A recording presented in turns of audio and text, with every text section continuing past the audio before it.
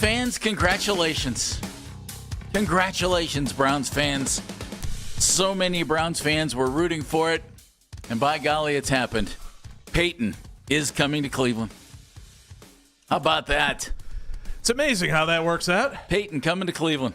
Yeah, it's nice to see. Cut that meat. Absolutely. Wrong Peyton. Oh, what? Peyton Watson. Oh, you got me all fired up. He's What the coming hell? to Cleveland. Oh, my word.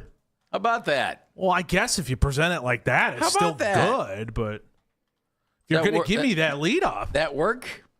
Okay. Sitting on the couch last night watching Con Air. Couldn't make it to the end of it. Watching Con Sorry Air. to hear that.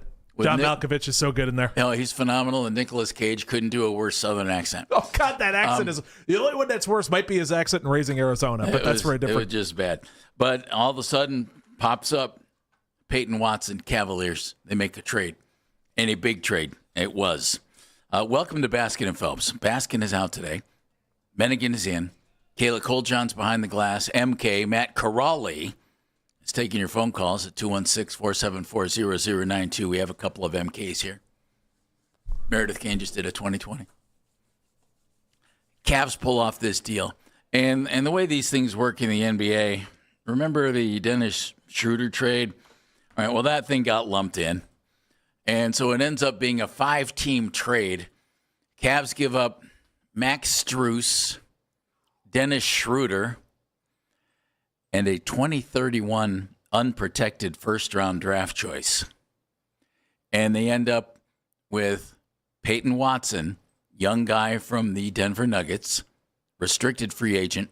They've got to sign him. Apparently they have 4-year, $88 million contract. Rich Paul strikes again. But nice job, Rich. Oh, it's a good contract. It's less painful than I thought it would be. I thought we would be starting at an overall salary that begins with a 1.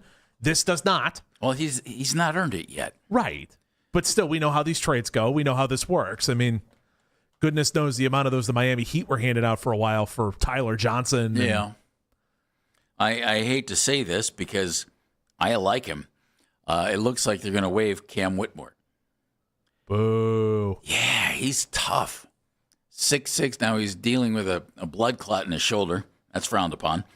And he missed most of the season because of it last year. But he's a tough player. And he's actually had a better NBA career in the first 3 or 4 years of his career. He's been in for 3, and Watson's been in for 4, than Peyton Watson. He's actually been more productive, but Peyton Watson has had the singular best season of those guys. And he answers a lot of needs for the Cavaliers, Dan. He seems... I have watched a decent amount of Nuggets games because I love watching Nikola Jokic. Like, I just, at least twice a game, Nikola Jokic. He is your guy. Nikola Jokic will make a pass at least twice a game where I can't help but start cackling. Like, it's just ridiculous the amount of things that guy can do. At least right now, he is a really good defender. Peyton Watson, you could put him on a point guard, put him on a shooting guard, small forward. He can hang with all of those guys and make their lives a nightmare. Your questions that you had of who's going to guard Jason Tatum, you now have an answer. Doesn't mean he's going to shut him down, but he's going to guard him. Right. And he's a darn good defender. Without question. Don't think for half a second. Without question. He's darn. I mean, you're not going to shut down, He's not Scottie Pippen. Right, you're not looking at anything like that. He's not Kawhi Leonard. He's as good of a wing defender as you might find in the NBA. Correct. There aren't a whole lot that are better. Yeah. And he averaged like 1.5 blocks per game last year. Right. And he can get up, and he is springy as all get out. He's more of a slasher than a shooter at this point in his career, though he can shoot the 3. It's just a little more streaky. So I wonder if the Cavs are looking at him and saying, we can try to develop this 3-point shot a little bit better. And he's not going to be a guy that's going to stand in the corner and just shoot 3s. He can kind of make his own offense. The weird thing with him is he was actually having some of the best numbers of his career when Jokic was off the floor dealing with injury. And it was no Jokic, no Murray, and no Christian Braun. And he was putting up really good numbers last year until he yanked a hamstring. I like it. He's 6'8". Peyton Watson is 6'8". He is really athletic. He's springy. Means he's got a lot of hops. Blocks a lot of shots for a wing guy. Explosive. And last year, shot 41% on 3s. So congratulations. That's well done. You give up Max Strus in this deal. Max goes to the Los Angeles Clippers in this deal where he'll be reunited with Darius Garland. Isn't that nice? It's lovely. That's a nice thing. The Peyton Watson deal is this. He's young. He turns 24 in September. So, his career's ahead of him. He's 6'8", 4 seasons in Denver. The only issue I have on this a little bit, Dan, and it's just a little bit. I'm just trying to be devil's advocate and look at different things here.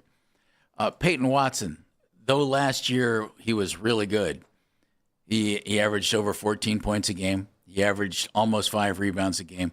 He averaged a little over 2 assists per game. Everything he did last year was a career high. Everything, it seems. He did miss a bunch of games. He played in only 54.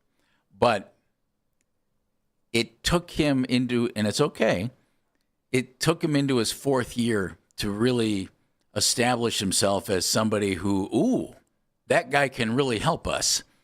In other words, it just took a while. There's nothing wrong with developing, and there's nothing wrong with, a young guy coming along. He's only, again, going to turn 24 coming up here. But he got paid really based on the production of one season, where it was a build-up and a growth process through the first 3, and then in the 4th, he was ready to go and much improved. The Cavs are banking on that one season not being an aberration, banking on it being a trend. And I don't blame them. I think I would too. The eye test would tell you that this was a good investment to make. He's one of those guys I'd agree with that. You could pull up the playoff numbers from previous years, and the playoff numbers you'll look at and go, oh my God, this guy's terrible.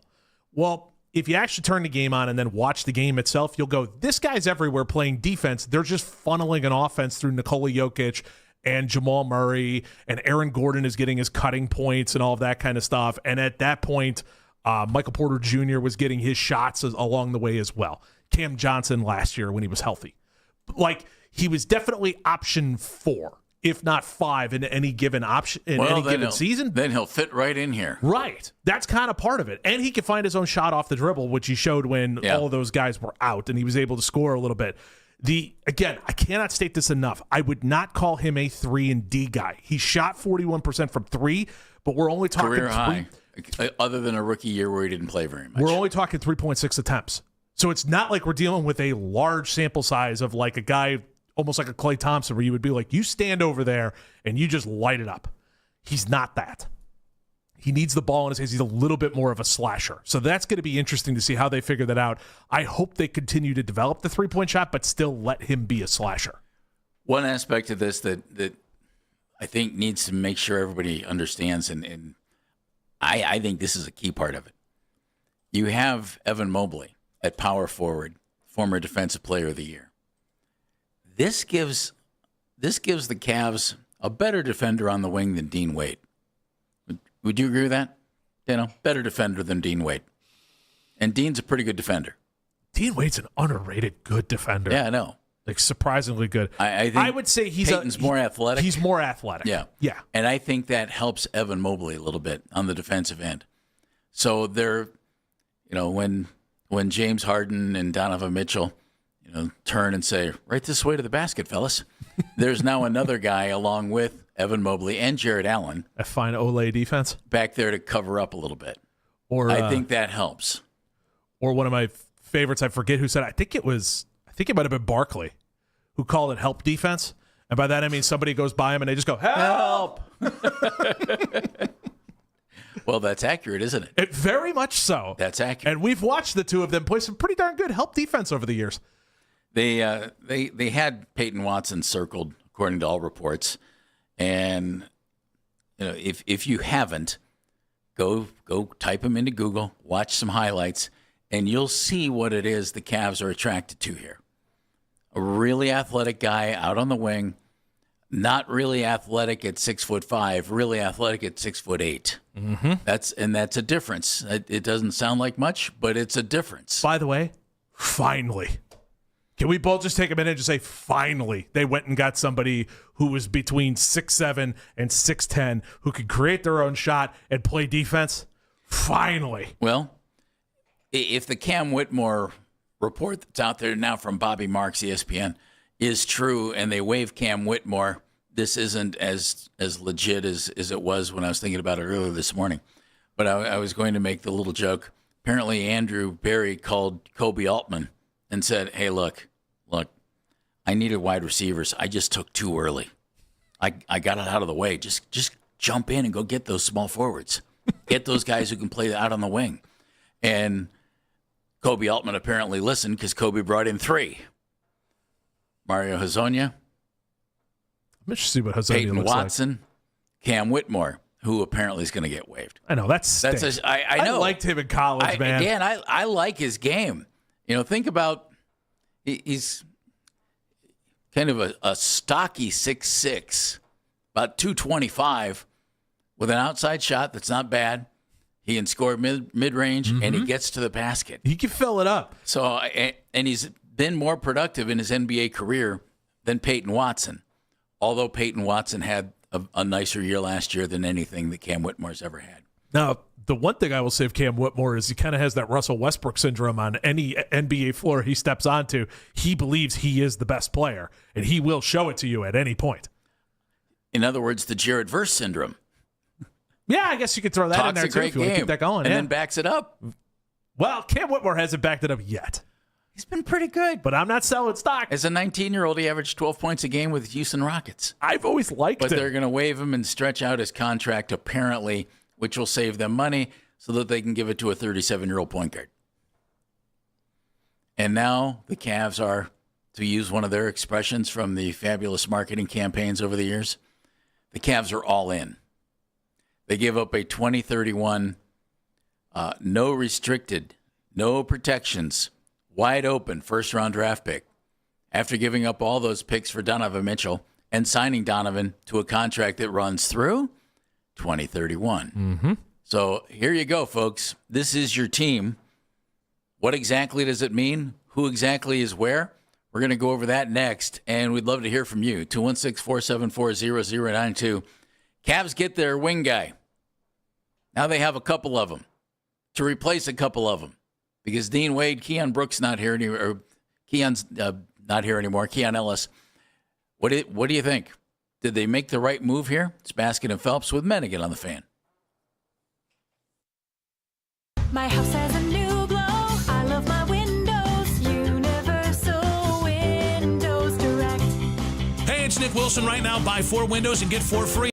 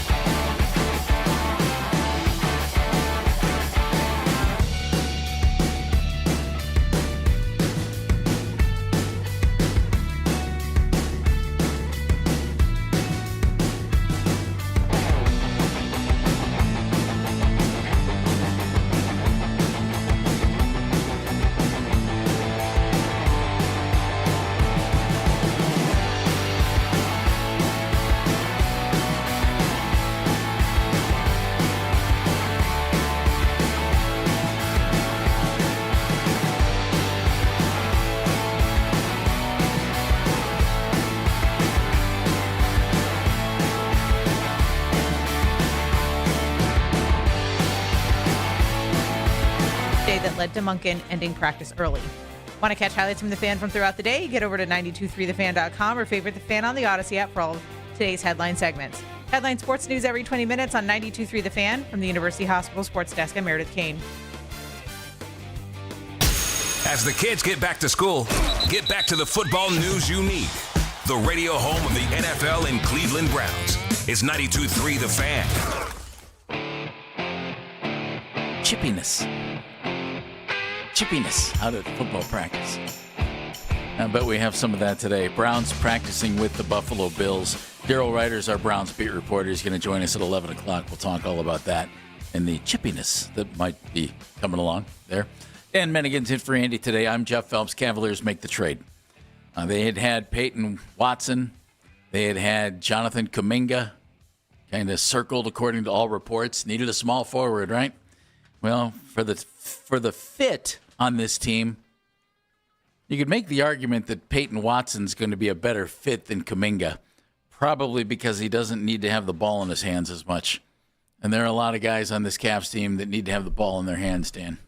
But I wonder if we're going to run into, I hope this isn't the case, a DeAndre Jordan type of situation where DeAndre Hunter? Thank you. Yeah. Got my DeAndre's confused. Got My your bad. DeAndre's confused.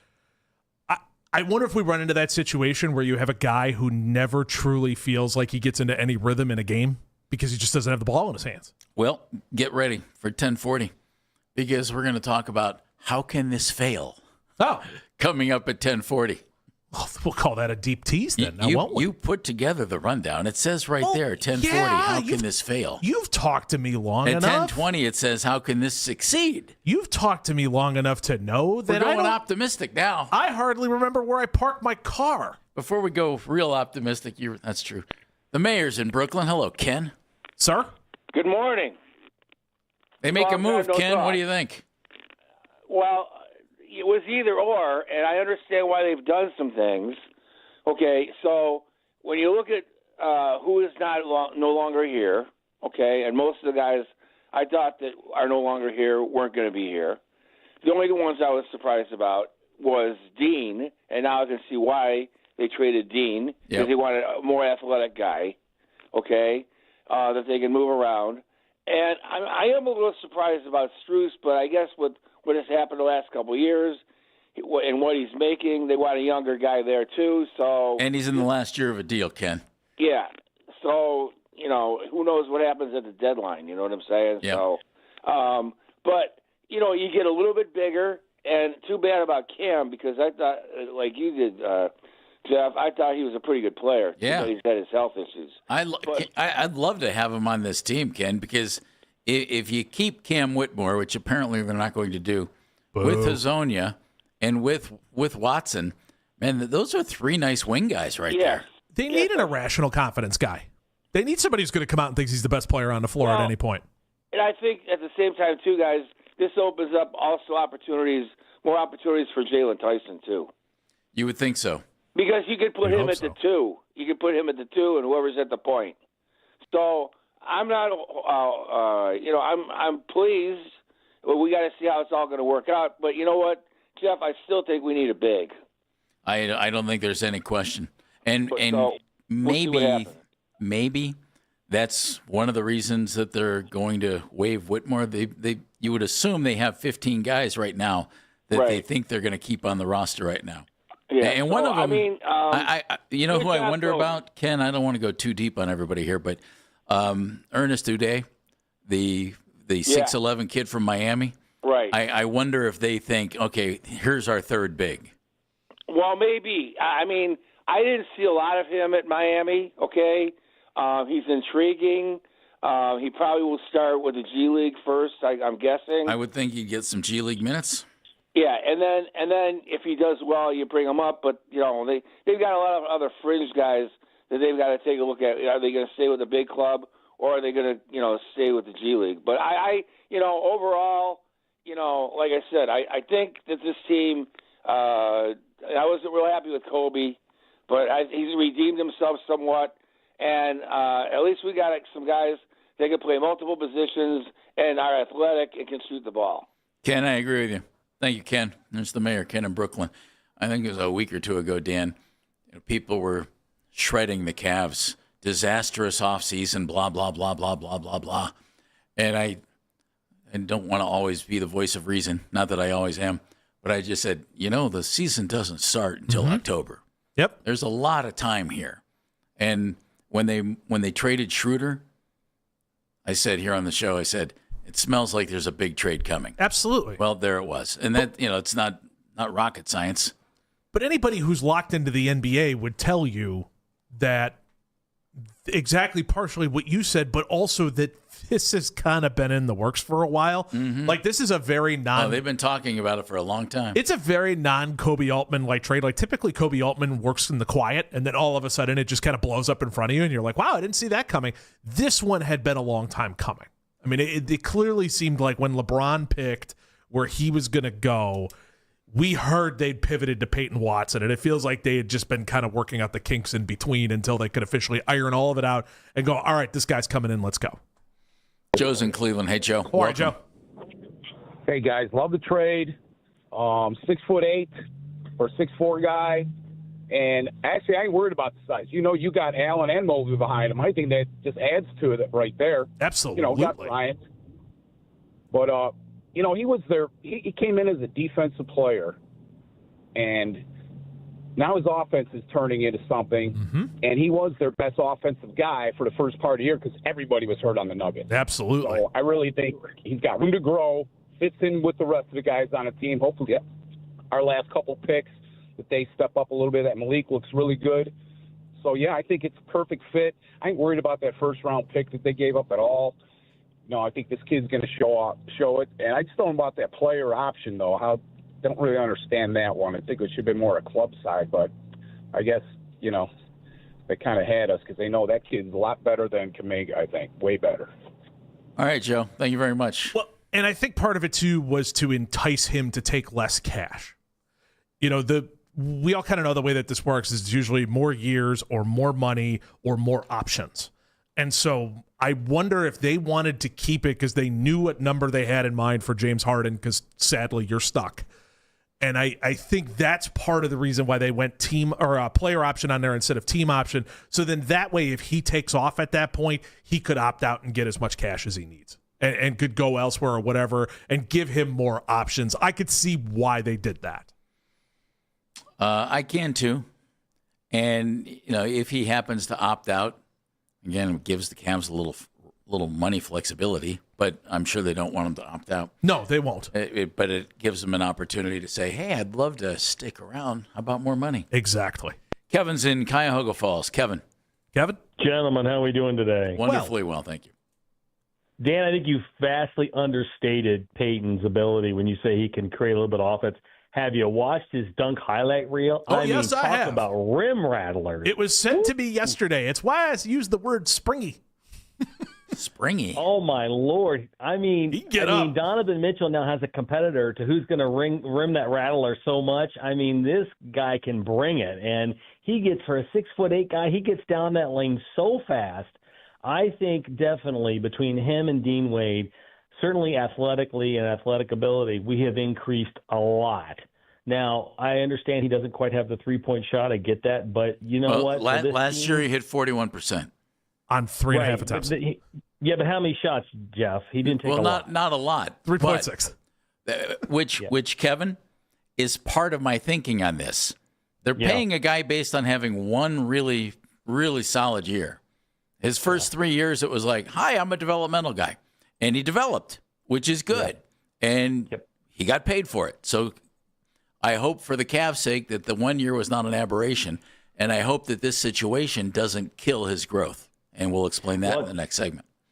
I hear you, Jeff. I agree with you 100%. But I tell you one thing you can't take away is this guy's athletic ability. He certainly has all of that. Yeah. You say he's got the hops. He's got all that and then some. So I'm excited. I think it's a great trade. I think he's a phenomenal fit.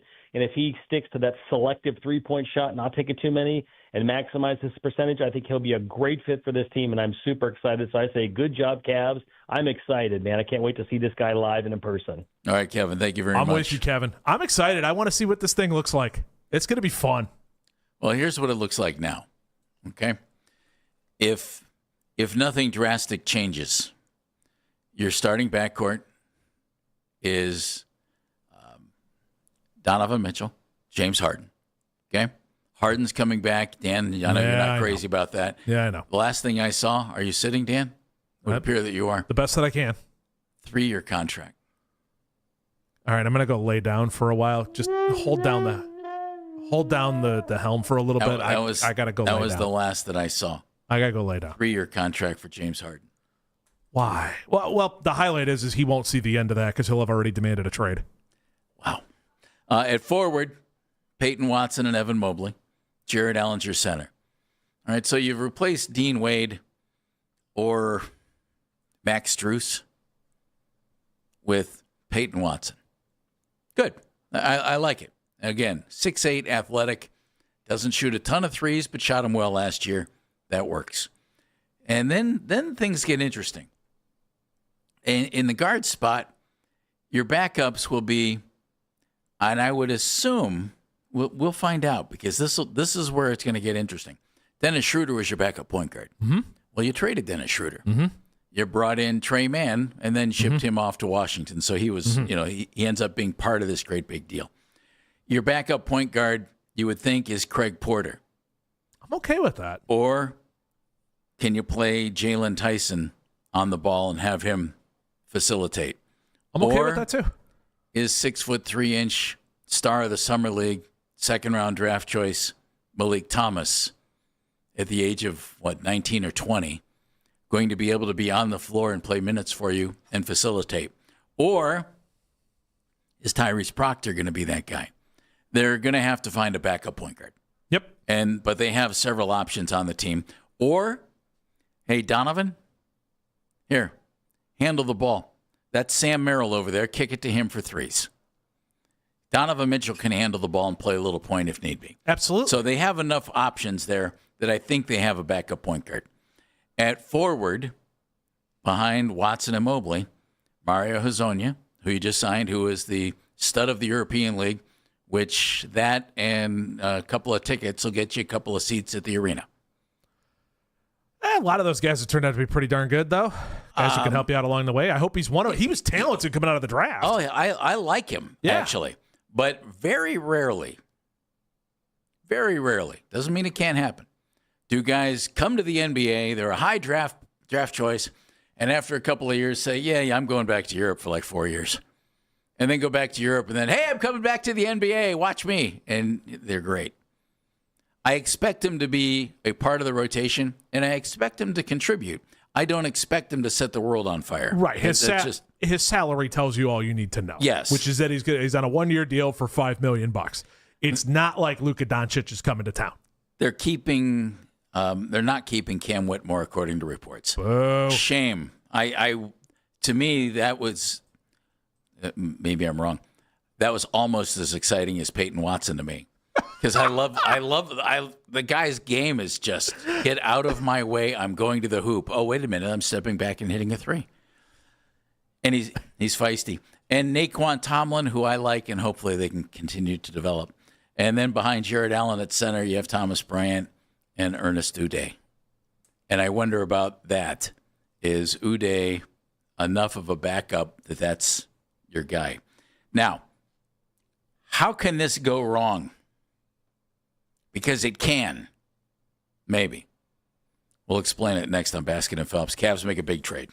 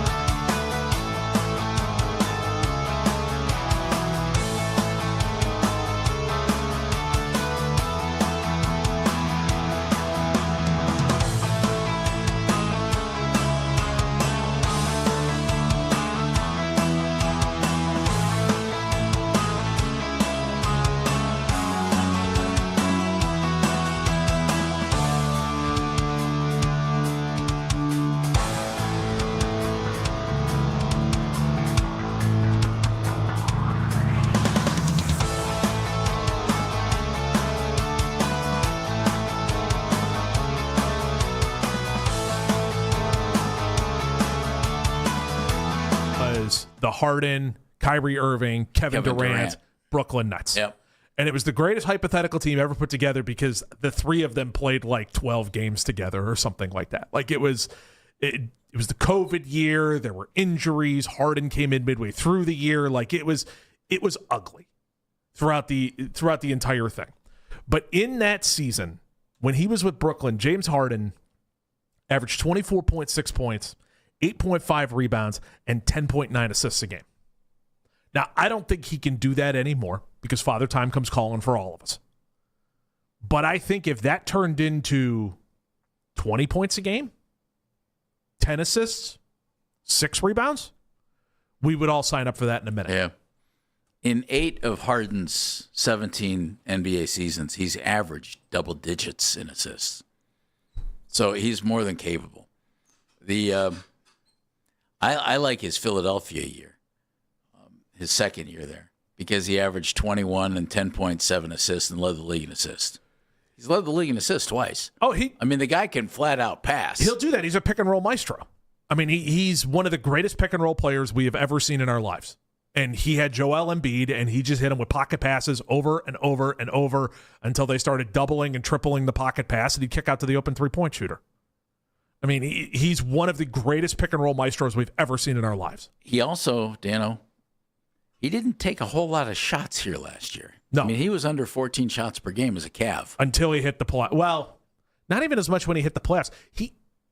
It's maybe the timing of some things. Quietly as well, he's not going to the bucket as much as he used to. Well, now that's also Father 7 years old. Exactly. Yeah. At a certain point, you kind of get tired of getting bashed around under the basket. Yeah, I get that. It hurts. How else can this not work? Well, I think it involves James Harden a little bit here. If James happens to, and he's really durable, he has been throughout his career. If he happens to get hurt, who's going to handle the ball? I think you'll have something there. And then you've got a huge financial commitment to a guy who's 37. And, again, he's been really durable in his career. He needs to stay durable for this team. Because though I like some of these guys, is it Jalen Tyson who would step up there? Is it Craig Porter who would take over at point, in which case you would have 2 small guards again? Is it Malik Thomas, who is really, really young? Obviously, Summer League was huge. He was great, but it's Summer League. And he's 6'3", so you'd have 2 small guards. Would Sam Merrill play and Donovan would play point? James Harden needs to stay healthy. I think that could hold this team back. And the last thing, I'll go back to a point that I've made that drives people nuts. You ever going to have Evan Mobley become what everybody hopes he can? Because that goes back to Harden and Mitchell making sure they move that basketball and put Evan in good positions. And now with another guy who can score on the wing. I mean, he's more of a scorer than Dean Wade. Mm-hmm. Absolutely. And that's beneficial to the Cavs. Get Evan his shots. Does that mean put him down low a little bit more? Maybe. That's great. But get Evan his shots and balance out the offense. And don't be quite as backcourt dominant as you can be. And don't do the path of least resistance thing, which is you tell Evan Mobley, go stand in that corner. Yeah. And go hit 45 to 50% of your threes from that corner. That is the path of least resistance where you play high screen and roll with Jared Allen and you spread the floor. Please don't do that, because that's how you stunt the growth so fast. Is just go, well, the only time you're going to get the ball is in a catch-and-shoot situation. Yeah. Because that's what fits for us right now. See, Watson's offensive game has evolved. I would hate to see that evolution stop here. Same. That's... Don't tell him to stand in the corner either. Right. And that's where it, to me, falls on Harden and Mitchell. Mm-hmm. Hey, you got this young guy. He's only going to be 24 years old. He's evolving. Help him. Let's turn him into a 15-point-a-game guy. That'd be great. Or keep him at 14 or drop him to 13. Make sure he averages double figures. Here's Evan Mobley. Is he ever going to be more than 18, 17 points and 8, 9 rebounds a game? Not that there's anything wrong with that, but everybody's hoping for more. Mm-hmm. Help those guys. Agreed. And that's huge. Also, I think there's a little bit of an issue right now boy, you better hope Jared Allen can stay healthy.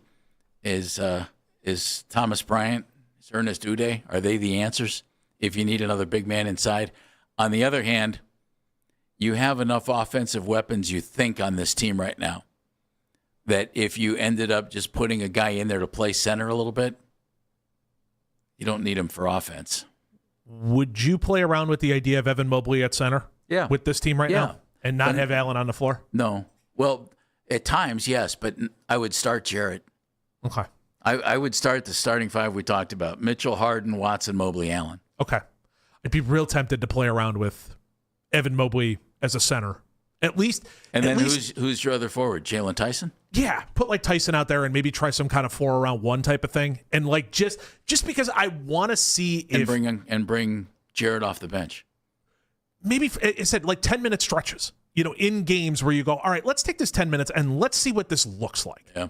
If we put Evan Mobley at center and surround him with those shooters, I don't mind and it see from how time this to plays. time. Yeah. I don't mind it from time to time. Just so that you got another card to play. Absolutely. BP's in Pepper Pike. BP, get about 45 seconds, buddy. How are you, BP? All right. Hey, guys. Good to talk with you. I like this transaction a lot. Peyton Watson, he definitely will help the Cavs. He's young. He fits in with a timeline with Evan Mobley.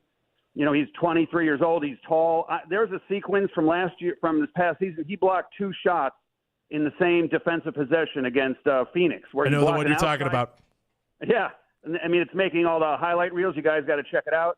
He blocks somebody's taking a 3, then he blocks that shot, gets back into the middle of the paint, then he blocks somebody going up for a layup. I mean, that's the kind of stuff you see from Giannis, So that's very impressive for a 6'8" wing defender. That's what we need. He's a lot better than what we had with like Keon Ellis.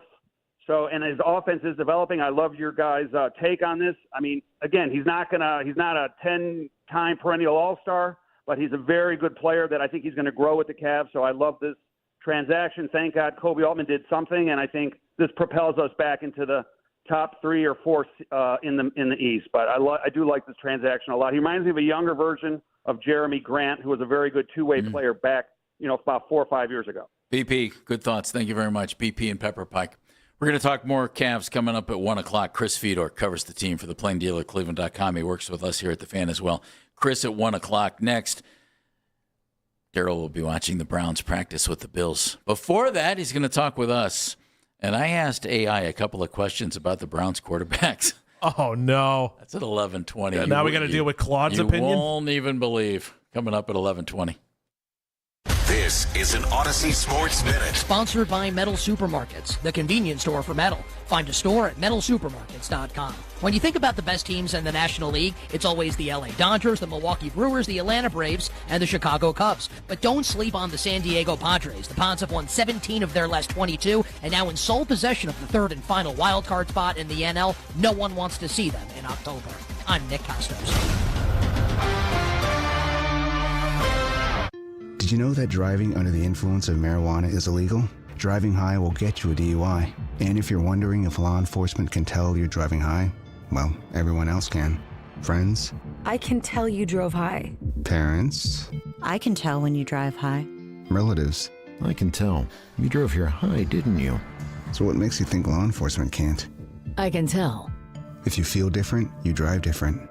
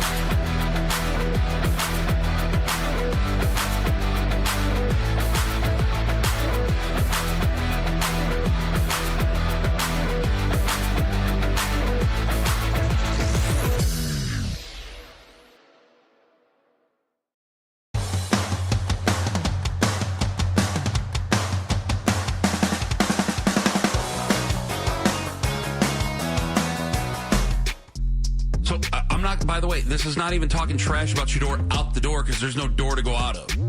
You're not trading him. I don't think you can get anything for him. And what's the point of cutting him? I'm going to kick the tires some way, somehow. It's not the end of his career if he doesn't get the starting job. The Ken Carman Show with Anthony Lima. Weekday mornings starting at 6 a.m.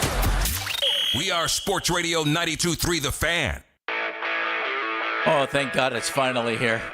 Joint practice, Browns and Bills. Woo! Oh, glory be, glory be. Something matters again. Everybody's been waiting for this one. Welcome back to Basket of Phelps. No basket today. Mennigan in for Andy. I'm Jeff Phelps. He's brought to us by Scheiben Jewelers, Cleveland's premier jewelry store. He's on his way to Berea because he can't wait to see joint practice. He's our Browns beat reporter, Daryl Ryder. Hello, D. What's happening, Daryl? Oh, hello, boys. I mean, you do get to see Josh Allen. That's a win. Yeah. Yeah, I actually get to see what an NFL quarterback looks like. I'm looking forward to it. I'd like you to think this while you're out there. Don't think this. Let me rephrase it. Don't think this. Oh, my God, John Dorsey, what were you thinking? Don't think that when you're out there, okay? I've been thinking that for the longest time. But you know what? In fairness to that whole situation, because you're 100% right, it's hard not to think that. It did take Josh Allen a couple of years to turn into the Josh Allen that became an NFL MVP and turned the Bills into a perennial contender in the AFC. And knowing the situation that often occurs here in Cleveland, you do have to ask the question, could he have been as successful here in Cleveland with the lack of patience that is often displayed? So hard to argue with that one, D. Hard to argue with that. It's hard not to look at what could have been the ifs, buts, and candy and nuts from 2018, but there are other realities that go with that, right? And so I'm looking forward to seeing Josh Allen today. I'm looking forward to seeing how the Browns defense stacks up against him and that Bills offense, because they look elite going against the Browns offense on a daily basis. The defensive line gets really good pressure up front. The secondary does a great job covering, but is that a byproduct of they are that great, or is that a byproduct of subpar quarterback play and subpar offensive line play? So what's great about today's practice is, guys, that when you have Todd Monken yesterday talking about how this is a measuring stick, it really is, because we often in these joint practices, we really get to see what the Cleveland Browns are about. And the joint practices, for better or worse, tend to forecast the season we're in store for. You go back to the Vikings a few years ago, the Giants joint practices, even Buffalo years and years ago. Like when they hold Philadelphia last year, we get a pretty good idea what we're in store for during the season with these joint practices. So I am, all sarcasm and kidding aside, I really am looking forward to this practice today. So one of the things that I want to see, Daryl, is especially in that Chicago game, it seemed as though the offensive line showed some woes in it. Is that what you've been seeing in practice every day as well, or was that a one-off because of opponent?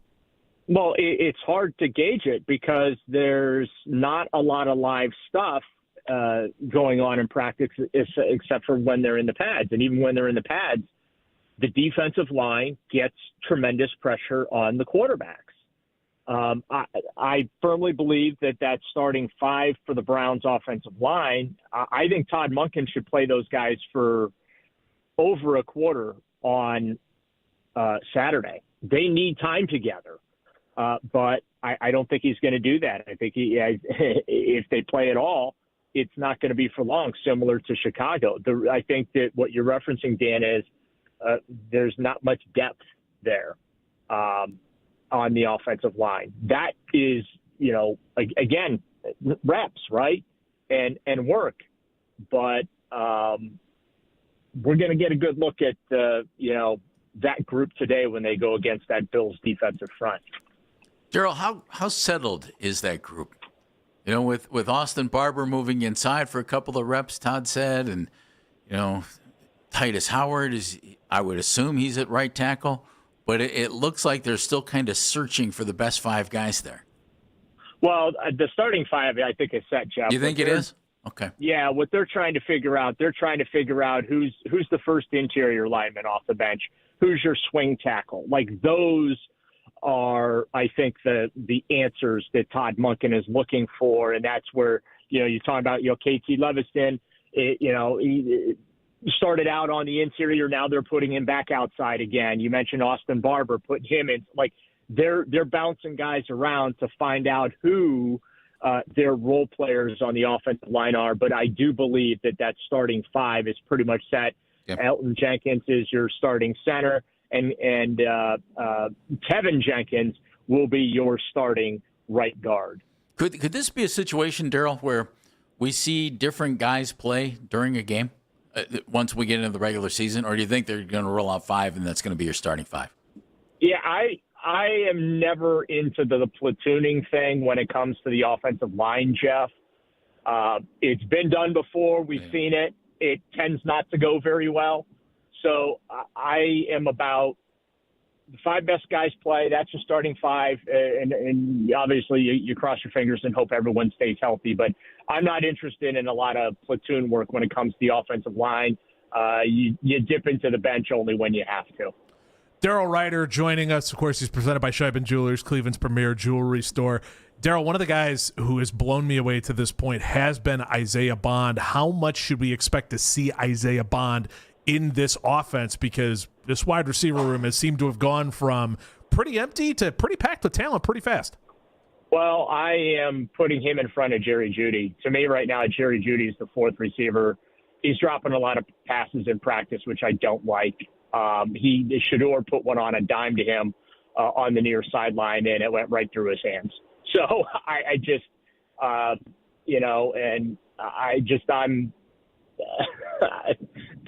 I'm struggling with Jerry Jeudy right now. For me, the top three guys: Denzel Boston's your one, Casey Concepcion is your two, and Isaiah Bond is your three, and Jerry Jeudy's the four. That's just how I feel about that receiver group. And quite frankly, I think the top three guys, well, I think KC and Isaiah Bond, you can move those guys around. They can be a little interchangeable. Boston's your number one. But, yeah, I think you're going to see Isaiah Bond quite a bit this year, along with the other guys, assuming they can get the ball to him. I mean, that's what it's about. You have to get the ball to these guys and allow them to be able to make plays. What's nice is that there is a dynamic skill set with those three players, and they're very young players. Okay, you've got Boston and Concepcion are rookies. Bond is going into his second year. This is his first full training camp. He looks like a polished wide receiver today compared to where he was when he walked in the door in the middle of training camp last year, right? So that's why I'm so bullish on the skilled position players, because you're right, Dan. This is a group of guys that are fun to watch. They catch the football when it's thrown to them, and when you get the ball in their hands, they can do something with it. So I anticipate that it's not just Isaiah Bond who you're going to see a lot of this. You're going to see a lot of those young guys. All right, Daryl, let's get to it. Shador, Deshaun, both getting first-team reps today, according to Todd Monken. Do you really think Todd right now is sitting here looking at this quarterback situation and thinking, gosh, I wonder which guy is the starter? Or do you think he actually knows and he's just either waiting for some reason or hoping that somebody changes his mind? I think he knows, and I think he's hoping somebody can change his mind. And that ain't going to happen. So I think it's Deshaun. I've seen nothing in practice that would change my mind on that. That's not the route I would go. I would just deal with the Shador Sanders growing pains, and believe me, there would be a lot of growing pains with Shador Sanders. But I just think that juice is worth, the squeeze more so than Deshaun. I don't see upside in playing Deshaun Watson, other than Todd Monken's, it's his first and probably only NFL head coaching job. He made the joke the other day. I forget what he's talking about, but he made a comment about, I'm not, most young coaches, younger coaches, they come in and, they try and do things and they're they're also looking to the next job. He goes, I'm not they're worried worried about that. the next one. Yeah, I'm not. This might be my only shot here, so I'm just going to go out there and do things that I want to do and how I want them done. I loved that, Daryl. That was a great line. I do too. I think that there's a tremendous amount of freedom in that as well, right? Yep. And if it doesn't work, you go make a lot of money as a coordinator somewhere. Hey, Bruce Arians got 2 gigs. Yeah. Well, right. but Bruce won. That's true. Yeah. Bruce made a Super Bowl. Yeah, so I think that that just is another, I think, checkbox in the positive column for Todd Monken, right? Just refreshingly honest about that situation, because when he said that, and then after the media availability, I was going back and I was cutting up video.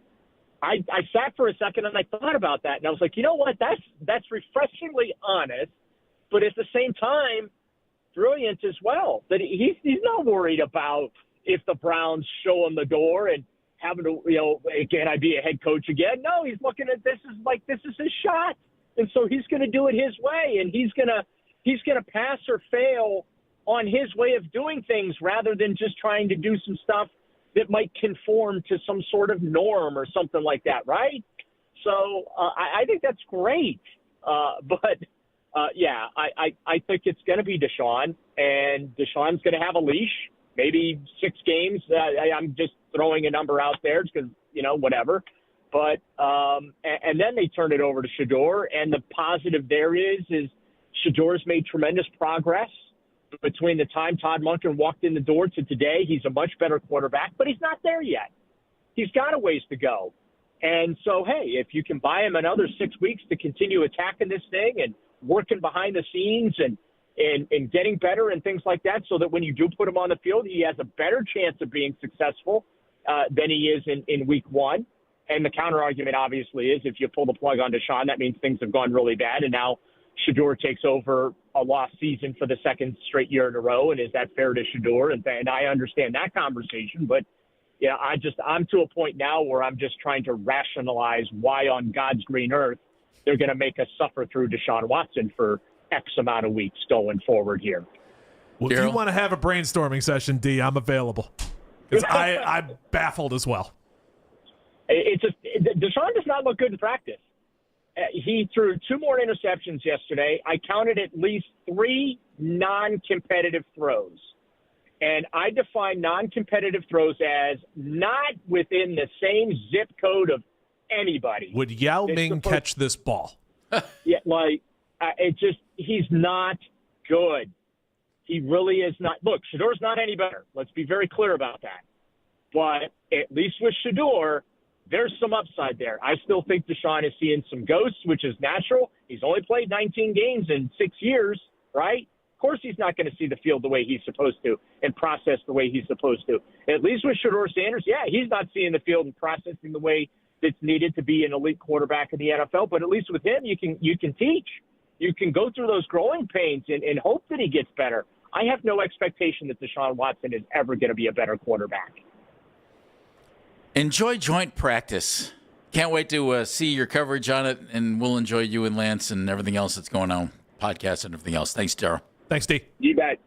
Daryl brought to us by Scheiben Jewelers, Cleveland's premier jewelry store, and you'll get all of his coverage on joint practice. Dano, I did something fun. I asked our friends at Artificial Intelligence. Oh, no. Whoever that might be. A specific question about Shedeur Sanders and a specific question about Deshaun Watson's situation. Oh, no. With Shedeur, I got 2 different answers.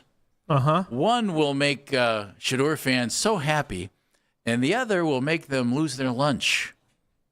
It's next on Baskin and Phelps. For a decade and a half, 92.3 The Fan has been the heartbeat of Cleveland sports. Now, we're celebrating 15 years with a massive anniversary party on Thursday, September 3rd at Dave & Buster's in Wesley. Afternoon Drive broadcast live from 2 to 7, followed at 7 p.m. by the Ultimate Sports Talk Roundtable, featuring the entire fan crew. Ken Carmen, Anthony Lima, Andy Baskin, Jeff Phelps, Nick Wilson, Jonathan Peterlin, Jake Volnick, plus special guests from the past 15 years. Want VIP treatment? Listen weekdays at 9 a.m., noon, and 5 p.m. to win exclusive VIP access, including reserved seating, free food, and a Dave & Buster's Power Card. Celebrate 15 years of fandom with us. Get all the details right now at 923thefan.com. Hey, it's Nick Wilson. Let's talk about the roof on your home. A lot of you will need to replace your roof this summer, but be forewarned, there are roofing companies out there that skip over the most important part of the process, the attic ventilation. You see, if your attic doesn't have proper air circulation, it can cause problems such as mold and wood rot, leaks in the winter, not to mention higher AC bills in the summer. This is one of the reasons I recommend Victor's Home Solutions to my listeners. 866-VICTORS. That's 866-VICTORS. Their process begins with a free 21-point roof inspection that includes a thorough inspection of your attic. They know if the ventilation isn't right, the roof will be built on a shaky foundation. Every Victor's roof comes with a well-thought-out attic ventilation plan, and that's why they can offer a 50-year leak-free guarantee on every roof they install. Money-saving discounts and financing incentives are available. Call for your free 21-point roof inspection and estimate today, 866-VICTORS. That's 866-VICTORS, or book an appointment online at victors.com. The following is a test of the emergency alert system. This is only a test.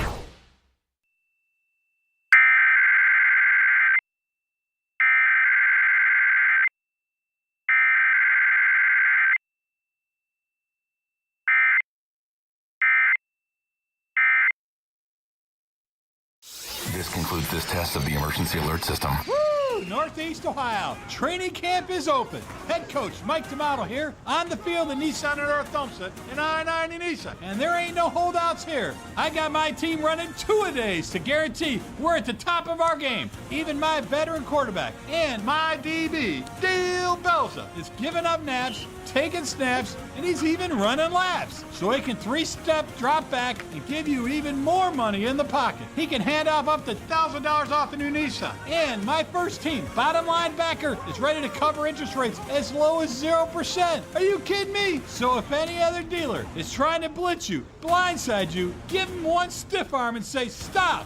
Who do you think you're tackling, dummy? And head up the field and come running back to Nissan in North Homestead on the North Homestead Auto Mile and I-90 Nissan in Sheffield Village. Because the deals are so good. It's the 2-minute warning, so hurry in. Start drawing up your next perfect play online at bignissan.com. Hey friends, Ken Carmen. Being hot is tough, and being hot with no AC working, even tougher. So go to KNKheatingandcooling.com. Use my name, get 10% off in the month of June on any repair. See it all at KNKheatingandcooling.com. Hey, don't be pressured when it's time to shop for an engagement ring. Stop in and see Josh at Bookman & Son, where jewelry shopping is made easy and comfortable. BookmanandSon.com. 92.3 The Fan, 2020 Sports. This 2020 update brought to you by Brunswick Auto Market, a $1 down lease on any new 2026 Ram, or shop 8 certified brands with over 400 pre-owned vehicles in stock today.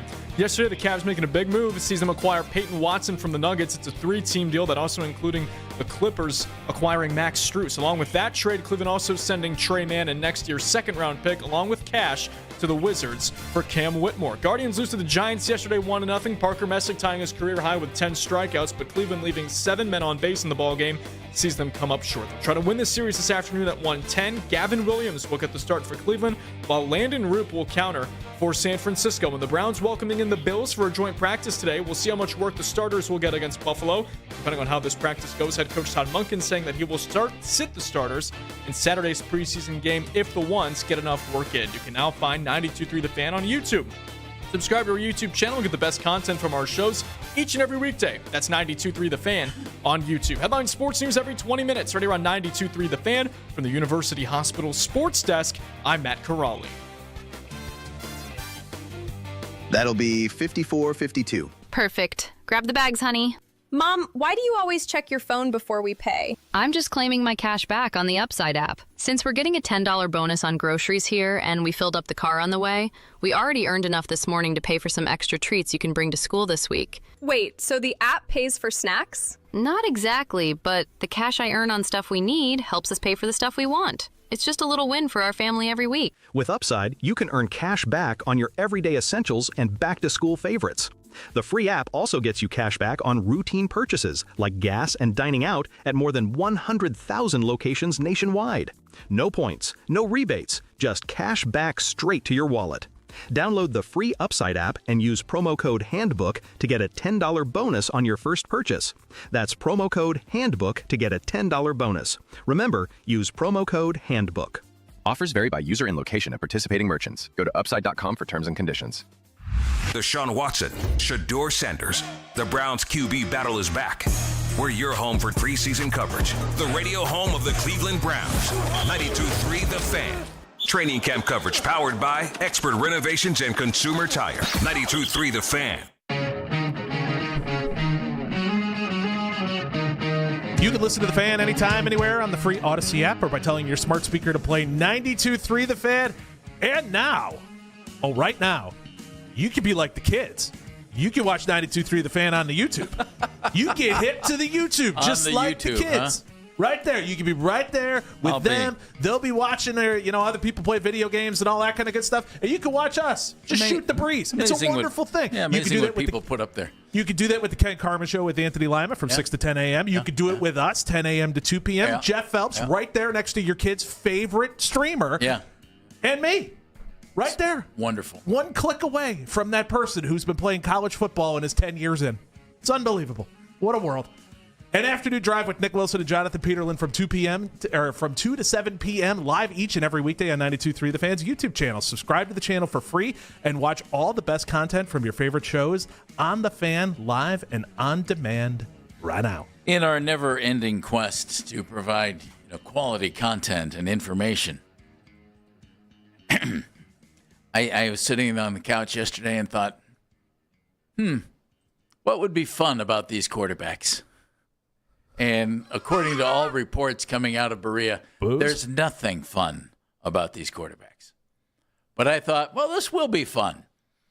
And I came up with a question because, and I had one for Deshaun and I had one for Shedeur. Okay. And I typed them into AI. And I will readily admit, I typed in the same exact question here this morning on Shedeur into AI and got a completely different answer. Oh, interesting. Completely different. Was it a drum roll there? It was getting ready to go. I like that. Was it a separate? They look cool, John kids. Was it a separate AI than the initial AI that you used? I didn't even look at which AI it was. I just typed it in and asked. Okay. The question I asked our friends at AI about Shedeur Sanders. Oh, boy. NFL rookie quarterbacks in the last 20 years who had similar rookie seasons to Shedeur Sanders. Okay, so this was more in depth than I thought. NFL rookie quarterbacks in the last 20 years who had similar rookie seasons to what Shedeur Sanders put up last year. I just thought you were going to type in Shedeur good at football, question mark, enter. No, I mean, I got specific. I give you credit. I will tell you, I received two completely different answers. Well, that's concerning. It is, isn't it? Yeah. So much for the robotic computers spitting out the consistent information. Yep. So this is what I got when I typed it in last night. Okay, you ready? And again, the question I asked AI, NFL rookie quarterbacks in the last 20 years who had similar rookie seasons to Shedeur Sanders. Okay. It spit out 4 names. Okay. We won't dwell on these because this isn't what Shedeur fans want to hear. Oh, no. NFL rookie quarterbacks last 20 years who had similar rookie seasons to Shedeur Sanders. The first name that popped up, Deshaun Kaiser. Oh. The next name that popped up, former New York Jet Zach Wilson. Oh. The next name that popped up, Brandon Whedon. Oh. And then the fourth name that popped up, Tim Tebow. Oh. And I thought, okay, that's going to make Dan's head explode. That'll be great fun. That little AI exercise apparently looked at like success rate overall of these quarterbacks and thought, yeah, not one of them really did very well. You know what I mean? As an overall, it didn't go well. And just real quick, they all played more games than Shedeur, except for Tebow, and he only started 3. And Shedeur's completion percentage in the neighborhood, it was the second best. Brandon Whedon's was the best, but he was only 1 percentage point higher than Shedeur. And the other guys were all real close. They were all in the 50s. All of them threw more interceptions than touchdowns, except Tim Tebow, oddly enough. I believe that. But it was only 5 and 3 for Tim Tebow. 5 touchdowns, 3 interceptions. That was such an ugly offense. Yeah. Yards per game. This one might surprise you because it surprised me. Shedeur threw for 175 yards per game in his 8 games. Kaiser, Wilson, and Whedon all threw for more. I believe that. Yeah. Just from sitting and watching it. I mean, we watched the Hugh Jackson offense. I mean, Deshaun Kaiser was dropping back 30, 35 times a game. Yeah. I mean, Brandon Whedon, they were doing the same thing with it. He was dropping back a bunch and just whipping it all over the place. And Shedeur had the second lowest quarterback rating of all of those guys. Deshaun Kaiser's was the lowest. But the best was actually Tim Tebow, followed by Brandon Whedon, then Zach Wilson, then Shedeur. Egats. I mean, so that was kind of scary, right? Yeah, that one is not the one that you want to hear if you're thinking there's any kind of a future for Shedeur Sanders. But then I typed in the same question this morning here at the work computer. Okay. I don't know if the Odyssey folks, you type something in and it says, spin positively, spin positively. They don't work off of success rate? I don't know what they did. Okay.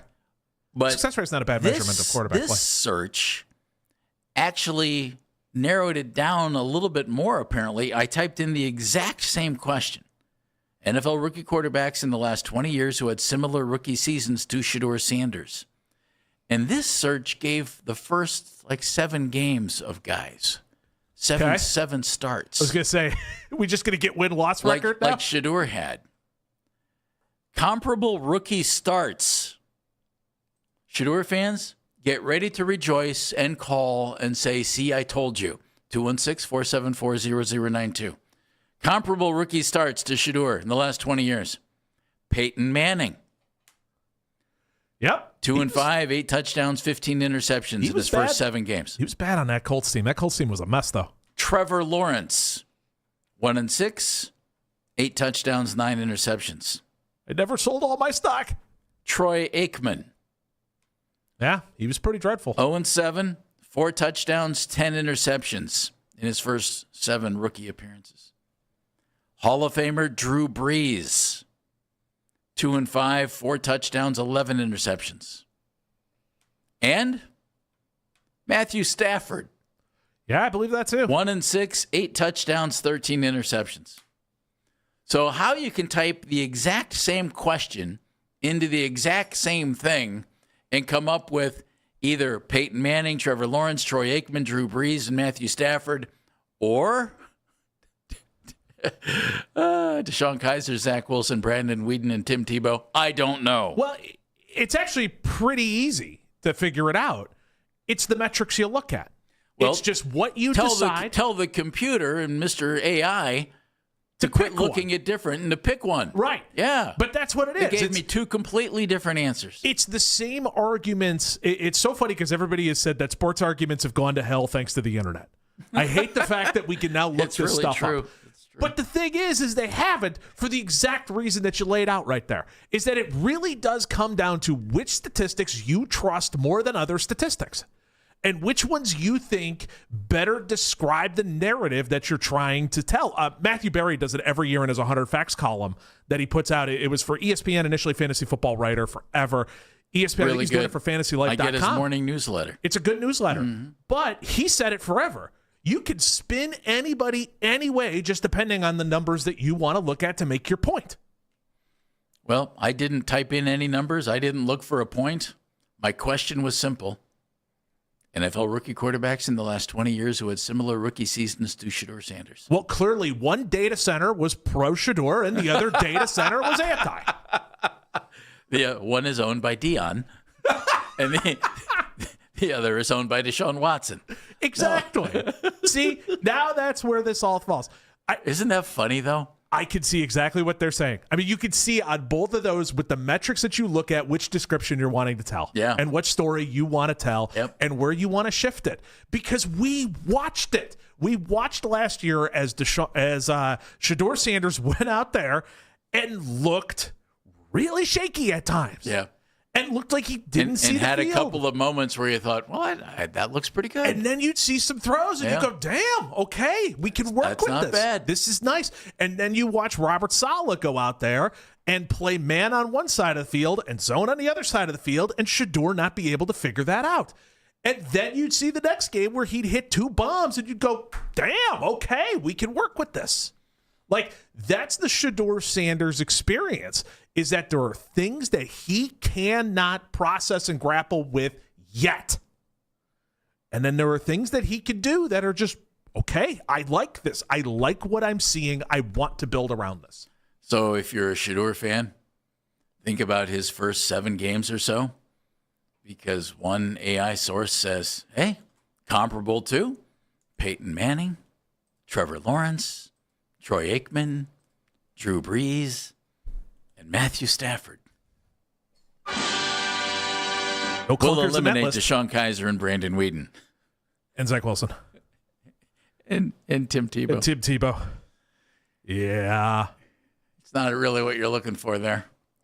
But that I found that fascinating. That's really funny. As a Browns fan, and I don't care if you like Shedeur or if you don't like Shedeur, wouldn't it be unbelievable if he follows in the footsteps of Manning, Lawrence, Aikman, Brees, and Stafford and becomes a very, very good NFL quarterback? I'm in. Sign me up. Until we see he can't do it, Dan, let's go for it. To me, that is the best pathway forward for the Cleveland Browns. Absolutely, it's because the best pathway then you forward. take those 2 picks and you reinforce everywhere else. Yep.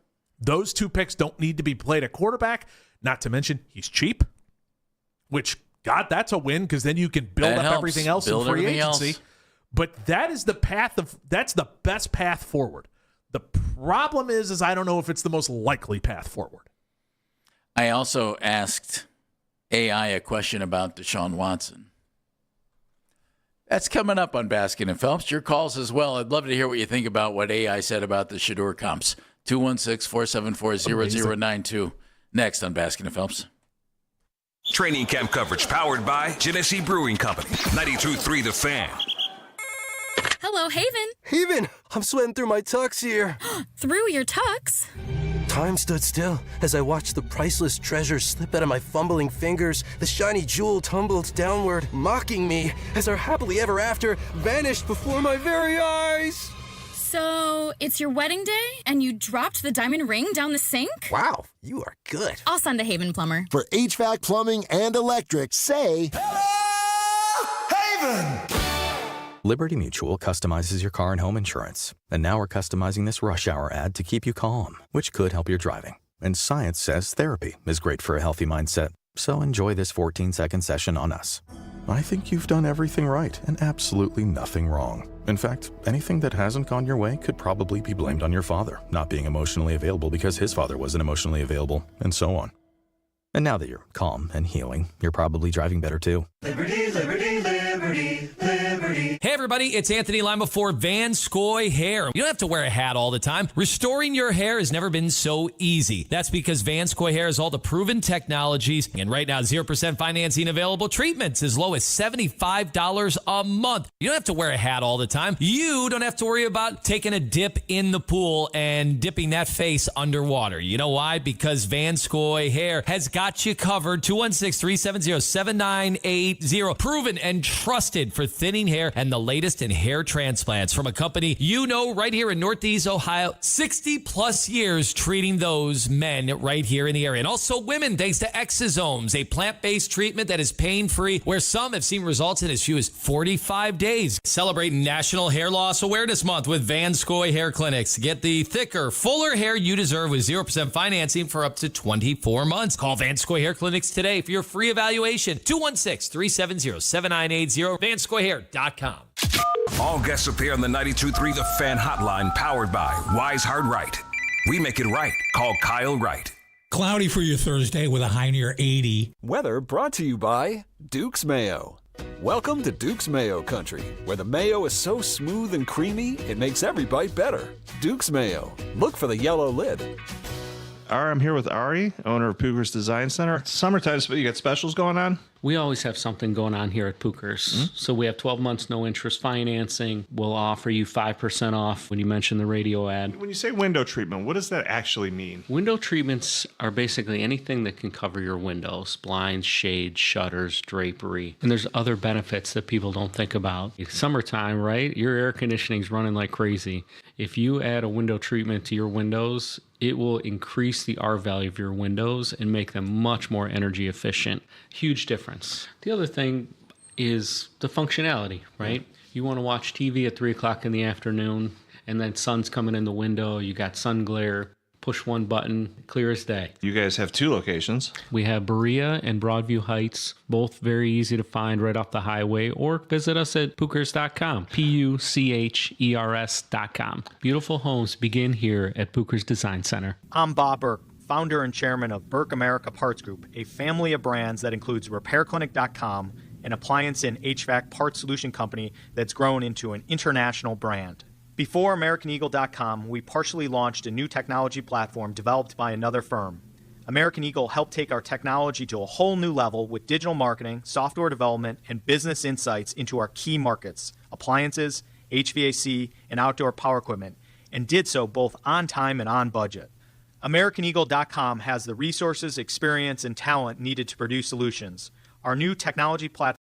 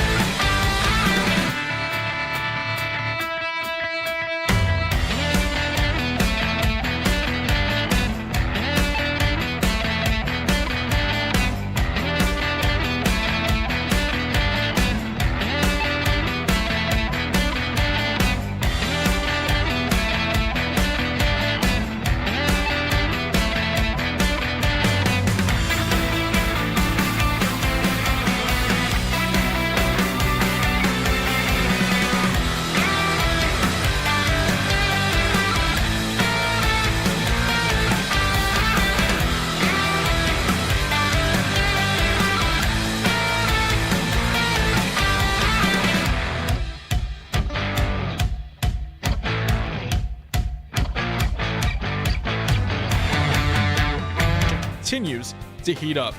Want to catch highlights from The Fan from earlier today? Get over to 923thefan.com or favorite The Fan on the Odyssey app for all of today's headline segments. Headline sports news every 20 minutes, running on 923 The Fan. From the University Hospital Sports Desk, I'm Matt Corrali.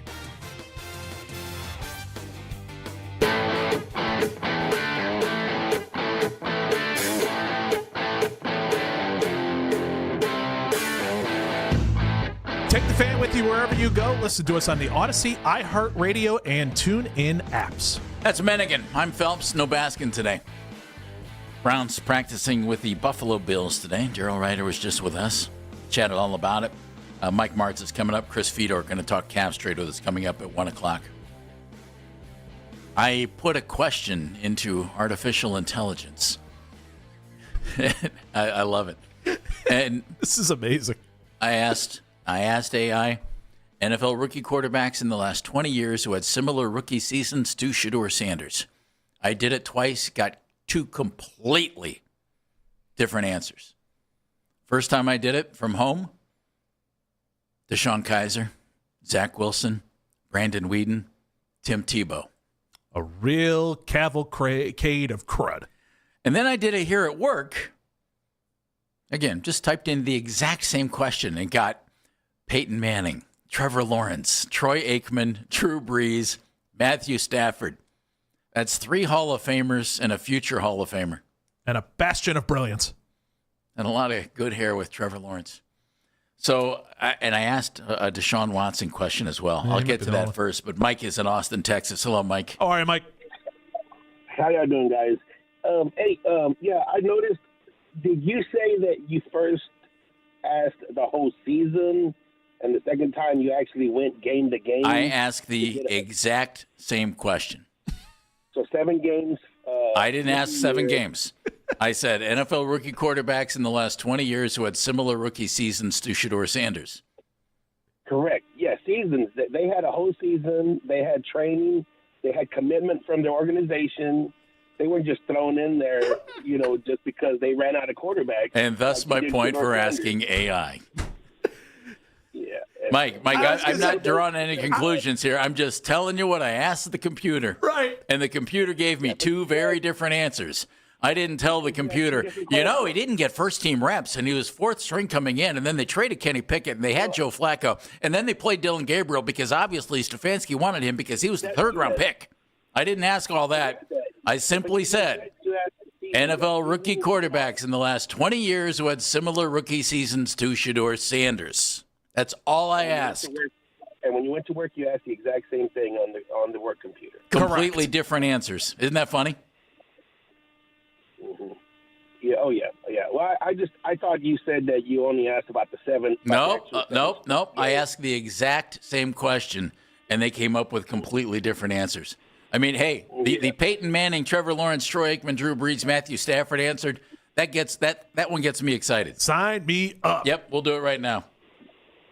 Yep. I mean, well, yeah, because Cleveland, he's the next Mahomes, and so I know Cleveland can't see that at the moment, but that's who they have if they play it right. All right, Mike. I hope you're right. God, we hope you're right. Jim's in Chagrin Falls. We're at Chagrin and Lee Roads. Hello, Jim. All right, Jim. Hey, what's happening? I'm still laughing over cavalcade of crud. Glad you appreciated that. My thought is this Peyton Watson. He's got 2 quarterback games. Who knows? Maybe we could throw him in there. Think about that. Why not? Yeah, why Heard not? worse ideas. My question is this. Are we going to get to see the big dude, Taylor Green? 3rd preseason game is what Todd Monken has said. Okay. I hope this dude comes out and just kicks butt. Jim, so do I. You know what I read? I read yesterday, and I forget who wrote it. I read yesterday that, yes, the Cleveland Browns will draft a quarterback next year, and, yes, there will be still a quarterback competition, but it will be between whoever they draft and Taylor Green. And they predicted that Taylor Green will be the Browns' starting quarterback by the end of this season. Wow, okay. All right. I talked to a buddy of mine that said similar things, and everybody I've talked to said, why are they even playing Deshaun Watson? So, Dan, yeah, we've had that conversation with many, many people. Yes. And like I said, I saw Shedeur play at CU, and my brother paid a lot of money for that package to see CU after Prime got there. And, he got chased around just like he did in Cleveland last year. They didn't really have a line, but I don't know. Shedeur showed some, promise. and some spots where he looked pretty good. But Deshaun's given us nothing for the money. I mean, my God, I don't think we could. My buddy said, "Can we get a 17-round pick?" Oh, that's right. They don't go that late anymore. They used to. All right, Jim. Thanks, Anyway, buddy. thanks, guys. We appreciate it. Bye. So I'm glad we fired up Mike in Austin. That was perfect. I did ask AI a Deshaun-based question. Okay. Did you ask it twice again or just once? I asked it just once. Okay. I should do it again here, though, so Okay. I will. But I'll tell you what it said the first time, and while you respond, I'll run it again here in the work computer and All see right. what it gets. Sounds lovely. All right. I'll cover for the robots. The question was this. Has any NFL quarterback who played just 19 games over 5 seasons come back to play well? Ooh. Has any NFL quarterback who played just 19 games over 5 seasons come back to play well? How long was Michael Vick in jail? AI said, nope. NFL quarterback, none. No NFL quarterback has pulled off a successful, high-level career rebound after playing just 19 games across a 5-year span. And then followed up with this. This is the exact stat line mirroring Deshaun Watson's turbulent stretch with the Cleveland Browns. Wow. Hey, it found it. Maybe AI can figure this out. Maybe. No, that's the only one that I can ever think of who had a decently long layover that didn't involve football is always Michael Vick, and what ended up taking place at the end with the Atlanta Falcons and leading him to the Philadelphia Eagles, and with Andy Reid working his way back up. Like that's the only one that I can ever keep in mind who's had that level of layoff. And I continue to watch Deshaun Watson, and I continue to wonder if he never processed the fastest when he was there to begin with. But again, that long a layover, not to mention one of the most interesting things in football has been the ability that defenses have now used to hide coverages. They've actually started taking what offenses are doing and doing the similar thing to defenses to try to hide what they're trying to do, to move more guys in motion, to do all that kind of stuff. And especially if you've got a quarterback who can't process to begin with, now you're going to add that layer of trying to decipher what a defense is doing in front of you. Oh, man, you don't have time to check the Rosetta Stone. You got to go. And so that's the problem that I think Deshaun Watson will continue to run into throughout this entire time. Have I vamped enough for AI? Because I could keep vamping. It's done, pal. Oh, all right. Well, I typed it in just a moment ago. Outstanding. Has any NFL quarterback who played just 19 games over 5 seasons come back and played well? And the answer here at work, no NFL quarterback has faced this exact historical low-volume path. Historical low-volume path. And then again it says, this precise stat line mirrors the recent career trajectory of Deshaun Watson. But then it gives a little historical context. It mentions Joe Flacco and Matthew Stafford as guys who have managed late career revivals or bounce backs, but none endured a multi-year stretch of missing nearly all game action prior to playing well again. And, of course, Deshaun missed it because he sat out a year, and then he was suspended for 11 games, and then he had the shoulder, and then he had the Achilles. So, in other words, keep your fingers crossed if you're a Deshaun Watson fan and you want to see him play, because if he pulls it off, he'll be pulling off something that really has never been done. And I don't think he will. Like, if another quarterback this were to happen to, if like Lamar Jackson had a layoff like this, if, sure, we could say Mahomes. If one of those guys who's a better processor than Deshaun Watson had that level of layoff, I wonder if I'd feel better. All right, you want to know something bad?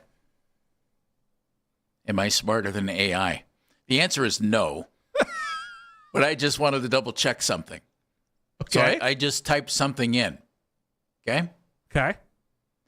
Over a 5-year period, Rich Gannon played in 23 games. It's a name I haven't heard in a minute. Mm-hmm. In 93, he was with Washington, played in 8 games, started 4. Didn't play the next year with a shoulder. Then didn't start in Kansas City, played in 2 games. Started 3 the next year for the Chiefs, 6 the next year for the Chiefs. So total, he played in over a 5-year period. That's 13, 15, 23 games compared to 19. Interesting. He came back and won the MVP award and threw for 3,400 yards or more 3 straight years, including 4,600 yards at the age of 37. So Phelps is smarter than AI.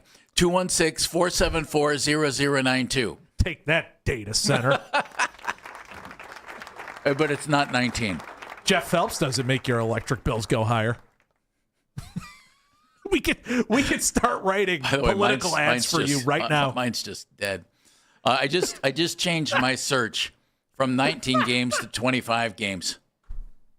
It mentions Phillip Rivers coming back from the dead. That's right.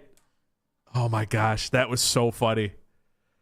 Just the whole idea that they brought Phillip Rivers and is just back from nowhere to play last season just tells you where the quarterback position is. Like, this is the stuff that happens, and then we start talking about expansion, and I'm like, are we friggin' kidding? That's what I think, We Dano. just brought Phillip Rivers back at the age of 44. That arm angle is so low, he's about to hit Steve Reed territory playing quarterback. That's funny. And, like, what are we doing? And you want to expand and bring in more of these guys? Like, we don't have 32 guys that can play quarterback right now. You think we're going to find 34, 35, 36? Not the way this is working. And you want to add more games. I had another name in mind while you were babbling there. Thank you. Fabulously babbling. Fabulous to push. I got a guy who played 15 games over a 1, 2, 3, 4, 5, 6-year period and came back to be a starting quarterback and pretty good. This is unbelievable. Geno Smith. Oh, don't do that to me. Geno, after playing 2 years and being the starter for the Jets, I still have people played yelling at me. in consecutive years 1, 2, 2, 5, 1, and 4 games. And then became the starter in Seattle and was pretty darn good for a while. Once again, I'm smarter than AI. I want to see Geno with and Garrett yet Wilson. they're jacking up my electric bill like crazy for that stuff. See? The hay. See? This quarterback. So there are 2 guys. Yeah. Rich Gannon did it. Geno Smith did it. Okay. Come on, Deshaun. All right. We've got 2. Pick them up in your fantasy leagues. We can do this. Please. I beg. I pray. I plea. If Deshaun could come back and play like Geno Smith, would that be okay? Yes. Yeah, I think so too. I mean, I just don't think it's there. I think because Geno was a lot younger. Well, Geno, not really. Geno was 32 when he finally got a chance to play again. Never mind. That was dumb. Well done, Mannigan. You're killing it. That's about right. And Rich Gannon, when he got a chance to play again, was 33. So it's been done, despite what AI told me. See? Thought I'd be fun and type it into the computer and see what I got. Well, maybe AI can't solve all of our woes yet. Maybe not. Maybe not. What do you think about that? All right, I got 2 names that have done it before. Gannon, Geno. Can Deshaun pull it off? And is Shedeur trending more like Deshaun Kaiser and Brandon Weeden and Zach Wilson, or more like Peyton Manning, Troy Aikman, Drew Brees, Trevor Lawrence? It's Baskin and Phelps here on The Fan. Mike Martz, former head coach of the Rams, joining us at 12:20. This is an Odyssey Sports Minute. There was a fight at the Dallas Cowboys-New Orleans Saints joint practice yesterday, with Cowboys defensive back Kalen Carson getting into it with New Orleans Saints tight end Brock Rechsteiner. Rechsteiner is the son of WWE Hall of Famer Scott Steiner. And out of all the players in the NFL to start something with, to start a fight with, why in the world would you pick the son of the big bad booty daddy? I'm Nick Costos. What's up, fellas? Mike Golick Jr. here. Labor Day weekend is back. Football, tailgates, and the grill's hot. But one bad play can change your world. You knock back a few drinks, think you're fine to drive, and that's how lives get turned upside down. Yours, your boys, everyone on the road. So don't fumble it. In 2024, nearly 12,000 people died in alcohol-impaired driving traffic deaths. So call the right play. Plan for a designated driver, a rideshare, or crash on the couch. Be the MVP this season. Drive sober or get pulled over. Paid for by NHTSA. Sound familiar? At Mattress Firm, we understand there are many problems that can keep you up at night, like snoring, aches and pains, or sleeping hot. Our sleep experts have the unrivaled know-how to match you with a mattress that can help. And now, save up to $1,400 on Tempur-Pedic Split King sleep systems.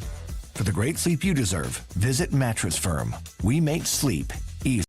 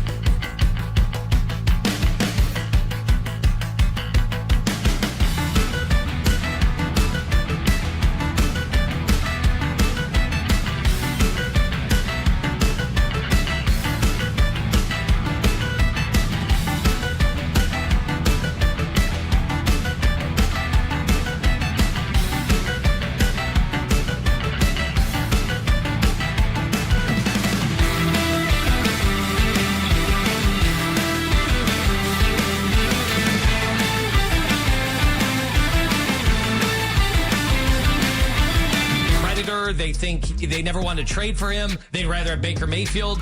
They wish that deal would have never gone up. I get all of that. But can you at least just say maybe he is actually happy?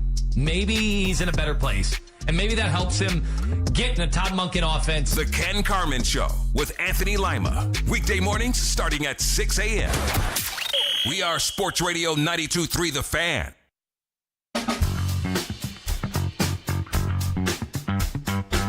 Win VIP access to the Fan 15 celebration September 3rd at Dave & Buster's, including a pair of reserved seats, buffet dinner, and a pair of power cards. Enter the word DEBATE, D-E-B-A-T-E, debate, by the end of this hour at 923thefan.com to get registered to win. Keith says there'll be good food. Dave & Buster's pretty good food, I have to admit. He said big time buffet. Oh, well, you can't beat a big time buffet. That's a win all the way around. It is. It's always a good time. I mean, I'll be over by the skee ball machines. I love skee ball. I love skee ball. It's so funny because we would go there when I was a kid, and everyone would run and they would play all the different big video games and all of that kind of stuff. And you're picking up the wooden ball. And I would be the one in the back left-hand corner with the skee ball machine, and then in the back right-hand corner with one lone pinball machine going, all right, let's go win us something. You know, if you play skee ball and bounce it off the side rather than going straight up, it's better. Get you using geometry. A little easier to control. Yeah, a little easier to control it. That makes a level of sense. So there you go. I know there's a couple others who are skee ball freaks as well that are going to find their way over to that area at the Dave & Buster's for the 15 fan celebration, or Fan 15 celebration. Mike Martz, former head coach of the Rams, joining us at 12:20. Mike, a quarterback guru. I have the hiccups suddenly. Mike, a quarterback guru. And he's going to join us coming up at 12:20. Mark Bolger. I mean, down the line from there, he has worked with a lot of them. Trent Green, he has worked with a lot of them from there. Jay Cutler, you could throw him in there, though. He was kind of developed when he got his hands. Yeah. So Mike's joining us at 12:20. We were just talking about the Browns a little bit and the quarterback situation and my little AI investigations, which were fun. Sean's in Kent. Hey, Sean. All right, Sean. Hey, guys. How's it going? Doing well. Good. Just an aside, like I can type in a question to AI and then get an answer and then 10 minutes forget part of it and try to look it up again and ask the same exact thing, and it's completely different. Oh, with that question. Yeah, but you don't get to put it on the radio and have fun with it. And poke fun I at know. I'm so jealous. You'll get there one day. You mentioned Brandon Weeden and Deshaun Kaiser. You know, Shedeur just looks like he passes the eye test. You know, he just looks like a quarterback. He looks like a better quarterback than either of those guys. And honestly, the other guy that you mentioned, I think he was so forgettable. I can't remember who it was. Sean Kaiser, Zach Wilson. Zach Wilson, who's still in the league with New Orleans. I have no idea who that is. Yeah, I have no idea who that is. He was the second overall. He was the second overall pick out of BYU, right? Brigham Young, To the Jets, and his mom looks just like him. And he got his teeth kicked in with the Jets. Oof. Okay. All right. That's all I wanted to say. Just he just passes the eye test for me. All right, Sean. Thank you very much. That said, Brandon Weeden passed the eye test. I mean, if your eye test was, can you throw a football through a clay pigeon? Yes. Deshaun Kaiser really passed the eye test. Again, if your question was, does this guy look like a quarterback until he steps onto the field, and you go, ooh, you probably shouldn't be playing yet. That's exactly right. Uh-huh. And that's, that was the big issue. Ooh, you probably shouldn't be playing yet. I cannot state this enough. I want Shedeur Sanders to be the starting quarterback of this team. I want to end the 25-year odyssey. I want to do all of those things. I want this to end. I am so tired of floating on a boat in the ocean hoping to find land. I want Taylor Green to be the starting quarterback of this team, and that's not happening. I'm good with Taylor. If Taylor Green's the answer, fantastic. Yeah. I'm in for all of this. I want the odyssey to end. The problem that I have with it is the evidence that has been put in front of me of all of these guys tells me that the highest upside is probably Shedeur Sanders. So roll him out and let's go. You could say the evidence calls for a mistrial. Well, I don't have that option. I mean, what would that option be? We declare mistrial and then go talk Jimmy G out of retirement? I mean, your mistrial options went out the window when you then decided that you weren't going to be in the Kyler Murray sweepstakes. That's correct. So, or the Kirk Cousins sweepstakes. Or the Kirk Cousins sweepstakes, or any of those other things. Like this is your bed. You've truly made your bed this season. And I don't think that's the worst thing in the world, that this is the bed you're in. Now, no, I don't either, because we all know what's ahead in 2027. Well, excuse the hiccups. Because this is my other problem I've got with this, Jeff, is the fact that, okay, so now you're going to give it to Deshaun Watson from what Darryl Ryder is saying and opinions that we've heard along the way. We'll find out, but I think Darryl's accurate. But what was the second thing that came out of his brain, or out of his mouth, I should say, and to his brain? He played Shedeur. Out of his mouth. Well, yes, but the second thing that followed that was immediately his leash will be 6 games. Well, who in the hell is going to succeed when you know you're looking at the leash of 6 games? This is the Cleveland Brown problem, is that at no point are you in this situation where you're going, here's the keys, I'm either going up with you or I'm going down with you. Your head coach isn't saying that. Now, you could say it's because your head coach is watching practice every day and is seeing that these quarterbacks are not exactly up to snuff where you want them to be, that you don't have the level of confidence to put your livelihood on the line with them. Your head coach hasn't really said anything. Correct. I will take this to my grave. Don't do that. No, this I will. No one in life is ever going to succeed unless you don't give them you don't immediately have a leash on top of them and you show them a vow of confidence. These quarterbacks are going to be in this up and down scenario until somebody in the Cleveland Browns looks them dead in the eye and says, I'm hitching my wagon to you, and if we go down, we're going down together. But you're my guy. You mean like Hugh Jackson did to Deshaun Kaiser? And what happened? They went down. But you could flip it another way. The same way that Mike Holmgren looked at Brett Favre. Yeah. The same way that Matt LaFleur looked at Jordan Love. The same way Kyle Shanahan looked at Brock Purdy. The same way that Mike McCarthy looked at Aaron Rodgers 2 times. Like, there are a lot of, this is how this succeeds. Without question. And the Browns are going to forever be on this odyssey until you find the guy, and then your head coach looks at him and your front office looks at them and you go, I'm hitching my wagon to you. We will either go up or we will go down on your arm and your brain and your eyes and your ability to dictate an offense. And if you're the Browns, the nice thing about it is, that didn't work. So who are we going to take in 2027? Exactly. Because you could point to the Seattle Seahawks as well when they had that quarterback competition where it was Matt Flynn, it was somebody else, and Russell Wilson. And Russell Wilson, who was a third-round draft choice. And I can't remember who the somebody else was. But Pete Carroll, pretty early on in that competition, once he figured out that Russ was his guy, hitched his wagon to Russ. I mean, that was a 12-year career or something along those lines that Pete Carroll had with Russ because he hitched his wagon to him and said, you're my guy. We will go up or we will go down with you. Now, the Legion of Boom helped that cause too. So did Marshawn Lynch. Yeah, but Russ was really good in Seattle. Right. He was very good in Seattle. And in the beginning, they put the training wheels on him. Until the Cleveland Browns hitch their wagon and say, you're my guy. We go up or we go down with you and only you. You're going to be stuck in this purgatory of watching camp and going, well, this guy can't do it. Well, this guy can't do it. There's a flaw here. Here's the flaw too. And to me, I don't blame them right now because I wouldn't hitch my wagon to either of these guys too and say, I'm going down with you. But I'll say this. If you walk out of the 2027 draft, you better hitch your wagon to that guy. That better be the guy. That would be your guy. That better be the guy. Because you can't play this game anymore, especially if you're going to trade that other pick to go get him. This should end the odyssey.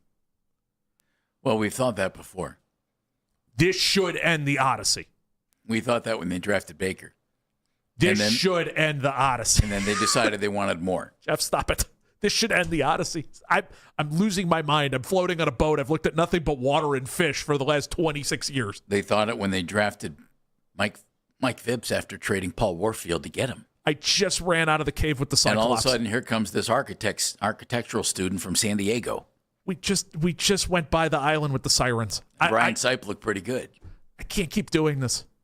I can't keep sitting on this island with Charlize Theron, taking that weird flower. What's wrong with sitting on an island with her? You know, I thought, I'm not going to lie, that was one of those moments when watching that movie that I looked around and went, okay, maybe this isn't as believable as I want it to be. Because I don't know if I'd leave this island too. Though Anne Hathaway isn't ugly either. It's pretty good. Yeah, Anne Hathaway treats you pretty well too. But boy, being stuck on an island with Charlize Theron could be worse.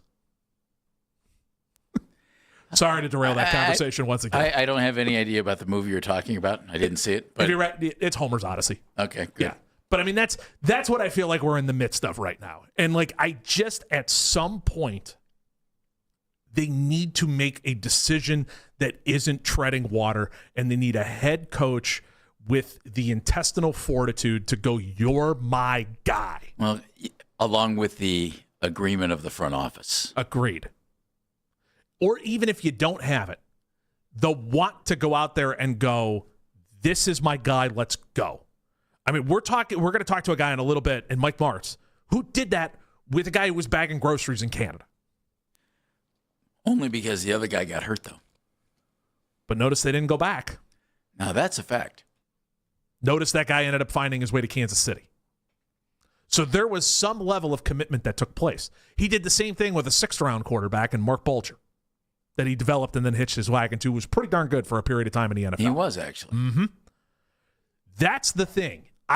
I will take to my grave this thought that you need to have everybody with the confidence to make this work. And that everybody needs to be bought in. That we're doing this. This is our guy. We are going to build everything toward him. Like, even to this point, it's driven me nuts with this quarterback competition because now you haven't made a decision. So unless you're going to blow the dust off of some playbook in the back room that you built 3 months ago and go, here's the Deshaun Watson playbook, here's the Shedeur Sanders playbook, this playbook is going to go over here, and we're going to run with this playbook. Unless you've done that, you're really behind the 8 ball on other teams that have been building playbooks for their quarterback for the last 2 years, 3 years, 4 years. It's a tough, tough road to be in. And that's where they are. I wish I had more to say. Well, it's why that's where they are. The one thing that Monken said yesterday about this being his chance and the ability to, I'm not looking at the next job. This is it. That gives him the freedom, I think, Dan, even if there's a disagreement between the front office and the head coach. Well, fine, I'm playing fill in the blank. I'm not going to play the other guy. I know you want him. I'm going with this guy. Mm-hmm. And I think it gives him that freedom. Yeah. I hope that ends up being the case. I really do. I hope we walk out of this and he just goes, that's my guy. Let's go. Not, well, we just got done with this competition, and while Deshaun Watson, and again, has been reported by multiple places, Deshaun Watson sounds better in the huddle and before the ball is snapped, but Shedeur Sanders plays better when the ball is snapped, so that's the world we're going to live in. Just pick one. Just pick one and go. Pick one and build. Mike Martz has done that. He's next, former coach of the Rams on Baskin and Phelps. Or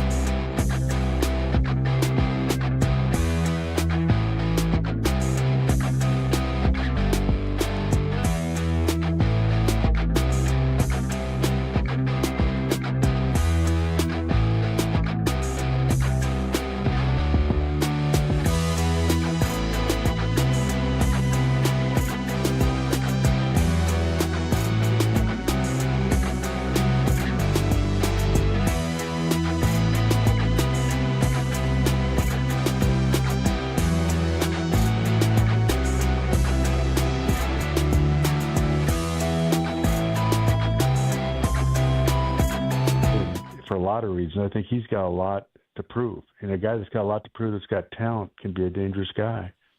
Mike, I want to ask you about each one of those guys individually. I'll start with Shedeur. He was a 5th-round pick, so teams overlooked him completely, until the 5th round. Trent Green, who he had success with, was an 8th-round pick. Mark Bulger was a 6th, as Dan mentioned, and Kurt Warner, of course, wasn't drafted at all. How did you, and how should the Browns take a guy who obviously was, passed over because teams saw flaws, and turn him into a real legit NFL quarterback, because you did it multiple times? I think it begins with, just the discipline of what you do and having them operate within your system and not go off the rails, so to speak. And the problem with Deshaun Watson is that's how he played the game in Houston. A lot of his stuff was broken plays. And so having to fit into a real disciplined passing game and get things on tempo and whatnot is new for him. And then all the other things that happen with him is obvious. It's going to be a distraction, but I think it's there, for him to adjust to it. And he's a veteran. He's an older guy. He should be able to do that and embrace it. And I think he probably has. Shedeur's going to be hard because he's never been exposed to anything like that. Like I said, and I'm not exaggerating, he never called a play in a huddle at Colorado his whole time there. He never had to read a defense or had a progression to go through or any of those things. It was just flag football in the park for him. So there's a lot for him, and I know he's anxious, and I know how competitive he is, but he may be best served just to sit for a while and continue to learn this game at a different level. And I think Deshaun is a little bit in that boat, but not quite the extreme. At least he's played at a high level. And I think once a guy's played at the high level, then it's your job as a coach to get him to that level. If he showed it, he could do it. Let's get him there. We threw out a couple of names earlier, Coach, before you joined us. Rich Gannon started for a while and then disappeared for like 5 or 6 years with injuries and not playing very much. Geno Smith went from starting with the Jets to sitting for like 5 years and came back. How do you get it back? If you're an organization, and with Deshaun, he's only played 19 games in the last 5 years and shoulder and Achilles injuries. How do you get it back? It's a marriage of the system and the guy coaching along with the player itself. And this is a criticism of the league, but it's been true for so many years. There's just very few teams that know how to get a quarterback developed. And it's not just throw plays at him, say, here's the play, figure it out, go play. There's too much of that system offense where you put a system in, you try and make the guy learn the system and just do the system without the flexibility. And I just think that the discipline of the game has got to be taught in the very beginning, and they have to adapt to it. And if they refuse to adapt to it, they want to go off on their own, so to speak, they'll never make it, and at least not the highest level. Those guys that I had were talented enough, but they bought into what we were doing, and they gave themselves 100% over to learning it and trying to execute it and all the details that we wanted from them, and they were committed. That's number one. Number two, and the biggest thing is they all had something to prove. They'd all been kicked to the curb at some standpoint in their lives or their career. And really, Deshaun's in that same group. He's a guy that's got the talent. He's got something to prove. He's an angry guy down and deep inside. And, those are the kinds of guys that have breakout years like that. Mike Martz joining us on the Wise Heart Right, We Make It Right Call Kyle Wright hotline. Joint practice is starting today in Cleveland, Coach. Why have these become so important for teams? The whole idea of going against a different team, you see the same stuff every day, offensive and defensively, and you predict it. It's kind of predictable how things will come out. There's nothing really different.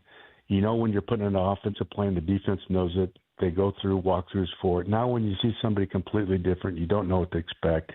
Now the players have got to just react in real game type of tempo.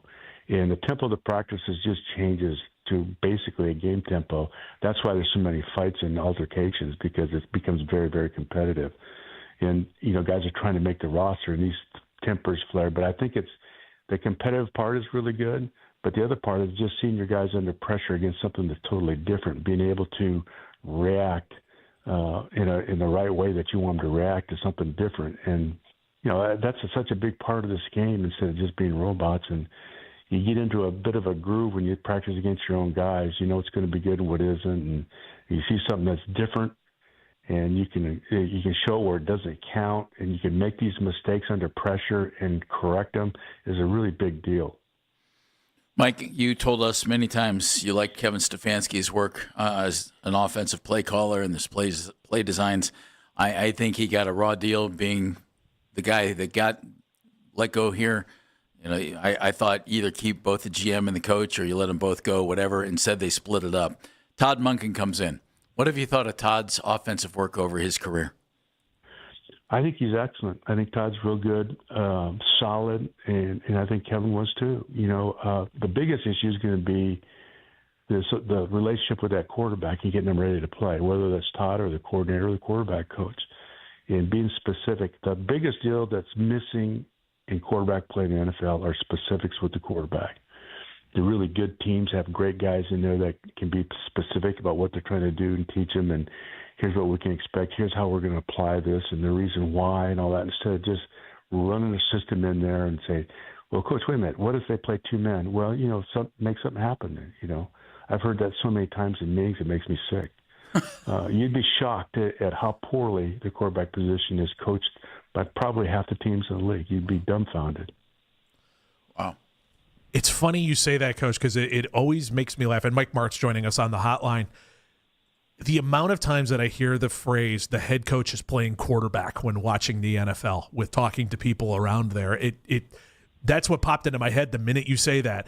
How many teams do you think have it where the head coach is playing quarterback? In terms of, I think Andy does a great job with quarterbacks, probably as good as anybody. Obviously up in Seattle, they've done a great job there. There's a number of them. Now, I think the coordinator out the Chargers now is going to change the dynamics of that whole situation completely, because now the head coach will be removed of it completely, and which he needs to be. There's some real strong relationships between head coach / head coordinators in the league, and they're successful, or they will be successful because of it. That's the most critical relationship in the entire team. And it goes back to this trust thing. If you have complete trust and you show it, and you have to be careful. I've never criticized a quarterback in my life publicly ever. If I had to deal with him, it was behind closed doors, even in practice. You know, you just don't do those things. You build them up, you don't tear them down. And then if you have something negative to say, it's just like in practice, guys. If he throws a pick in practice, you don't correct him because you don't know what happened until you see the tape. You look at it and tape it and meeting one-on-one with him, say, what did you see here? Oh, that's why you did. Okay, here's what we need to look at then. And you make a change or you fix it. But you got to build them up all the time. You can't tear these guys down. You can't leave any room that you don't trust them or have complete faith in them. Mike, is there a quarterback on a roster right now in the NFL who you don't think might not be getting playing time, who you think is on if he gets a chance, will be really, really good? It's a tough question because I'm not as familiar with the rosters as Kyler Murray might be the biggest surprise of the league. I've always been a big fan of his.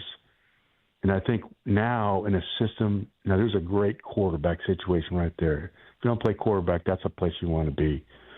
And I think he's got a real chance that they can keep him healthy there to having a great year. Because as small as he is, he's so elusive and so quick. But he's a good processor. I mean, he sees things quickly and gets the ball out quick for a guy of his stature. And, that relationship is so critical. I'm excited for them. I think they really got things going. The guy that I'm a big fan, of course, is Ben Johnson. I think he does as good a job as anybody in the league. And going back a little bit, we're talking about Andy Reid. Now, Ben Johnson, if anybody can get that quarterback going, it's Ben. And, talking to him this spring, he feels he's got a long way to go, which means he's going to get there. Because he could itemize exactly what he's got to fix with his kid, and he'll get it done. I think he's as good as there is right now in offensive football, Ben Johnson. So you've also had a lot of really good wide receivers that you've had to coach as well. Isaac Bruce, Torrey Holt, Brandon Marshall, down the line from there. Browns have 2 rookie wide receivers in. What goes into developing rookie wide receivers? Okay, they don't understand when they come in there the association with the quarterback. And the first thing we tell them is you have to play this game through the eyes of the quarterback. you have to understand where he expects you to be. We had a saying with the receivers: be where you're supposed to be when you're supposed to be there, and don't ever fool the quarterback. That was their golden rule. And that if you're supposed to be at 15 yards in this route, don't be at 14, don't be at 13, you be at 15. And the accountability part of it, where they can just kind of lackadaisical if they don't think they're getting the ball like they do in college and all that sort of thing. That stuff, it gets exposed immediately in the NFL. And I think for young receivers coming in the league, the discipline of that position and playing with great energy and speed and being in good enough shape. You know, if you ask our receivers, Isaac and Torrey and Oz and all those guys, they used to tell me all the time, Wednesday and Thursday practice were brutal. The games were fun. The games were easy. Because we just wore them out on Wednesday and Thursday so that physically they were prepared for Sunday. And, you know, in the fourth quarter, guys used to always tell me, God, you guys look so fast in the fourth quarter. We're in great shape. And that's how we practice, you know, and the discipline of it. And it's like the quarterback position. It's probably a very poorly coached position from a lot of respects because there's not a lot of discipline instilled in these guys. You know, just get open kind of a thing. You know, here's where we think you should be, and the technicalities of beating men under and bracket coverage and all those things. You know, the mental part of that thing is huge for a guy to understand all the different coverages and looks and how to beat it. You know, the releases. And we'd spend 30 minutes on just a stance.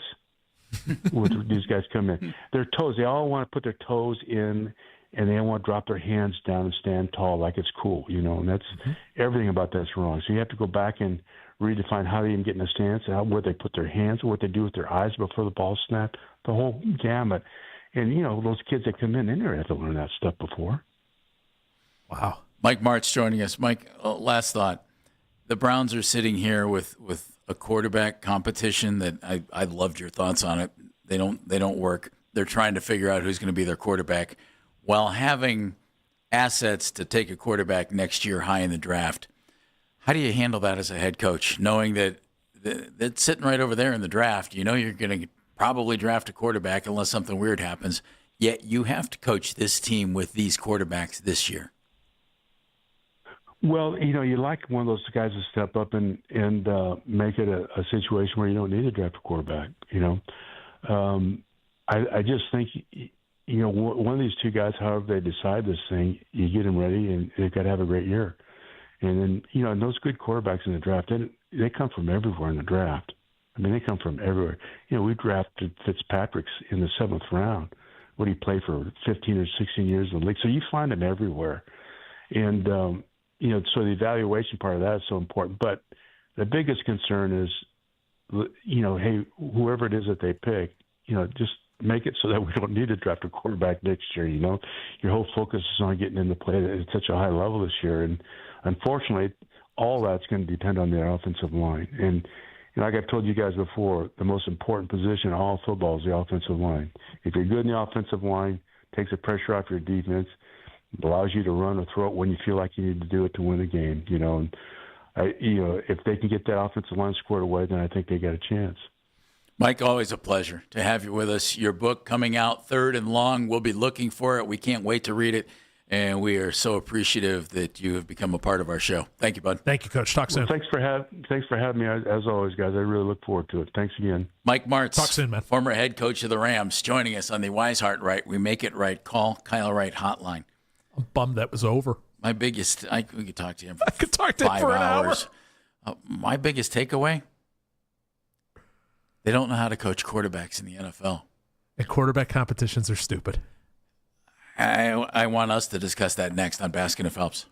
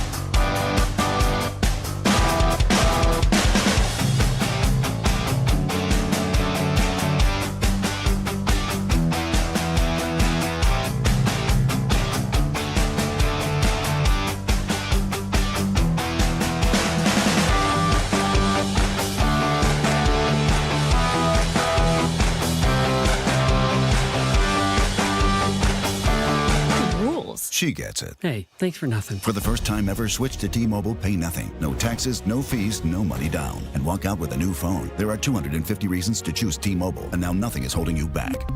On eligible devices with qualifying credit plan and 36-month finance agreement. Hear the reaction from inside the Browns locker room after each and every game on your home for the official Browns postgame show, 92.3 The Fan. Coming up at 1 o'clock, we're going to talk a little Cavaliers. Chris Fedor is going to join us from the Plain Dealer Cleveland.com. Cavs making a big trade, getting Peyton Watson and moving along with fan favorite and Max Strus, among other pieces, including an unprotected first-round pick. Gulp. That's coming up. I mean, I'll just say this. If you missed a moment in our show, use the Rewind feature on the Odyssey app. Powered by Integrated Restorations, your local experts in water, fire, storm, disaster restoration. And if you missed Mike Martz with us, go listen. Oh, my goodness. I could have talked to that guy for 2 hours. He likes Shedeur. Thinks Shedeur has some upside. Now, and he said Deshaun had some talent. Now, can you get that back out of him? Mm-hmm. You know who what Mike sounds like to me?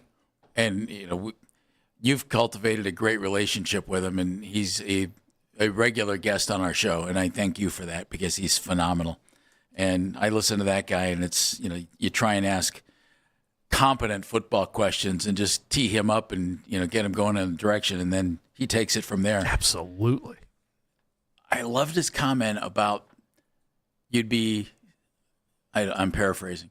You'd be stunned at how bad the coaching is in the NFL for the quarterback position. He said teams don't know how to coach the quarterback position. Mm-hmm. And he said Andy Reid does and Ben Johnson does. And Kevin O'Connell, too. And Kevin O'Connell in Minnesota. Minnesota. Yep. And Mike McDaniel, now with the Chargers, as the offensive coordinator. I want to watch that offense this year so bad. Could be. Look out for Omarion Hampton. He's going to be in the he's going to be in that Miami offense that ran the ball so well. Not to mention a guy that no receiver can overthrow his arm. Buckle in for Mike McDaniel. Here's where Mike Martz, though, looks at Shedeur.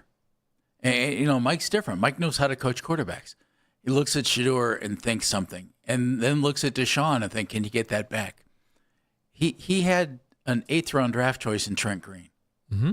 And he wasn't their 8th-round draft choice, but he was an 8th-round draft choice when he had him. And he would have been the starting quarterback there, and then he got hurt, like last preseason game. And they put in this young guy, it had to, because he was the backup, named Kurt Warner. And nobody knew who Kurt was. And Mike Martz knew how to coach quarterbacks. And guess what happens? Trent Green ended up becoming good. Mm-hmm. But absolutely. And had a fine career. But Kurt Warner goes to the Hall of Fame. And then a 6th-round pick in Mark Bulger.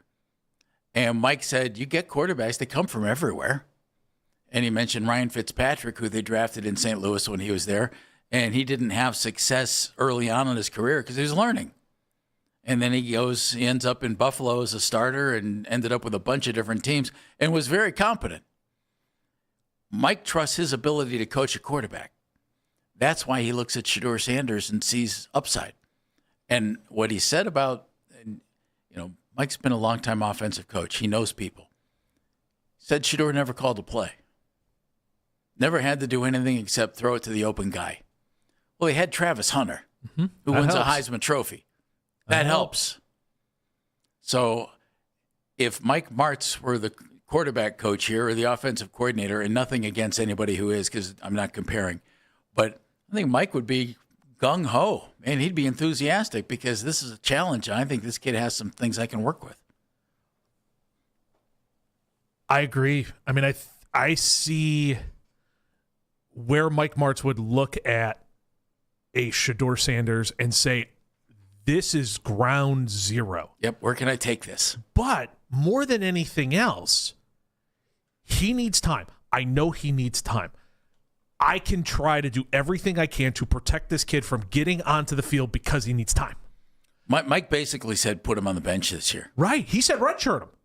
He said treat him like a redshirt sophomore. Yep. I'm not against that idea. Which is what they did with Ryan Fitzpatrick. Exactly.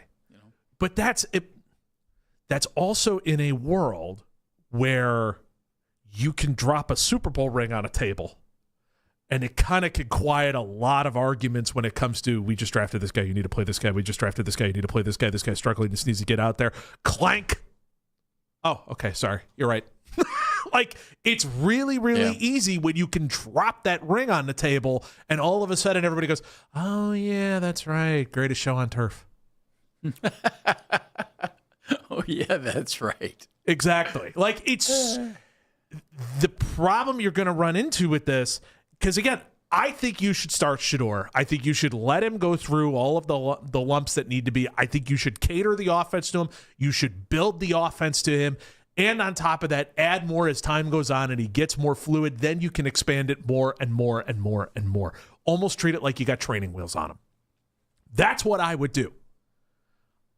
I don't know why they're not doing that and why they're playing the Deshaun Watson game. And I don't understand it. And I know you could say to me. But Mike just said when a quarterback had it, can you bring it back out? He sounded, and again, he's a guy who did this for a living. Right. He sounded like, oh, what a challenge that would be. It sounds like Todd Monken. It sounds the same way Todd Monken approaches it. Well, and it. that's kind of the point, you know, Dano? He likes Todd. He's always thought Todd's done a good job. Yeah. Todd's, you know, I still think Todd knows exactly who he wants to start. And I think that's who he will start. Don't ask me who that is. But Todd has to think that, doesn't he? It's like, hey, wait a minute. Deshaun was really good. I can get that out of him. Or Shedeur has some potential, but he's so raw. I can get him there. Mm-hmm. He's got to look at this as just an unbelievable challenge. But we're starting to hit the point where the challenge needs to be successful. Like you need to advance the challenge. We're getting to the point where you can't have this world where you're going, well, maybe it's this guy, but then maybe it's this guy. And we're sitting here doing the horse race thing. You're right. And it's like, we're done. You can't horse race this any longer. Well, what did Mike say? Competitions are terrible. And Exactly. He said they don't work. He said pick a guy and go. Pick a guy and go. I think that the two things that stood out to me with Mike Martz is that exact phrase. Competitions are terrible. Pick a guy and go. And everything he said about developing wide receivers are the two things that would stay with me if I'm the Browns. And developing quarterbacks, in my estimation. So there were three points that I just thought, bingo, that's gold. Right. And so that's where this thing is, because the longer you take this, the more the bottom can fall out of it, because you haven't developed a playbook long enough or specific enough. I just... I wonder, do you have the talent here that could get coached up in a league where Mike just said you don't coach up quarterbacks? And when I asked him about 2027, I was real curious to hear what he would say about that, with that draft. And again, he immediately to me went to, I'm a quarterback coach. I know how to coach these guys. He said, get one of them so you don't have to draft a quarterback. I thought, I love that. I do. I love that. Yeah. Forget it. Don't draft one. We just developed one. If the Browns, that to me though, that would be such a gamble. If based on 1 year, let's say it's Deshaun, he comes back and plays real well. You want to bank on that moving forward and signing him up again? Shedeur has a really, really good year. Young guy, really good year. Want to bank on continued development, or do you want to take? But you got to figure, Dan. Browns could end up in the top 10 on their own, without having to move up any further. Absolutely. And if they're in the top 10 record-wise, and you want to move up higher, you have assets to do that. And so that is a huge decision that Andrew Berry is going to have to make come draft time next year. I would love to be in that uncomfortable of a position, because that means something went right. That's very true. Yeah, it went very right this year.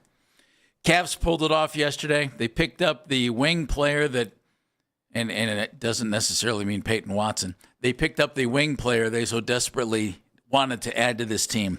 Chris Fedor covers the Cavs for the Plain Dealer, Cleveland.com. He'll join us next here on The Fan.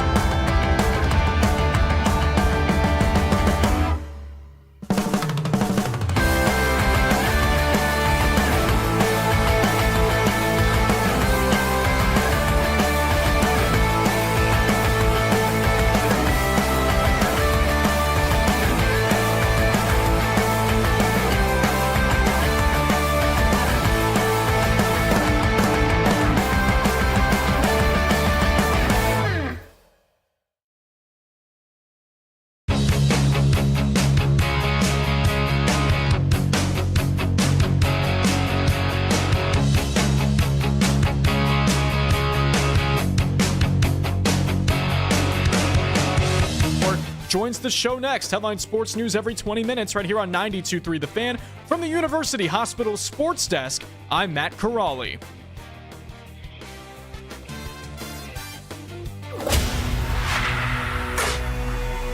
Headline sports news every 20 minutes from the University Hospital's Sports Desk. We are Sports Radio 92.3 The Fan.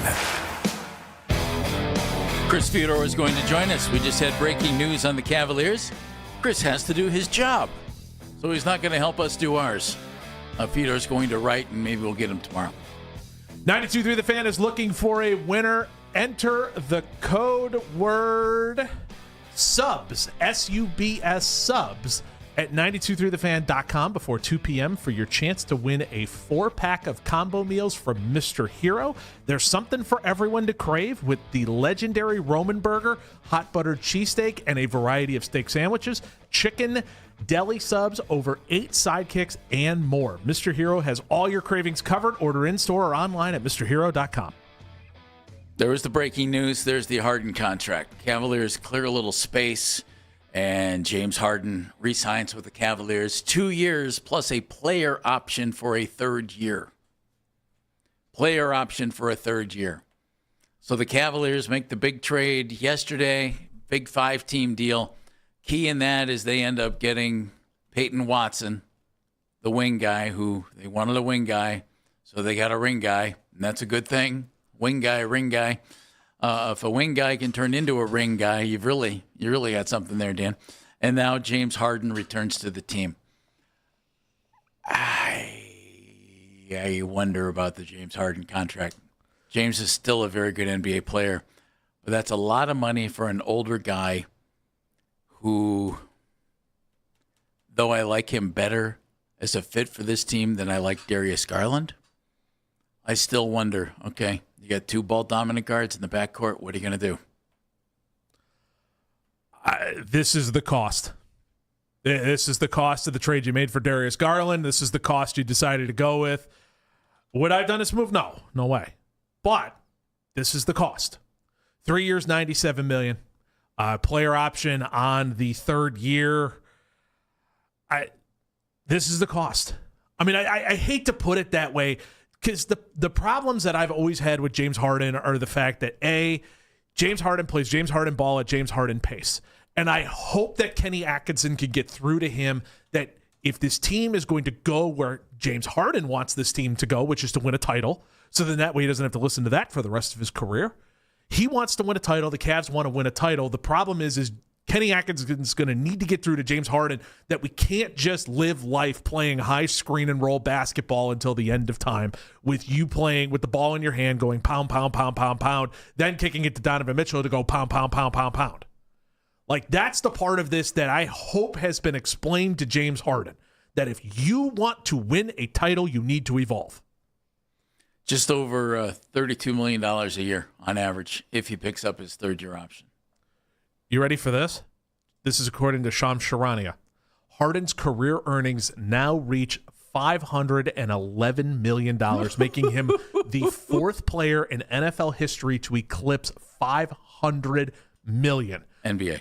In the NBA, joining the 76ers, LeBron James, Kevin Durant, and Steph Curry. Well, It's that's good. a nice how do you do. Yeah, It is. It's good work if you have the skill. It's good work to... They always said the best part about basketball is that you can get better by yourself because all you need is a ball and a hoop. And you can. And good for him. Good for him. Good for him to be able to do it. Jeff, where do you think this puts the Cavaliers? Do you like this move?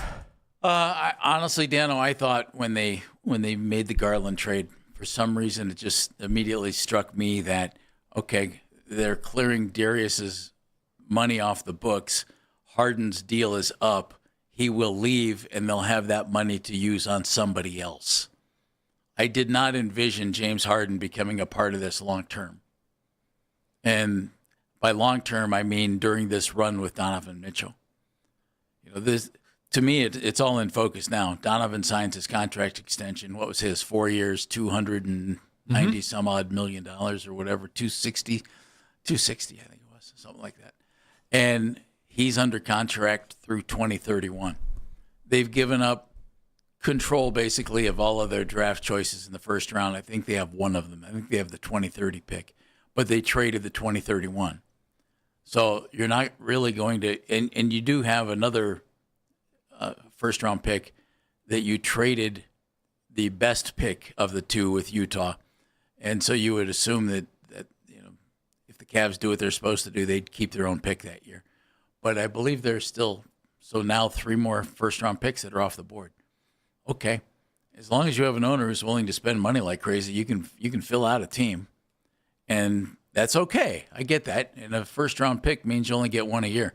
Well, what happens if you get to 2030 and that pick, Donovan, something happens to Donovan and blah blah blah blah blah, and all of a sudden your team is sitting in the top 7, and that's the painful part. But again, you can go out and you can sign free agents, and Kobe Altman's not afraid to make trades and big trades, and he's made good trades. But I think tying yourself to a player at James' age is tough. His style of play can be tough. I think it's up to Kenny Atkinson to make it work. But he's got to make it work. James has to play. And James got paid. So I would think that James would be willing to do whatever it took to make this team as powerful and successful as it possibly can be. And he's done that before in his career. So I'm anxious to see what they come up with additions to the team. And again, Peyton Watson's not, he's not going to be your first option. He's not your second option. He's not your third option. He might not even be the fourth option in the offense. And I'm real anxious to see what other young guys come along, because I think they're a little light in the backcourt now, but with plenty of options in the backcourt. And that means just somebody has to step up and be really good. And hopefully somebody can to help out Mitchell and Harden. And I think they have that level of talent to do it. Like, anytime I've watched Craig Porter, I've always found myself wanting to see more. Yeah, I like Craig. Yeah. I think he's done a nice job. And it's about time. Yeah. They signed him to a contract. When they brought in Schroeder, I kind of thought, well, you signed Porter. You don't like Craig enough yet? Well, maybe now they do. Maybe they love Malik Thomas. Maybe they think Malik's going to be a backup point guard. You were screaming for toughness. I mean, everybody was screaming for toughness. Dennis Schroeder brings toughness. That's the one thing he brings, on top of the fact that he's another guy that every time he steps on the floor, he believes he's the best player out there. Which I loved. Oh, yeah.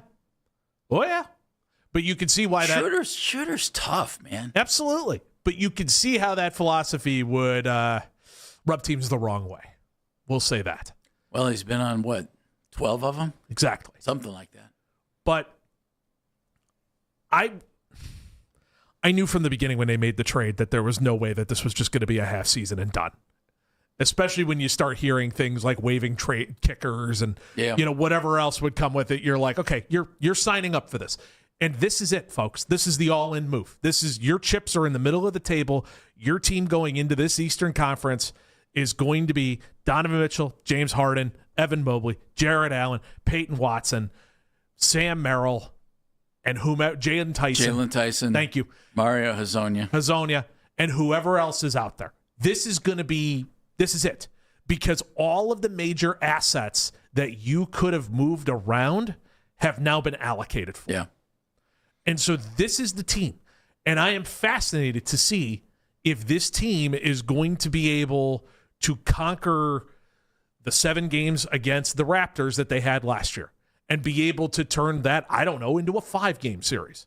Will this group be able to not have the Detroit series turn into 7 games and turn that into a 5-game series? So then that way, if you find your way to the Eastern Conference Finals again, we're not all looking at each other going, well, they're clearly just out of gas. Do they have enough depth in the backcourt? And I'm going to put Jalen Tyson in the backcourt for now. Jalen Tyson, Craig Porter, young guy, though he's played okay, still unproven in a bigger role. Malik Thomas, 19, 20-year-old rookie who looked great in the summer league, but that, good for him. Hopefully he can be a player. I like Sam Merrill. Is Tyrese Proctor going to be anything? I mean, is he going to be a rotation guy who can handle the ball? I think they could use a little depth in the backcourt. But I wonder if they have it and it's not yet quite developed. For instance, Jalen Tyson. And Malik Thomas certainly could become that guy. But remember, Malik Thomas was a second-round pick. I hate to pin that on draft position, but draft position in the NBA, even if you're a later pick, it usually means, okay, he will need time to develop. Not always. It's not always the case. For instance, everybody's giddy about Peyton Watson, right? The Cavs getting him in the trade. Mm-hmm. And I understand. I like the move. He was a 30th pick in the draft. And so he was the last guy taken in the first round of a draft. Took him some time. 4 years in, he had a good year, and he cashed in. Now can he build on that? Do the Cavs have enough in the backcourt? I wonder that a little bit. Do they have enough depth at forward? You got rid of Max Strus, who can play guard. Max could play a little small forward for you. But you signed Hezonja. You have Cam Whitmore right now. But if you're going to waive him and stretch out that that salary, does that mean you're still going to go out and try and bring in Jonathan Kuminga? I don't know if he can under the cap, though. If he accepted a veteran minimum, you could. Ooh. Yeah, I know. That's an how the mighty have fallen type of move. That's not what he wants. DeMar DeRozan. So I guess the Nuggets are interested in bringing him in after making the trade. I would understand that. So would I. Except if I were them, I would also be talking to Kuminga too. But if you're the Cavs, you okay with your depth in the front court being Hezonja, Cam Whitmore, who might not be here because you're going to waive him, Naquan Tomlin, Thomas Bryant, Ernest Uday? It seems a little light, doesn't it? Especially, all right. So one of my favorite things to do when I'm evaluating a roster is the great line of 15 players get you there, 8 win you the title. Yeah. Right? That's always kind of the thought coaches have had. 15 guys get you there. Who are your 8 that win you this title? All right, so I'm at 7. You're starting 5. Harden, Mitchell, Allen, Mobley, Watson. Okay? So that's the 5. That's your starting 5. You're locked in there. I trust Merrill. I trust Tyson. That's 7. And I don't know who the 8th is. That's correct. Do you agree? Yep. Okay. Yep. So that's why I say I think they might be a little light. So during this season of 82, you need to figure out who your 8th is. And that's probably goal 1. And probably 9th and 10 because you can't bank on everybody staying healthy. Good point. Thanks. So you're going to need to figure those out. And the problem with doing this is that none of those guys that are in that 8 are in the front court. Yeah, their front court seems a little light. I think that's the concern. I can live through Porter Jr. at backup point guard. I could try to make it work with Proctor. I could try to make it work with whomever else there. They need one more big. I want to see what Malik Thomas can bring me. I want to see Malik Thomas too. They need one more big. I think that's where I would look next. The problem is I don't know who you're going to go get. And if you get rid of Cam Whitmore, which I understand financially, maybe that's something they think they have to do or they do have to do. I would think he would be in my top 8. Yeah. If he was healthy and here, but apparently he's not going to be. And that guy that I'm looking for is not a top tier awesome guy coming off of the bench either that's going to be there. I mean, for lack of better terminology, and maybe this is too far into the weeds, find me Bismack Biyombo. Like, if you could get me someone who could That'd be phenomenal. Just grab boards and block shots, done. Of course. Sign me up. That would be perfect. That's exactly who needs to be here. Now, I don't know who that guy is in the modern NBA right now who's still floating out there who could fill the Bismack Biyombo role of just run around, block shots, grab boards, let's go. That would be phenomenal. But that's exactly what they need. The way that Kevon Looney used to always do that for the Warriors back in the day. Yep. Cavs make the big trade. Part of a 5-player, 5-team trade. They give up Schroeder in that deal. They give up Max Strus. They give up an unprotected first-round draft choice. And they get, it looks like, one guy, Peyton Watson. And they sign James Harden for 3 years at over $32 million a year, player option in that third year. What do you think, Cav fans? 216-474-0092. It's Baskin and Phelps with Bennigan here on The Fan. Hey, it's Nick Wilson. Let's talk about the roof on your home. A lot of you will need to replace your roof this summer, but be forewarned, their roof.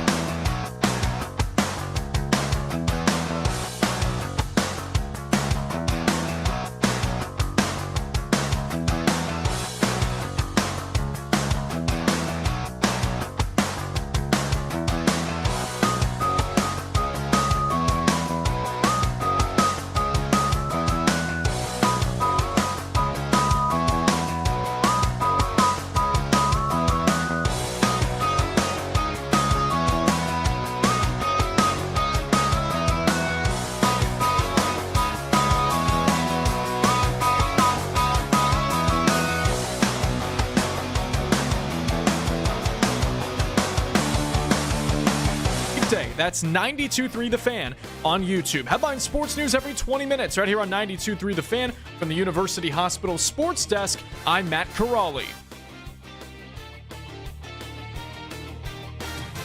This is Browns head coach Todd Monken, and you're listening to the number one sports station in Cleveland, 92.3 The Fan.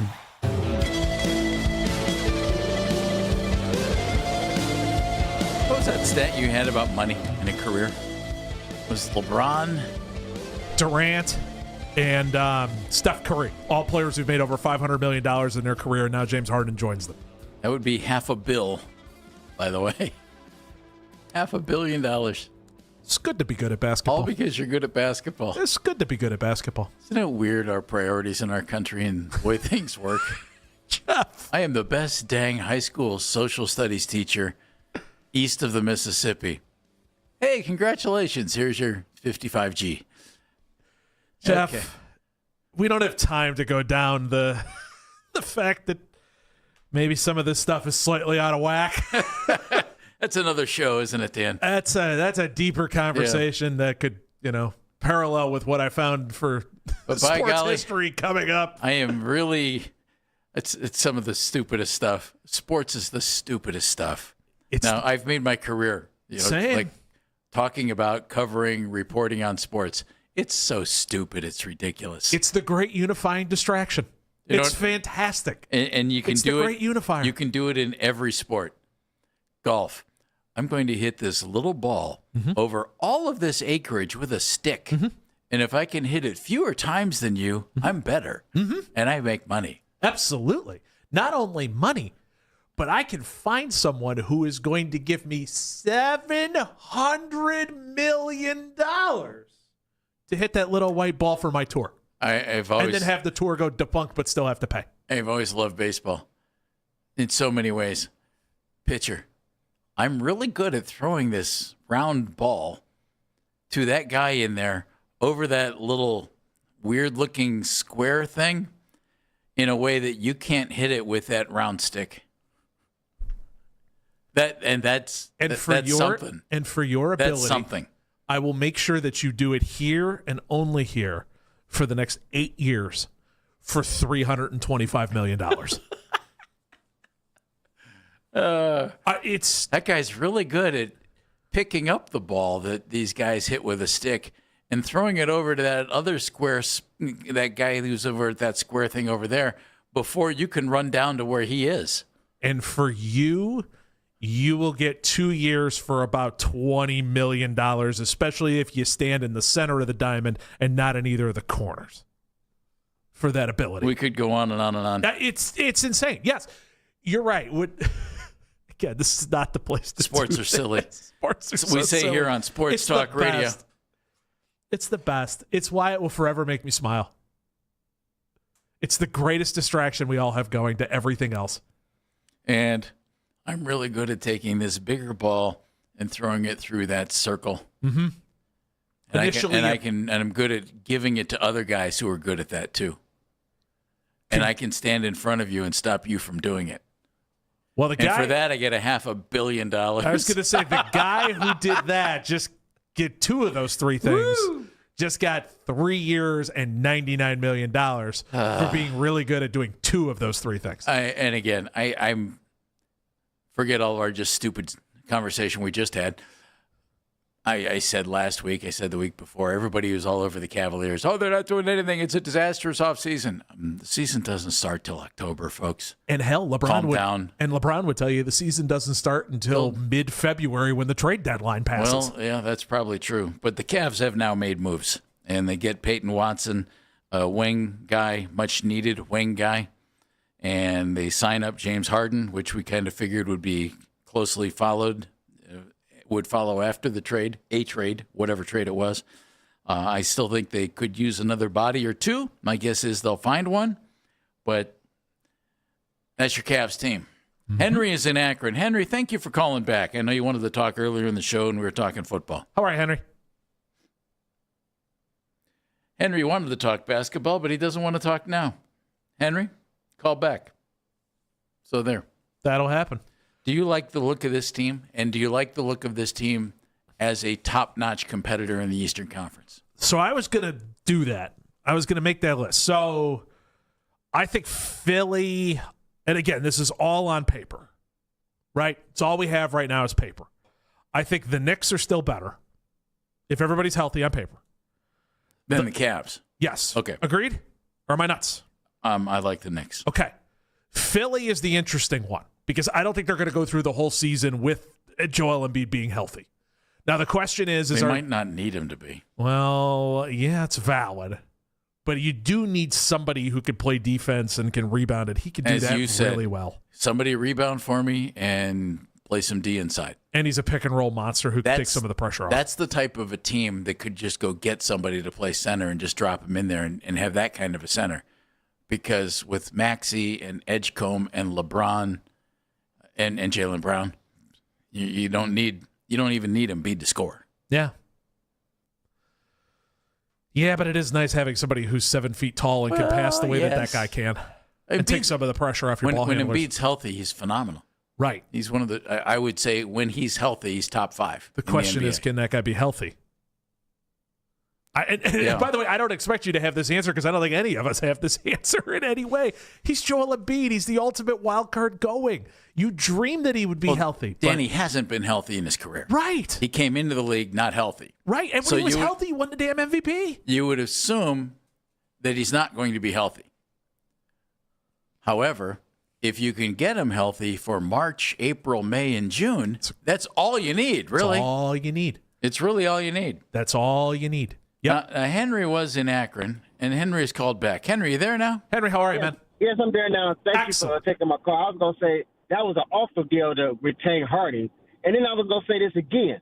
It don't matter how many wing players we get. As long as we got Atkinson, we're not going to get to the finals. We're not going to win the finals. I'm sick of this. Is not Golden State. All he thinks about is shooting threes. We need a doggish team, a team with a dogmatic attitude. Until they get there, we're not winning nothing. That's what I got to say. Henry, glad you called back. I do need to point out that Peyton Watson's probably more of a slasher than anything else. And the three-point shot, it's evolving. It's evolving. But he's definitely more of an explosive slasher and somebody who can do a lot of killer back cuts and can find his own shot as well. I like getting Peyton Watson. 6'8" athletic guys who can defend. That's good. He's an evolving player. He's a young guy. And keep in mind, I think the Cavs paid a lot to get a guy, and I don't mean to diminish what he did as he was developing as a player. They paid a lot, both in money and in assets, to get him for a guy who's been pretty good for 1 year. Mm-hmm. And you keep your fingers crossed, Dan, that is as Kevin Stefanski would say, trending appropriately. And that the 1 year wasn't a fluke. I don't think it is just because the guy's such an athletic marvel. You know? I don't either. Yeah. However, it's a good point. It's still a small sample. No, you're correct. The guy's had one good year in the NBA. Let me take it back. He's had about 55 good games in the NBA. That's a good point. Because he missed about 30 games last year. That's a good point. Mike's in Cleveland. Hello, Mike. How are you, Mike? Hey, how are you, man? Great. Doing well. So just a little bit ago when you were talking about contracts and stuff. Yeah. Like, remember, I know this. I gotta have to have remember one sense here. When A-Rod signed for $250 million for 10 years with the Rangers. I know it well. Thank you, John. Thank you, John Hart. But everybody's like, "Oh my God, this is insane." Now that would be like the norm. You know, like it's gotten so outrageous that one of the greatest analogies was just 5 minutes ago, and like, oh yeah, I can do 2 out of 5 things well. So here's $99 million for 4 years. Mike, it's true, isn't it? I can cook 17 things at the same time, and I make $24 an hour. Yeah. You know, I mean, I'm just so. It is what it is. Yeah, it's the world we're living in. I mean, like, again, this isn't a civics program. This isn't a better allocation of anything like that. We're a sports show. We're here to have some fun with it and all of that kind of good stuff. But yeah, I mean, it's a little out of whack. I mean, hey, if I could do it, I would. Absolutely. if I had the cash, I'd pay everybody. Absolutely. You know, let's get it going. Sadly, people aren't signing up to watch us work, and I wish they would. You guys deserve more, I'm sure. Well, Mike, I couldn't agree with you more. I couldn't either. Mike's the caller of the day. Everybody wants more. Everybody needs more. Absolutely. You know? Of course. So, Absolutely. And then one more thing. Do you think they keep Harden, or is he going to be on the move? I think they keep him, Mike. I do. I think he's here. He's got a trade kicker too. So just like Watson. All right. I didn't want to do this now, but it got brought up. Does Harden see year 2 of that contract? Yes. Does Harden see 2.5 of that contract?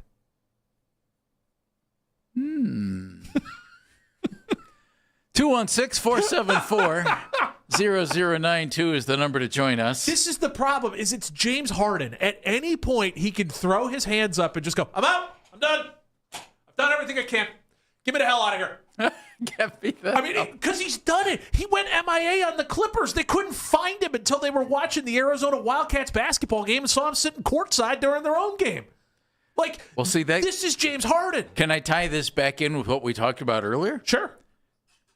This is where he's going to have to buy in. I'm sorry if James and I'm not bashing the guy because I don't think you should bash him. He's phenomenal. He's been a phenomenal NBA player. He's one of the best players in NBA history. But if he could buy into, if Kenny Atkinson is selling this, hey, James, 15 points, 10 assists. Turn Donovan into a 22, 23-point-a-game guy. Get Evan his 20 a game and get Peyton Watson 14 and get Jared Allen 13, 14 points. You're a better team than you are if you have Donovan scoring 28 and James scoring 23. And James didn't even shoot that much with the Cavs last year. But as you've pointed out accurately, he has the ball in his hands a lot. And this team, you've now got a big guy in Evan Mobley who can run the floor like crazy. You've got Peyton Watson, who's a real athletic guy and can run the floor like crazy. You have a big in Jared Allen who gets up and down the floor, is good in transition, does a nice job. And then you've got 2 guards who like to slow the game down a little bit. That doesn't work. Yeah. It doesn't work the way it could, I think, personally. And I'm anxious to see what Kenny Atkinson gets these guys to do, style of play-wise. Because I don't think Kenny Atkinson is a bad coach. I think Kenny's a good coach. I think Kenny Atkinson said one of the dumbest things I've ever heard in my life, and it's going to follow him throughout his entire career. Yeah, the Knicks line. Everywhere he goes, that was one of the silliest things. Were there things that Kenny Atkinson did as well in that playoff series that made my head hurt? Yes. Were there parts he should have called a timeout? Absolutely, especially during that Knicks comeback. During would the have been really nice. 20-something point comeback. Yeah, would have been really nice to call a timeout. Does he do things like that? Yes. But he has brought in an offense that moved, unlike what J.B. Bickerstaff had here, which he had a defensive lockdown presence. But, boy, you watched it when you went up against it. That thing was the clogged toilet. And it was a mess. And you saw it in Cleveland, too. You would get a little bit of action, then everybody would kind of just look at Donovan and go, okay, can you bail us out? Make something happen, bud. Yeah. And it seems like year 2, maybe we get more of that offense. The main thing is the 2 guards need to buy in, and especially Harden, that, hey, you need to be able to play multiple ways. It can't just be pound and pick and roll. You don't need to turn Peyton Watson into a 20-point-a-game scorer. That's not why he's here. But you also don't need to see him regress and not score double digits. But you need to get him enough touches. That's what I mean. You got to get him the ball where he wants it and get him his, I would say, 12 to 15 points a game. It was the great Steve Nash line, and he was always so good at saying this. And I think this was in 6 Seconds or Less, the book that came out about D'Antoni and the Suns and all that kind of stuff. And D'Antoni always said one of the best things about Nash was the fact that he was so good at knowing who needed touches and to make sure that we never ran a play for Shawn Marion, but Shawn Marion at least got the ball enough that he would hustle down on defense and lock down whomever he was facing. I hope both of these guys know that too. It's Baskin and Phelps with Mennigan here on The Fan.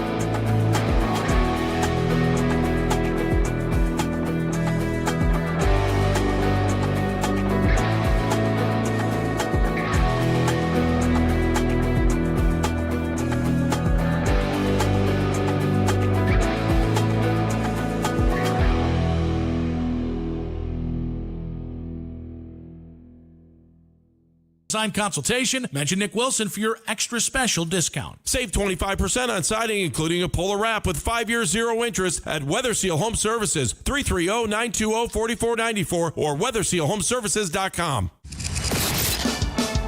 The best Guardians coverage is right here on Cleveland's Sports Radio, 92.3 The Fan.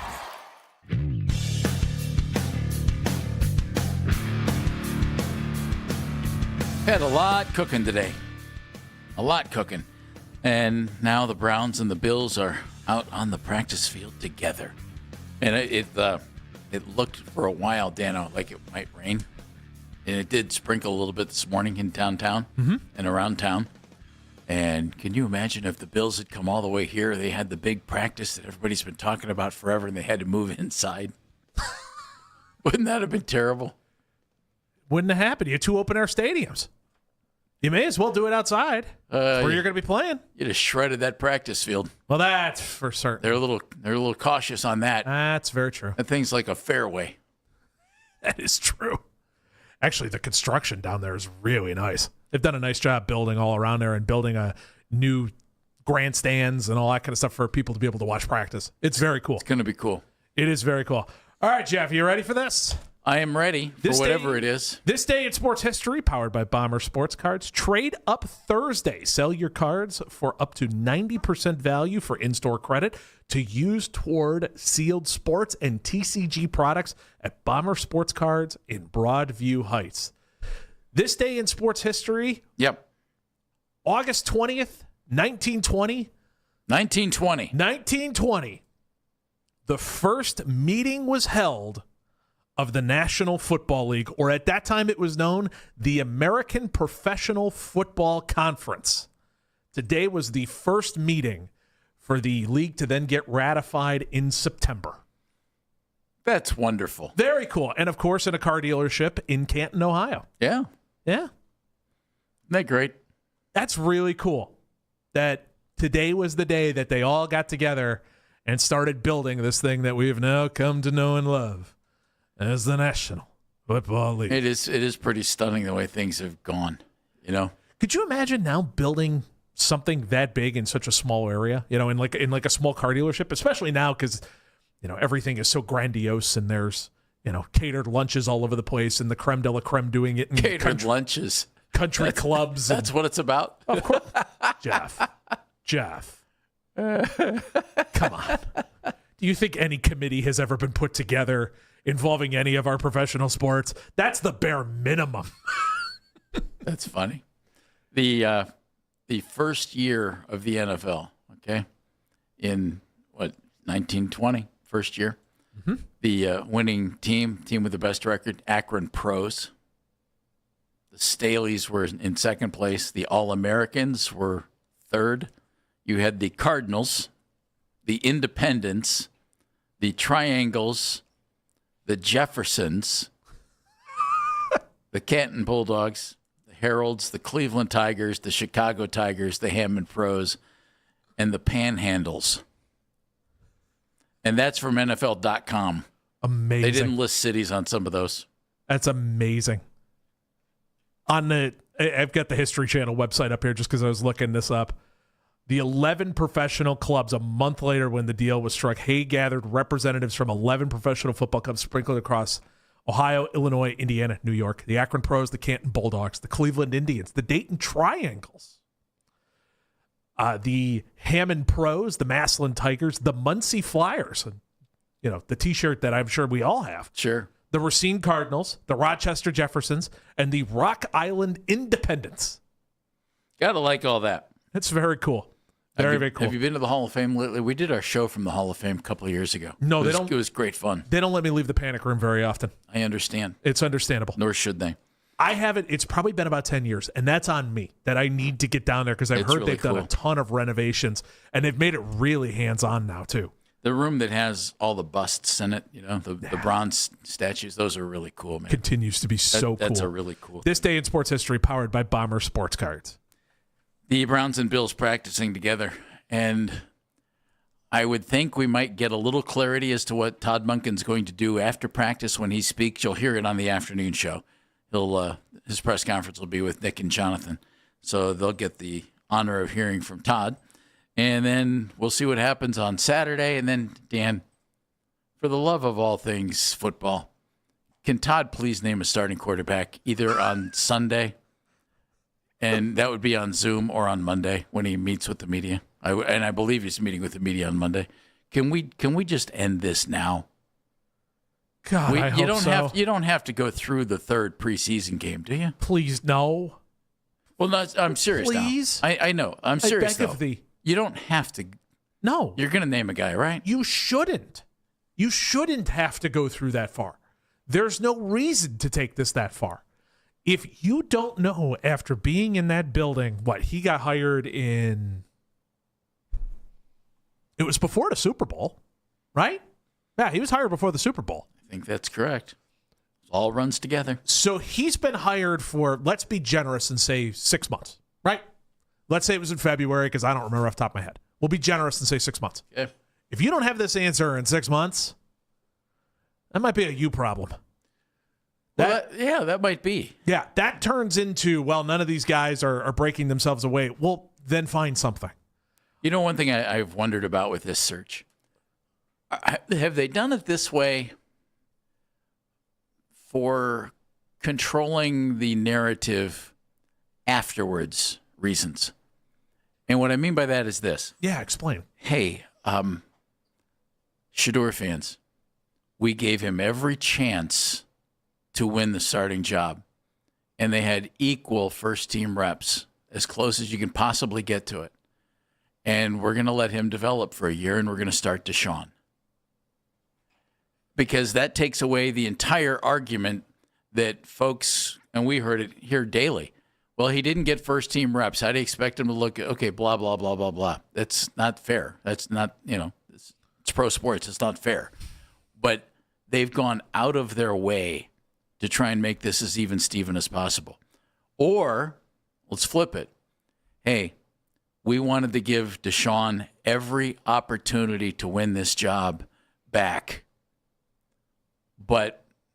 And we know we have a huge financial commitment to him, and we know we gave incredible assets to get him.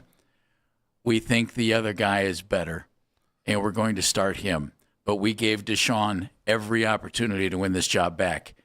And if they come out and say that one way or the other, doesn't that shut down the narrative completely? No. Why not? Because why do you care? Because they bugged the you-know-what out of him last year. That was the whole storyline of the second half. Well, Shedeur is going to be a star, but look what they did to him.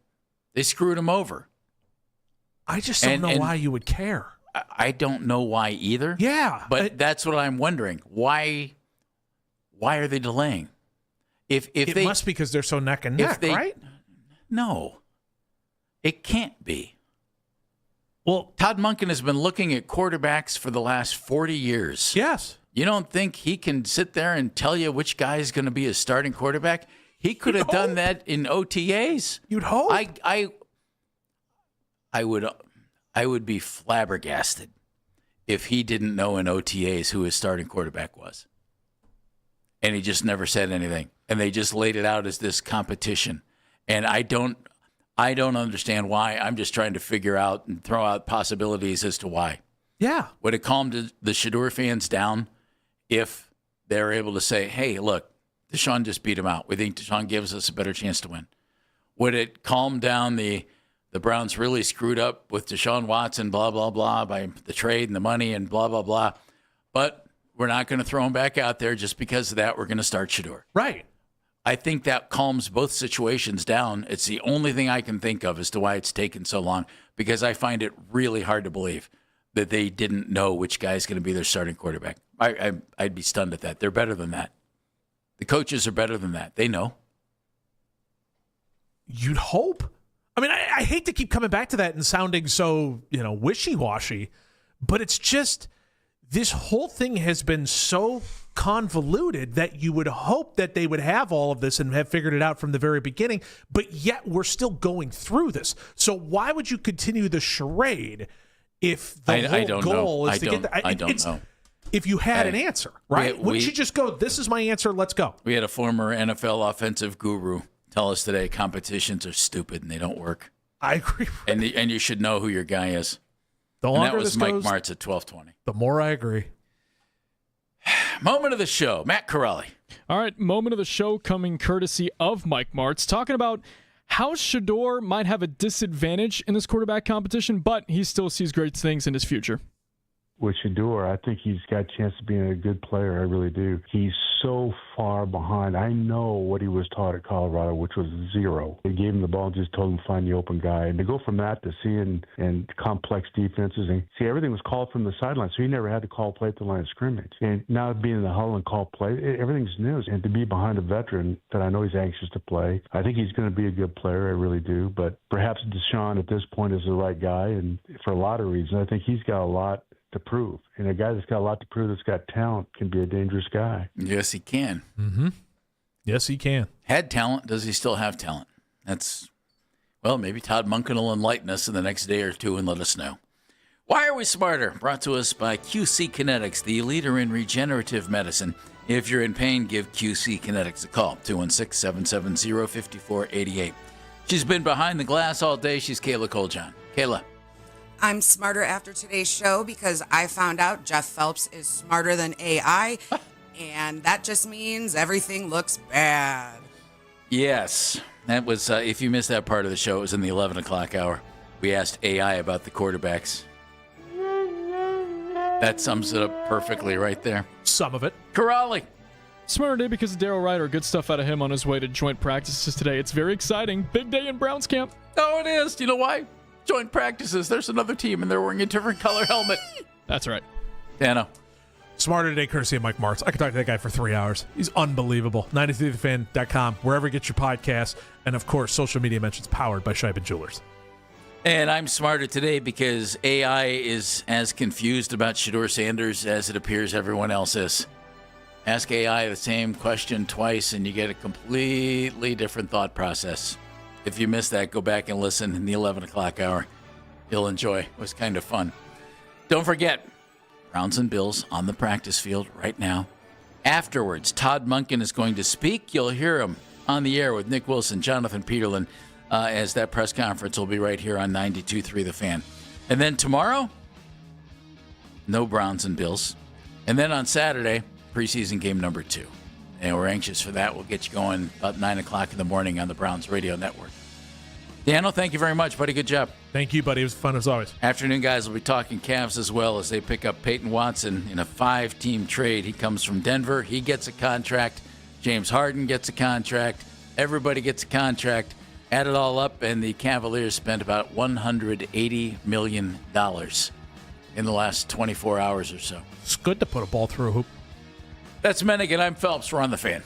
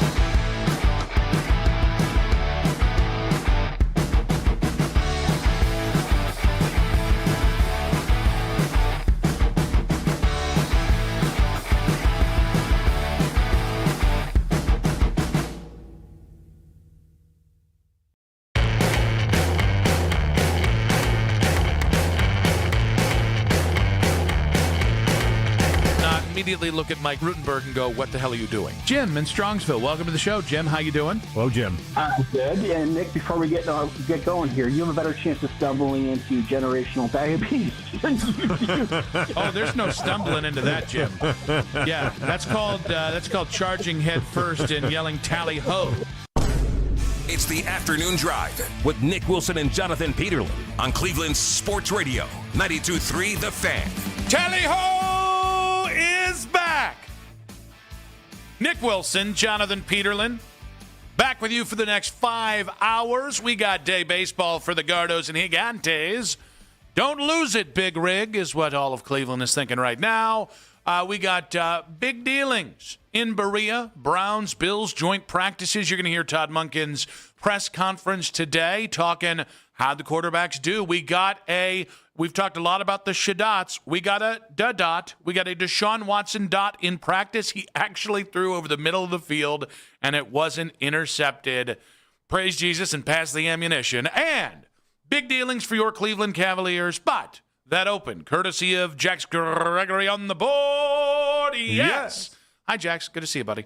We got Jake Murray, man on the 92.3 The Fan YouTube channel. As always, follow the show all 5 hours long, live on 92.3 The Fan's YouTube channel. Subscribe, ring that bell. Except you, Cornlito. Suck it, Cornlito. And like our videos. We desperately need to be liked by you, specifically on YouTube. And, of course, you can listen on the free Odyssey app as well. We've got Flume Dog millionaire Mackenzie Flume on the old 2020s today. Hi, JP. How you doing? Hello. How's it going today? Feeling good. How about you? I feel good today. Yeah, I feel good today. There's not many days I come in here where I'm like, I feel really pretty decent. Mm-hmm. Usually I'm just good at pretending like I feel good. Yeah. My body's always broke. I think that's what being an adult is. It's just pretending you're okay. Yeah. But today we feel good. That's good. We like to hear that. First day of school. Might change 10 minutes from now, but, we feel good. Hey, you never know where it's going to go.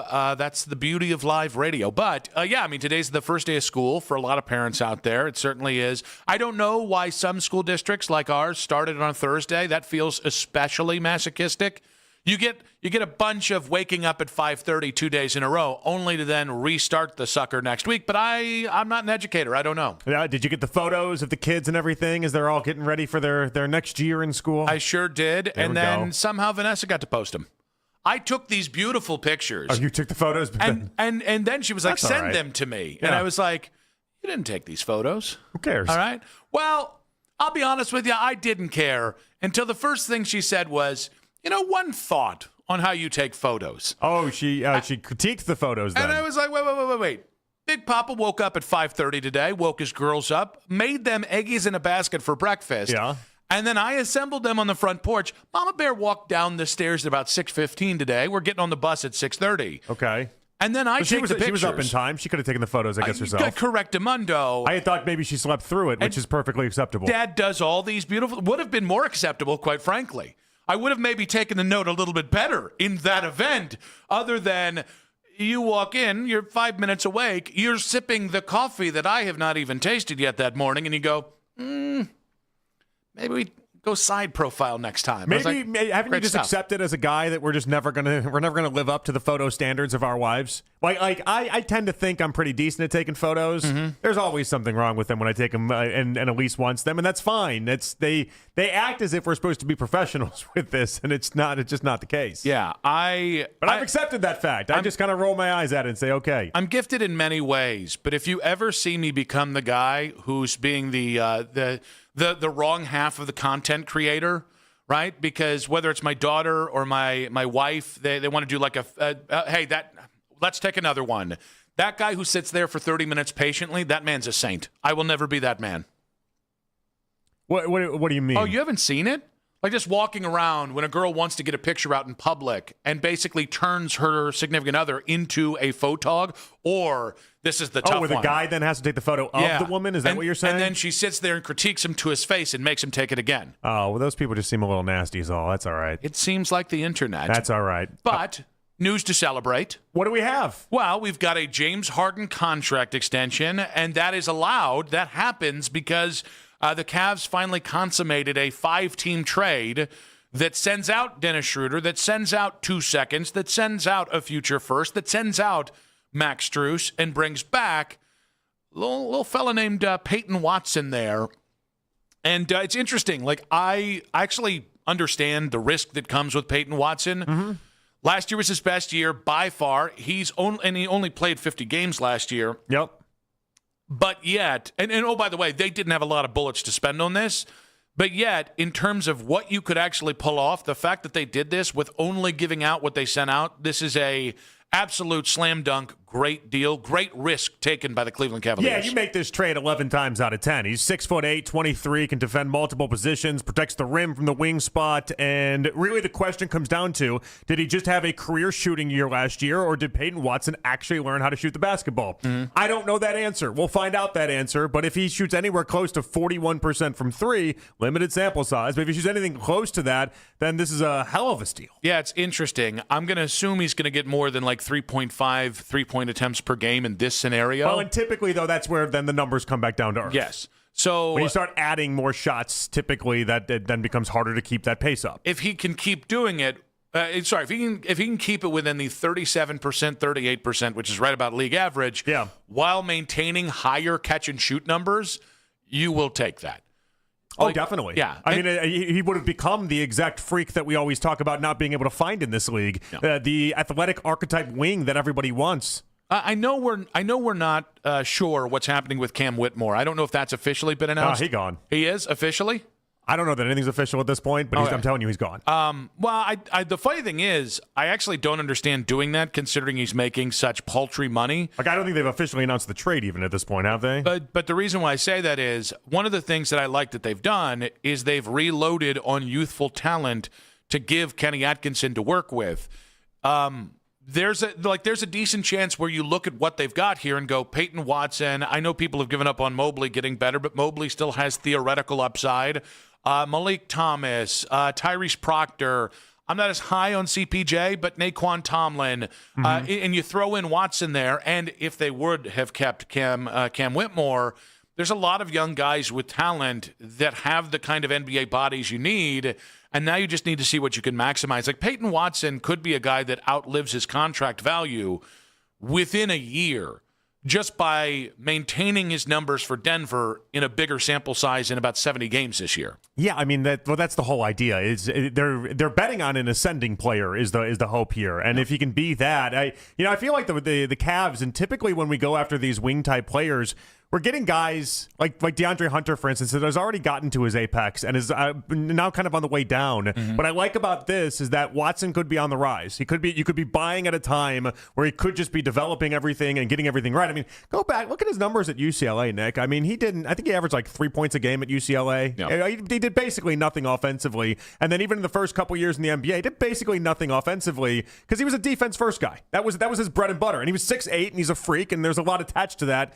If he can actually get this game dialed in offensively, he is a massive bargain. And being able to get him without giving up Jalen Tyson, I think, is a huge win. And without having to send out Jared Allen, and certainly you still have Evan here, the level of rim protection when those three guys are in the game. I know we all care about, can a kid shoot 40% on like 7 3-point attempts per game, which does matter. That would put him in a big way. Averaging about 22 points a game if he were to be able to do that. However, the defensive implications with having a big wing that can defend, especially at the rim, alongside two already layered rim protectors in Mobley and Allen.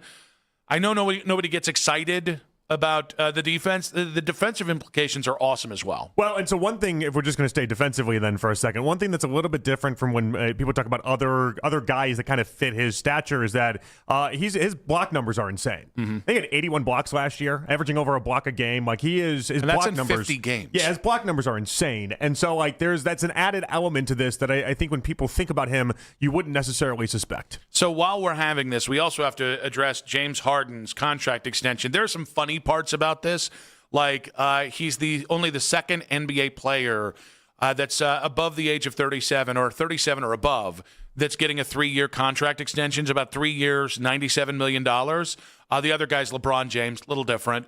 I genuinely wonder, though, whether or not this is going to buy love for Cavs fans who maybe weren't all the way in on Harden, because all of today's wranglings, the last 24 hours wranglings, are because James was very, very, very patient as all the cap space dried up, and he trusted the Cavs to still take care of him after kind of getting the roster right. Well, and he could have simply taken his $42 million option, and then the Cavs would have been blocked from getting Watson in general. Yeah. And so, like, not just the patience attached to all this, but also the idea he did help out the Cavs in taking a pay cut. And on top of that, I mean, many people will call him the second best player on this team all throughout the offseason. We can debate if it's him or if it's Mobley. It should be Mobley at this point. But the idea that you're having either your second best or third best player on this team for $32 million next year, that's very cap friendly. 216-474-0092. At Nick Wilson says, at Jay Peterlin on social media. Social media reactions on X, powered by Scheiben Jewelers, Cleveland's premier jewelry store. Peyton Watson traded to the Cavaliers. Max Strus sent out. Of course, this is on top of the Dennis Schroeder deal that was had. Oh, by the way, Trey Mann was sent to Washington as well for a player that we might never have to know the name of. But how much better did the Cavs get after this trade in this offseason? Quick hits coming up at 2:40 today. We do have Ty Dunn, founder of Go Long Talkin' Browns-Bills joint practices. His thoughts on year one of Todd Monken. We've got the Todd Monken presser coming up about the middle of the 3 o'clock hour, probably about 3:30. Jason Lloyd coming up at 4 o'clock today of The Athletic. Talk a little bit of Cavs, a little bit of Browns with him as well. We got to get to some strong takes on this station today about Deshaun Watson, about the quarterback spot.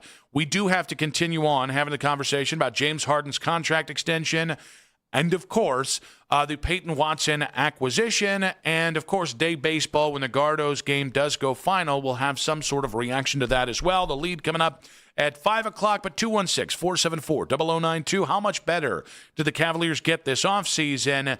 And the word fairness has entered the conversation for the Browns quarterback kerfuffle. That's in 5 minutes on 92.3 The Fan. It's all.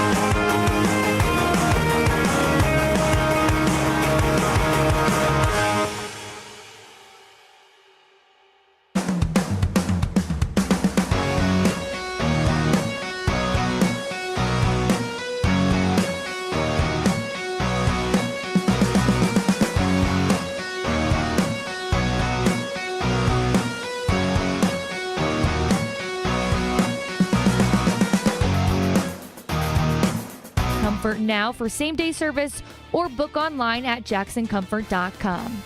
Headline Sports News continues every 20 minutes on 92.3 The Fan. From the University Hospital Sports Desk, I'm Mackenzie Flume. Deshaun Watson, Shedeur Sanders. The Browns QB battle is back. We're your home for preseason coverage. The radio home of the Cleveland Browns. 92.3 The Fan. Quick hits coming up in about 20 minutes there. Nick Wilson, Jonathan Peterlin back with you. If you missed a moment in our show, use the rewind feature on the Odyssey app, powered by Integrated Restoration, your local experts in water, fire, and storm disaster restoration. Not the best news coming out of joint practices. Alex Wright was helped to a cart after a one-on-one against Spencer Brown of the Bills. He was then carted off, and it is a lower body injury. Now, obviously, this has real implications about the depth issues of the Browns, because Alex doesn't just give them depth on the outside as a starter. He's somebody that kicks in on third downs. He's somebody that can play interior, because he is also about 6'5", 280 pounds. Not only does it stink from that standpoint, we talked to Alex about 2 weeks ago, and again, just a genuinely good dude and kind of interesting guy. So you hate injuries. However they happen, you hate him even more when there's somebody you kind of have talked to once or twice and is just a good dude. I mean, he's the number 2 edge behind Jared Verse. Yeah. This is a pretty big deal if this is something that's significant, especially if the Browns are going to try to beat the charges, that they can put together maybe not a D-line that is as good without Myles Garrett, but one that can be top 10 without Myles Garrett. And I really do think they can, but you need guys like Alex right there. But I think the thing that is, if this is a significant, serious injury, and that has been one thing that has plagued Alex a little bit in his career, the timing of it is what kills you, because, again, 3 days ago you could have had Zadarius Smith if you had a bigger role for him. That's a good point. Yeah, you could have offered him up the $6 to $8 million, the $6 million with $8 million to incentives that the Falcons gave, and said, "Here's your starter's role. Go ahead and enjoy it." Yeah, I mean, it's a big blow. There's no other way to put it. If we find out that the injury is going to be something significant, his numbers last year across the board, I mean, he had really nice numbers in a lot of different spots. Alex Wright never gets the credit that I feel like he deserves. I think the same about Isaiah McGuire. I get it. Myles Garrett is a phenomenon. I understand that. But Alex and Isaiah have become really nice football players. Mason Graham didn't have the sack numbers, but if you've talked about, the pressure numbers were there. And even in this camp, it sounds like Mike Hall Jr. is wrecking this league. So,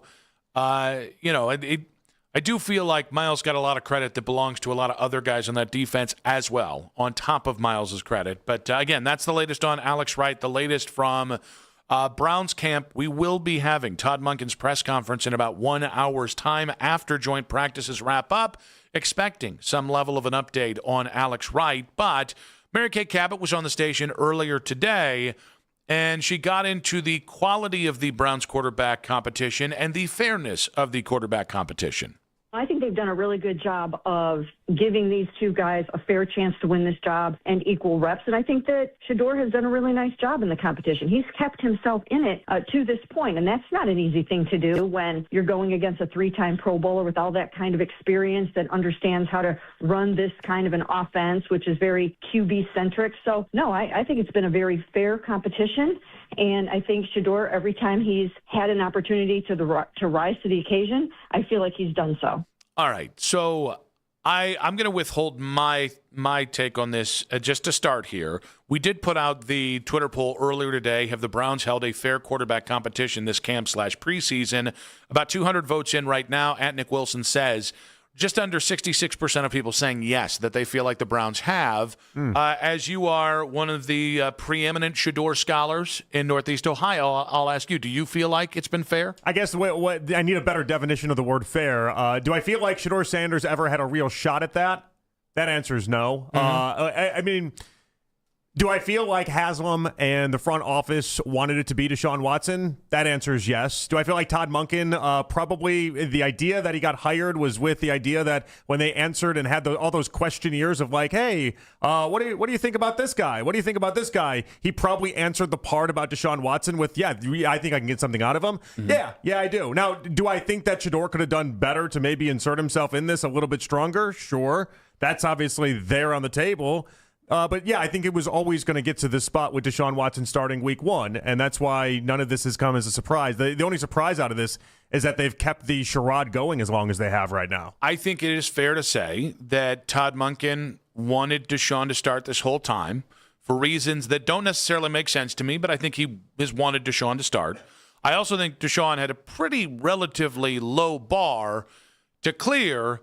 Just look functional in a singular preseason game, and you're going to be the face of the franchise again, little buckaroo. So I think those two things are true. I also don't think the competition has been unfair.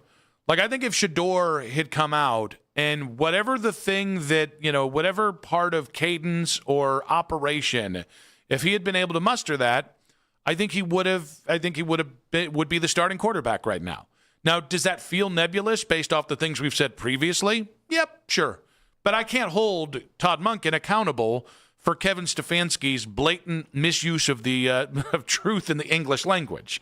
I think Todd has been as honest as he can be sometimes when he's wanted to be. My only real problem is this week, because I think it's closed, and I think the only unfair thing is to give somebody a chance that doesn't have a chance.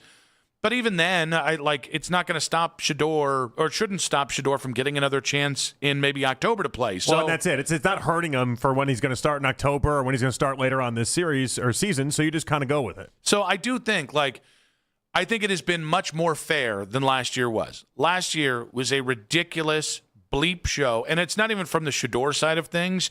It was the entire idea of a 4-quarterback room. It was Kenny Pickett being the front runner until he got hurt and they couldn't just force him into the starter.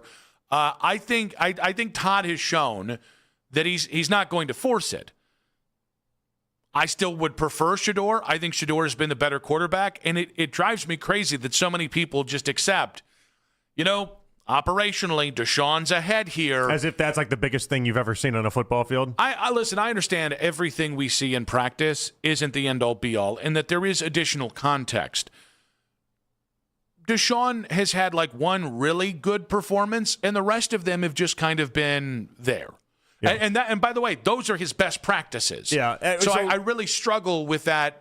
One guy looks like he can actually throw in the NFL, and the other guy looks washed. I think I'd be angrier if he still looked like Deshaun like the guy that we saw 2 weeks ago that I thought was unplayable. Deshaun did come along nicer, and he did come along in a way that it can justify it in their eyes. Where I don't want to come across screaming and yelling and being the crazy person is I don't Shedeur had a chance that if he came out there and he just lit him up, I don't know that it would have got the job done. I truthfully don't know. I think he was the better quarterback in this entire ordeal. I really do. But he didn't make it so obvious and so the Browns must do this. Every beat reporter can't deny it. And so that from that perspective, the Browns get justified in this decision, and they get justified in this even if I think the entire time it was always going to be Deshaun Watson. Yeah, and it is going to be an interesting thing to kind of follow here with the quarterback competition, because I do think if Deshaun is officially the starter, let's say sometime Saturday or maybe next Monday, and he goes out there and looks like Deshaun Watson has for the first 4 to 6 weeks of this season, and the Browns start in a 1-5, 2-4 hole, or even if they start 3-3, winning in spite of Deshaun, which they've done most of the time that he's been here, and then Deshaun comes in and looks really, really good, there's going to be a lot of questions in a revisionist way that I think people beyond you and me aren't asking. You and I are asking, all right, one guy looks better in practice. The one thing that we can't chalk up to is operational. And I do believe that Deshaun has been better because he is the veteran. He should, as a 10-year vet, he should have an understanding of different offenses better than Shedeur does. Even though we just say that he's been better operationally, and he might be, but it's not as if Deshaun's impressed us in that regard either. But I think that's what's interesting. On Saturday, he had his problems. Yeah, I think what's interesting is if Deshaun has operational issues and he looks...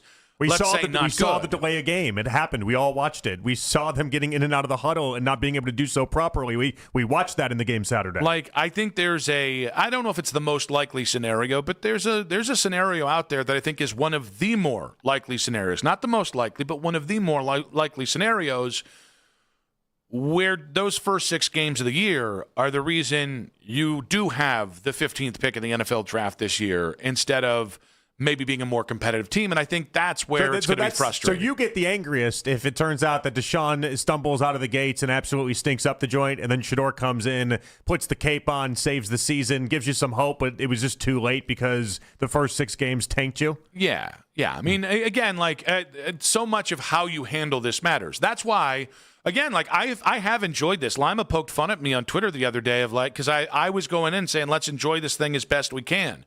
When people get, Daryl yesterday saying it's a disaster and melting down about disaster. it, I'm not going to melt down about a quarterback spot that we all know has its issues, but that the rest of the team is good. I'm not going to hold the rest of the team hostage because of their questionable decisions at quarterback. Because I think they can, for one time in my professional life, I think they actually have the talent around the spot to maybe elevate it a little bit more, even if it's still elevating it from caca to, hey, you didn't completely screw it up. I know, but ultimately it feels like a constant theme from the national media this offseason is that the Browns' eyes are on the 2027 quarterback class, and it's on 2027 for that spot in particular. And how they've handled this screams that that's true more than it's wrong. And I know that upsets a lot of people because you want to treat these seasons as if they're precious, as if you only get so much time to watch these games.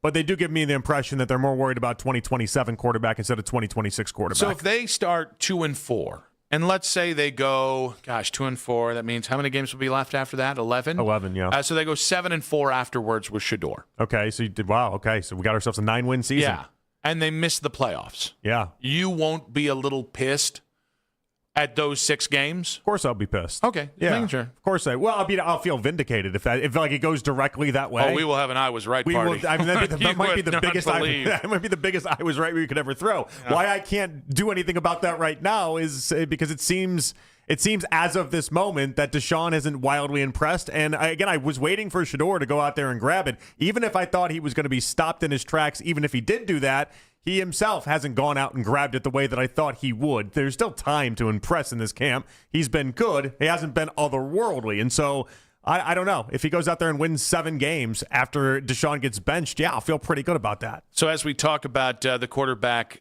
competition, Scott Petrak just sending out Shedeur Sanders with a deep into Malachi Corley versus the Bills. Very nice shadot there. We talked about the dot, the Deshaun Watson dot. The Watson dot? The Watt dot? No, you know what? We'll work on it later. 216-474-0092. Has this been a fair quarterback competition? I think it's been more fair than last year. And I think it tends to be more fair than a fair amount of quarterback competitions. But it doesn't even have to be Shedeur looks great in the final 11 games of the season if that's how we split it up. If he simply looks better than Deshaun and the Browns are more competitive than with Deshaun, there's going to be you really overthought this one once again out of Berea there. But quick hits coming up in 5 minutes on 92.3 The Fan.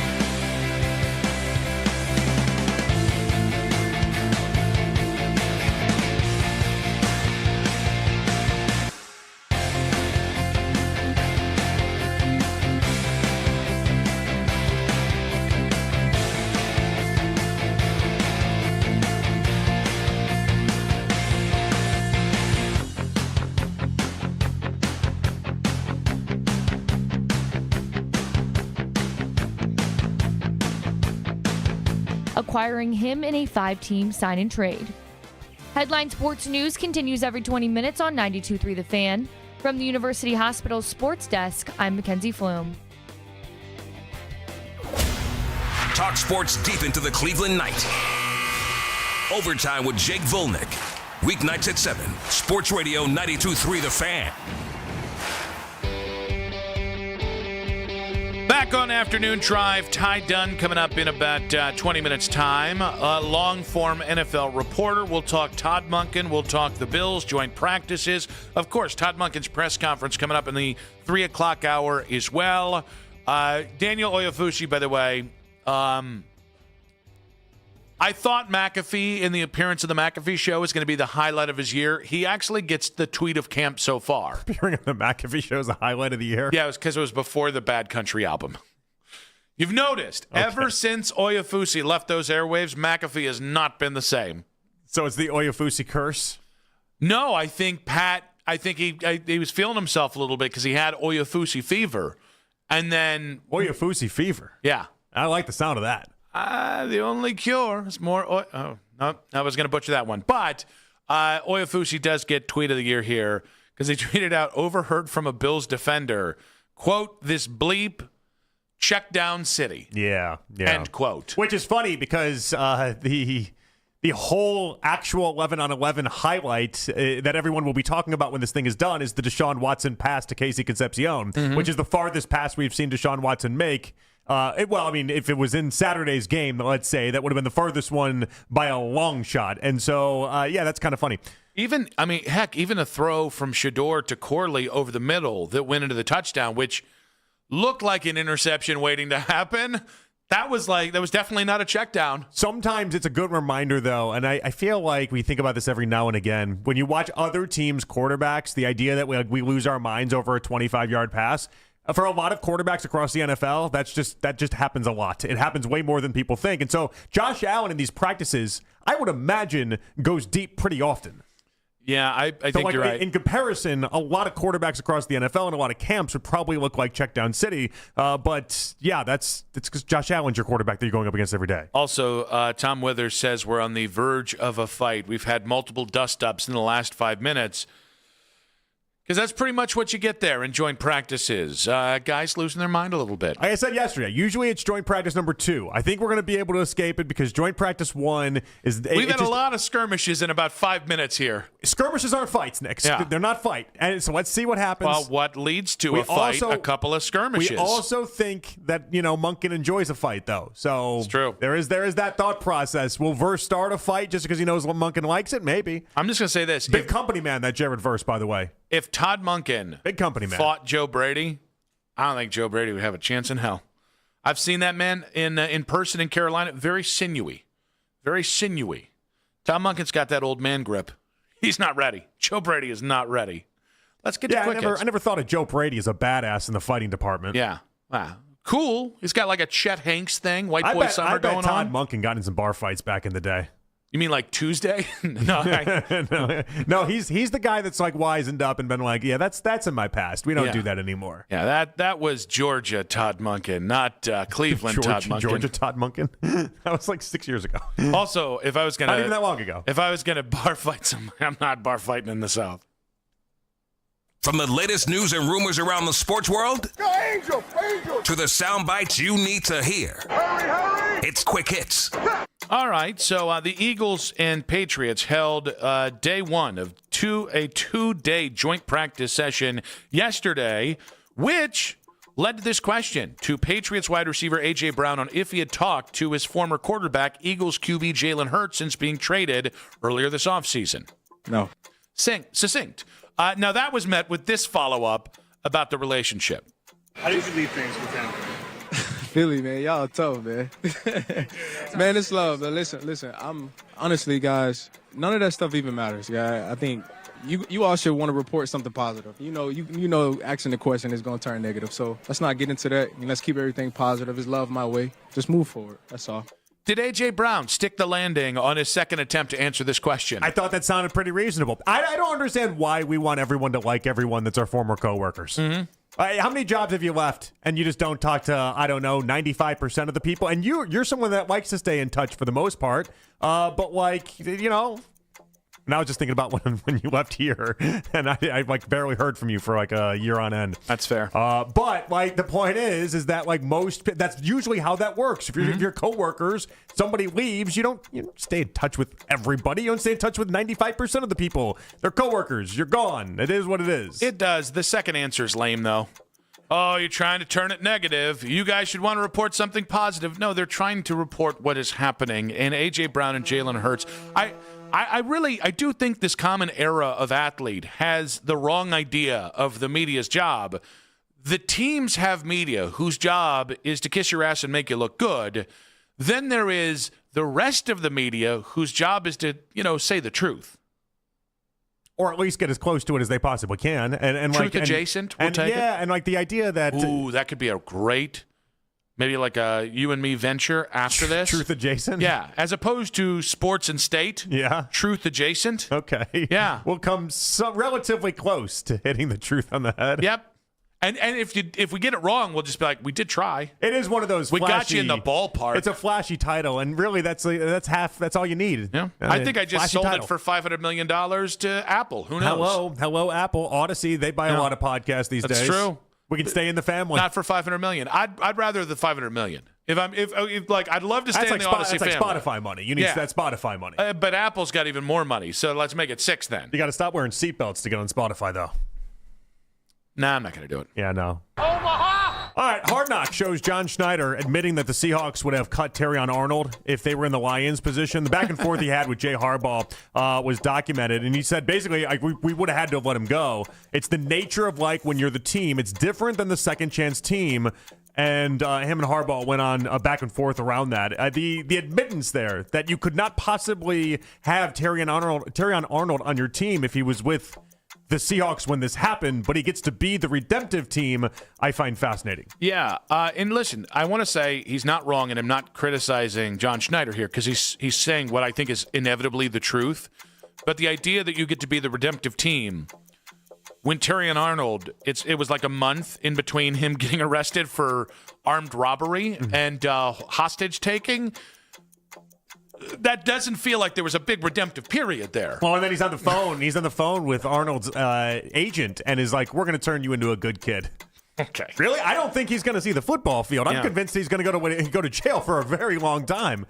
Florida's not kind with the you show a gun and then you get to go ahead and, get out of jail easy. Well, I think that depends on who you are in Florida. No, that state's tough. There's a couple examples, but we shouldn't probably get into that. Maybe we'll get that on Truth Adjacent. The Aaron Hernandez story. Too soon. That happened in Florida. The other stuff happened in Connecticut, but he did a lot of gun work and gun activity in Florida. It is interesting. I should never use that word. People don't like when you reuse the word interesting. I'm looking at you, Joe Mers. So what? Wait, what word is it getting you on for? Or getting on you for? Everybody on the station says interesting too much. Oh. Yeah, which I thought was interesting. But when I say interesting, by the way, that's when I really, really do like. Interesting is like probably the biggest compliment I can give something. I thought it was more like your good question. I thought it was your pause for more time. No, I think it's one of the biggest compliments I can give to you in the moment. I can be accused of being cynical. I can be accused of having a gallows or dark sense of humor. All of these things are fair. There is an element of like the pinnacle of cynicism that we live in today's society. And that, again, John Schneider's not wrong, but we would have had to cut this kid if this happened on our team a month ago. And then a month later, it's like, but we're here to give you the hand up. That's just, there's such a cynical nature to that I definitely think we've reached this zero-sum game that I think teams and corporations now know how to play the game in a way where it's like, really, none of this counts. It's all kind of for paper, and there are no real consequences to anything as long as you're good at something or make a lot of money. And in his instance, he's not really that good anymore. Yeah. Terrion Arnold, a bad year last year. Yeah. What do you think he's worse at? Football or armed robbery? The second. Okay. Yeah. All right. Yeah, the second. I mean, he got lot. busted right away. Didn't even get away. Well, you know what? We don't know how many armed robberies he's gotten away with. Well, I thought the actual the papers on it suggested that he wasn't even there for, I don't know, like 3/4 of the attempt of it all, and holding that person. Oh, it was a jump on pile? Well, they met the Danny person. Shelton moment. He came in at the 11th hour because he didn't want to miss it. He was instructing somebody through a Facebook Live of all places. This person went Facebook Live, and then he was instructing them like basically what to do or what they wanted to have happen. And it was like, why is this on Facebook Live? Why of all places are you doing this on Facebook Live? And yeah, he wasn't even there for like the actual really bad stuff attached to this. But the idea that this person went to him says there's some foundational knowledge there. I don't hate that. Omaha! Happy National Radio Day, JP. It's a big day for a lot of people in radio who then get to make social media posts about the business. Sure. What is your favorite radio guy celebrating National Radio Day cliche? You want me to run you through a couple? Yeah, I haven't thought anything of it. Although Mackenzie did say Happy National Radio Day when I walked into that. And also with you. And also should be with the proper you. response. That was very nice. I thought to myself, oh, you're young and still into that stuff. That's so great. The first one is you got to get there's got to be like a microphone with a radio cover on it so people know not only are you in radio, but what station you work for. That's one cliche. The other one is guy that works at the rock station giving the devil horns. Oh, yeah, that's a big one. Because I like the devil in rock and roll. Because I'm cool, man. That's so cool. Yeah. If you make a social media post, it's going to be like super on the nose if you use like a song for it. Yeah. Like I used TV Killed the Radio Star, Video Killed the Radio Star, because I'm edgy. I got humor. Yeah. And I know where that song is. It's like celebrating the business while also then saying we're doomed. Yeah. Now, if you're in the business, you have to completely act like the downside of the business doesn't exist. If you've been recently let go of the bill, you make sure to let everyone know how radio screwed you. So those would be two more cliches that you can. I gave you 5 cliches. Tell me if I have a real gripe or not. Okay. Okay. All right. So I don't know. I told you I monitor my high school's Facebook page. Mm-hmm. They pop up, right? They posted a alumni spotlight today for National Radio Day. Yeah. And I'm like, all right, no one contacted me, but this has got to be my shot, right? Yeah. I'm in a pretty good sized market, afternoon drive, been doing radio for 15, 20 years, whatever it's been. I just gave myself like 3 more years there. But the point is, I was like, hey, it's got to be me. And no one told me it was coming. It's got to be me.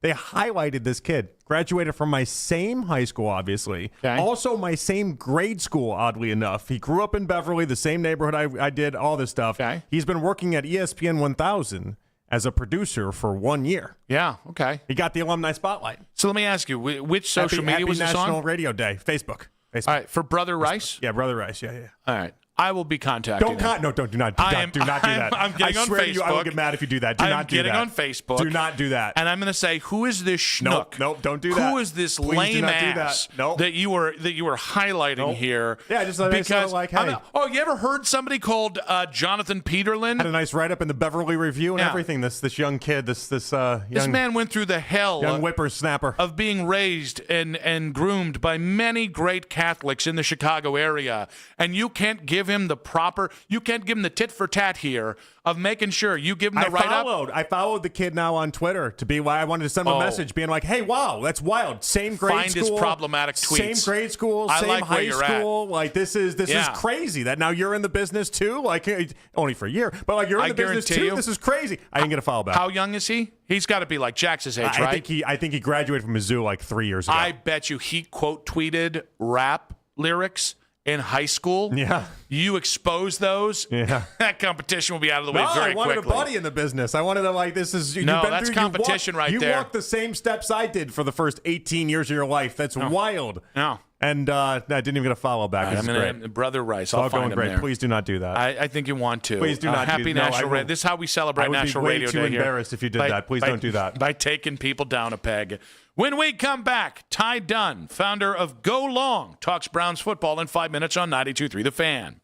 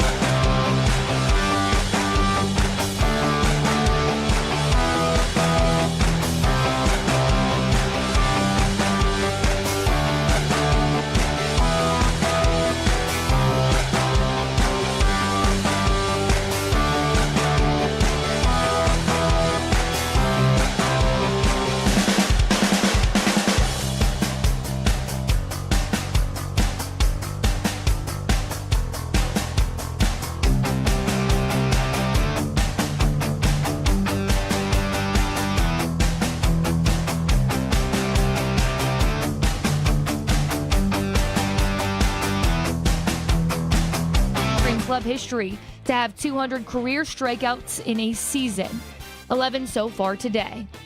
Headline Sports News continues every 20 minutes on 92.3 The Fan. From the University Hospital Sports Desk, I'm Mackenzie Flume. The only place for Browns news on your way into work. The Ken Carman Show with Anthony Lima. Weekday mornings starting at 6 a.m. 92.3 The Fan. It's the 3 o'clock hour on Afternoon Drive. You can listen to The Fan anytime, anywhere on the free Odyssey app or by telling your smart speaker to play 92.3 The Fan. And now you can find The Fan on YouTube, including The Ken Carman Show with Anthony Lima, 6 to 10 a.m., Baskin and Phelps, 10 a.m. to 2, Afternoon Drive. Nick Wilson, myself, Jonathan Peterlin. We go from 2 to 7 each and every weekday on The Fan's YouTube channel. Subscribe to our channel for free to watch all the best content from your favorite shows in The Fan live and on demand now. Nick and JP back on The Fan. We got Todd Monken's press conference from joint practices with the Bills coming up inside this hour. Jason Lloyd coming up at 4 o'clock, but joint practices are going on. We do have a regular season to get underway, even though a fair amount of people just want to skip right to 2027 for the Browns. But talk about the Browns, talk about the Bills, who, of course, the Browns are practicing against today. We head out of the Wise Heart Right. We make it right. Call Kyle Wright hotline and welcome on Tyler Dunn, founder of Go Long. Tyler, welcome back to the show.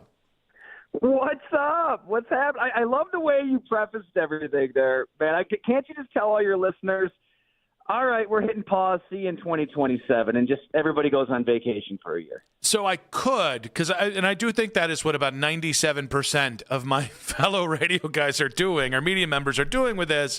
I actually, again, I don't think they're going to win the Super Bowl. I certainly don't think they're going to the playoffs. I think a more competitive 2026 is in store for the Browns. I think they could be watchable this year, Tyler, which would be a huge upgrade over the last 2 years. Hey, they've been drafting really well. You've got some smart scouts. I like a lot of people in that front office. They know what they're looking for, and they didn't kid themselves. They're looking around the division. They see Joe Burrow, Lamar Jackson. The Steelers are always competitive, and said, you know what, let's get as many picks as we can. Okay, Jacksonville, you take Travis Hunter. We'll take X, Y, and Z. And, you look up. You forget about the Browns for a year or two, and you look up. There's a lot of young talent, 22, 23, 24-year-olds that have a chance to grow together. It's just that, evergreen concern, who in the hell is going to play quarterback for the Cleveland Browns? And I just, it's one thing to say, yeah, that draft, it's going to be loaded at quarterback. I feel, though, on the outside, whether it's fans, whether it's media, we tend to say that every year. Putting that into practice and drafting the correct quarterback, though, is a much more difficult challenge. Well, we called the competition on Monday over, and I really do in my heart of hearts believe that it is. I believe the decision's already been made up. We'll find out about that either Sunday or Monday is my guess on that one, Tyler. If it's Deshaun Watson like we believe it is, are the Browns making the right call? I guess, right? No, we're not happy about it. We need to let you know that. Yeah. We're not happy about it, but this is the reality. You hate to say this, but football is a business. Jimmy Haslam has a lot of money invested, a lot of draft capital invested in Deshaun Watson, and even if it's a 3.2% chance that he'd go somewhere else and everything would turn on, all the light bulbs turn on, and you see 2019, 2020 Deshaun Watson in another team's uniform, you wouldn't be able to live with yourself. So you might as well exhaust, every last juice of the squeeze of this orange that you can if you're the Cleveland Browns. I don't think it's in there. I don't think Deshaun Watson has it. But the alternative, I know it's blasphemy to talk like this to a certain segment of the fan base. I just don't see it in Shedeur Sanders. I know he's younger. I know we haven't seen as much of him, but there's a reason he fell in the draft to where he did, and I don't think he's the answer either. So, you might as well just go through with this investment to the very bitter end, as crazy as that is. Let's make it as bitter as possible then. Ty, I vaguely remember that you've said some very nice things about Kevin Stefanski in the past and talked about maybe the fact that Kevin was burdened by this organization. I don't think you're getting a lot of fight around the NFL or Cleveland on that one, but they go out and they hire a 60-year-old first-time head coach. What did you think of the move from Stefanski to Monken? Yeah, Todd Monken's a smart guy. He's got a lot of respect all over the NFL. I mean, really the college ranks, too, with what he did in Georgia. We saw the same thing with Josh Allen living here in Western New York. You wonder, what did this coach have to do with his production? What did that player, that coach? This is just at the end of the day, Lamar Jackson's Lamar Jackson, Josh Allen's Josh Allen. All that being said, though, I mean, this coach did help Lamar Jackson win an MVP. They really should have been in that Super Bowl in 2023. They might have won that Super Bowl with an MVP quarterback. So he knows a thing or two about the quarterback position. And I get it, he's older, and it's always the young 30-year-old Grant Udinsky type that fans gravitate toward. But, hey, for where this team is, nobody expects a damn thing.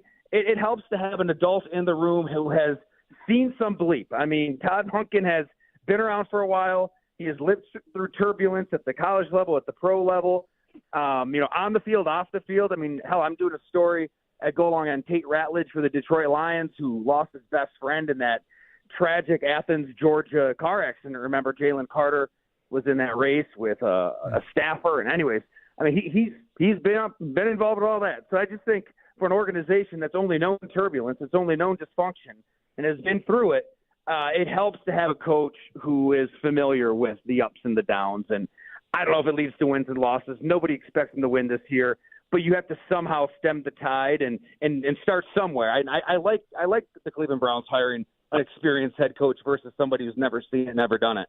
How hard is it, though, do you feel like, to go from Lamar Jackson to then either Deshaun Watson or Shedeur Sanders? Because I would imagine Monken asks a lot of things of these players that they just can't do because they're not Lamar, and he's got to dial it back in and say, oh, okay, this won't work here the same way.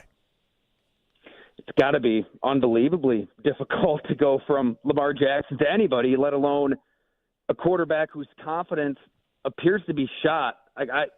I don't. It's been a half decade since we've seen Deshaun Watson just dancing through defenses, and obviously he went through everything off the field. He doesn't really have many diehard fans at this point, and it's actually the exact opposite. So to somehow rebuild this quarterback on the field and off the field, I don't even know where you start. So it's not easy. And then you got the Shedeur Sanders factor. I don't know. It's not an ideal quarterback competition, and sometimes you guys, I'm sure you're doing it on your show, you read between the lines and you try to interpret what Todd Monken's saying. He's been very nice, hasn't he? He's gone out of his way to say things like he is functioning the offense at a high level, where you can't just say that people don't believe what you see on the field. Everybody there on the practice field sees it. You see in the exhibition games. It's not ideal, but you know what? I do like the fact, though, that they're thinking long-term. I think I said this with you guys, or maybe it was the morning show last year. Give me the Cleveland Browns still, even now. Give me the Cleveland Browns quarterback plan over the Pittsburgh Steelers, where they'll win 7 or 8 games in Pittsburgh, and McCarthy and Rodgers will turn back the clock. It'll be fun on primetime TV when he leads a late-minute drive. What's the plan, though? Like, what's the 5-year plan? It's the scene in Big Daddy, right? What's your 5 years? Is it to work at Hooters? I don't know. They're not winning a Super Bowl with Aaron Rodgers and Mike McCarthy. At least in Cleveland, you can, play the mystery box game and imagine a quarterback in 2027, 2028 joining all of this young talent, and then maybe someday you're in position to compete with Lamar and Burrow. I think fortunately for Deshaun, he won't have to work at Hooters in 5 years. I do want to know, though, Ty, or Tyler, I keep calling you Ty. I know we can call you both, but I like to be more formal here. Whatever you want. I'm going to lose the Marconi on this one, bud, because I want to ask you a dreadful two-parter here. They do have Joe Brady in for Sean McDermott, but 2 AFC game title appearances in 6 seasons. But yet every year it ends in a loss instead of winning that Super Bowl. Why will this season end differently for the Bills, and why will it, end the same way? They had to make a change. However you look at it, if you're a head coach and you've been with the team for 9 years, and you're not Bill Cowher, you're not Tom Landry, everybody else has been fired. They just don't get it done. So it was time. The relationship between the head coach and the quarterback wasn't great before. It's great now. That gives you a chance to win a championship.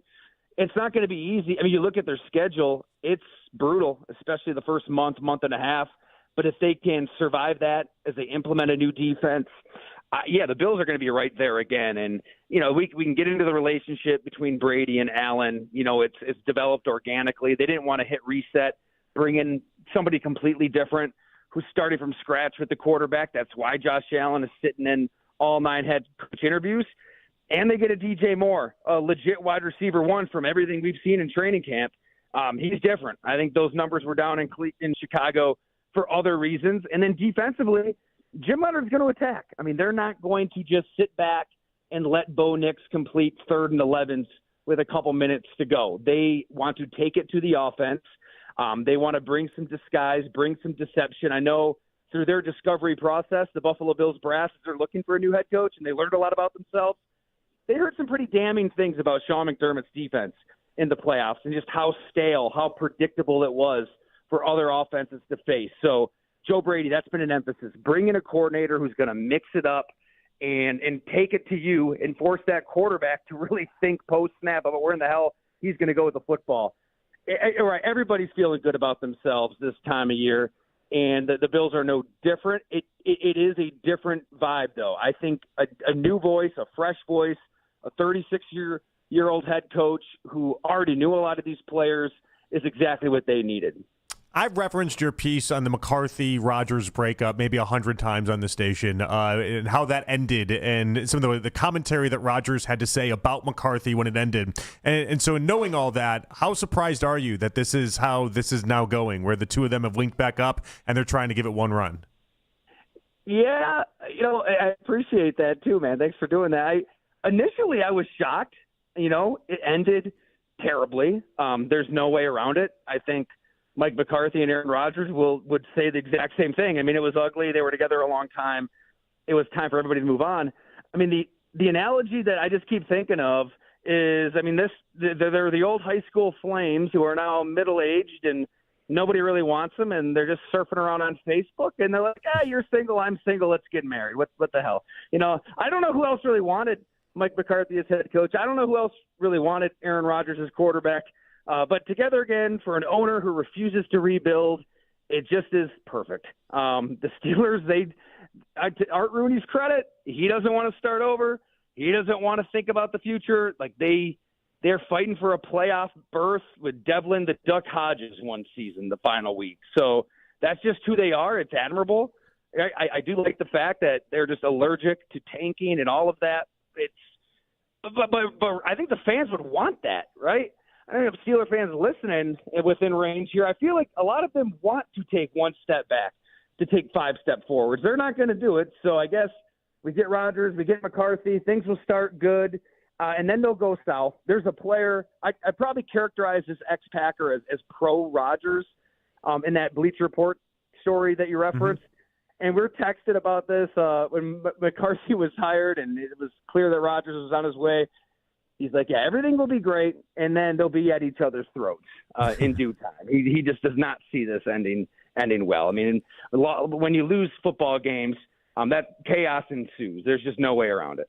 Tyler, no way around it. Great spot as always with you, bud. Appreciate you. We'll catch up down the line. Hey, thank you so much, guys. Anytime. Tyler Dunn there, founder of Go Long on the Wise Heart Right, We Make It Right. Call Kyle Wright hotline. We'll react to what he had to say. We do have Todd Munkin's presser coming up, and likely in the next segment as well on 92.3 The Fan. Mike Rowe here with another random fact. Those cracks on your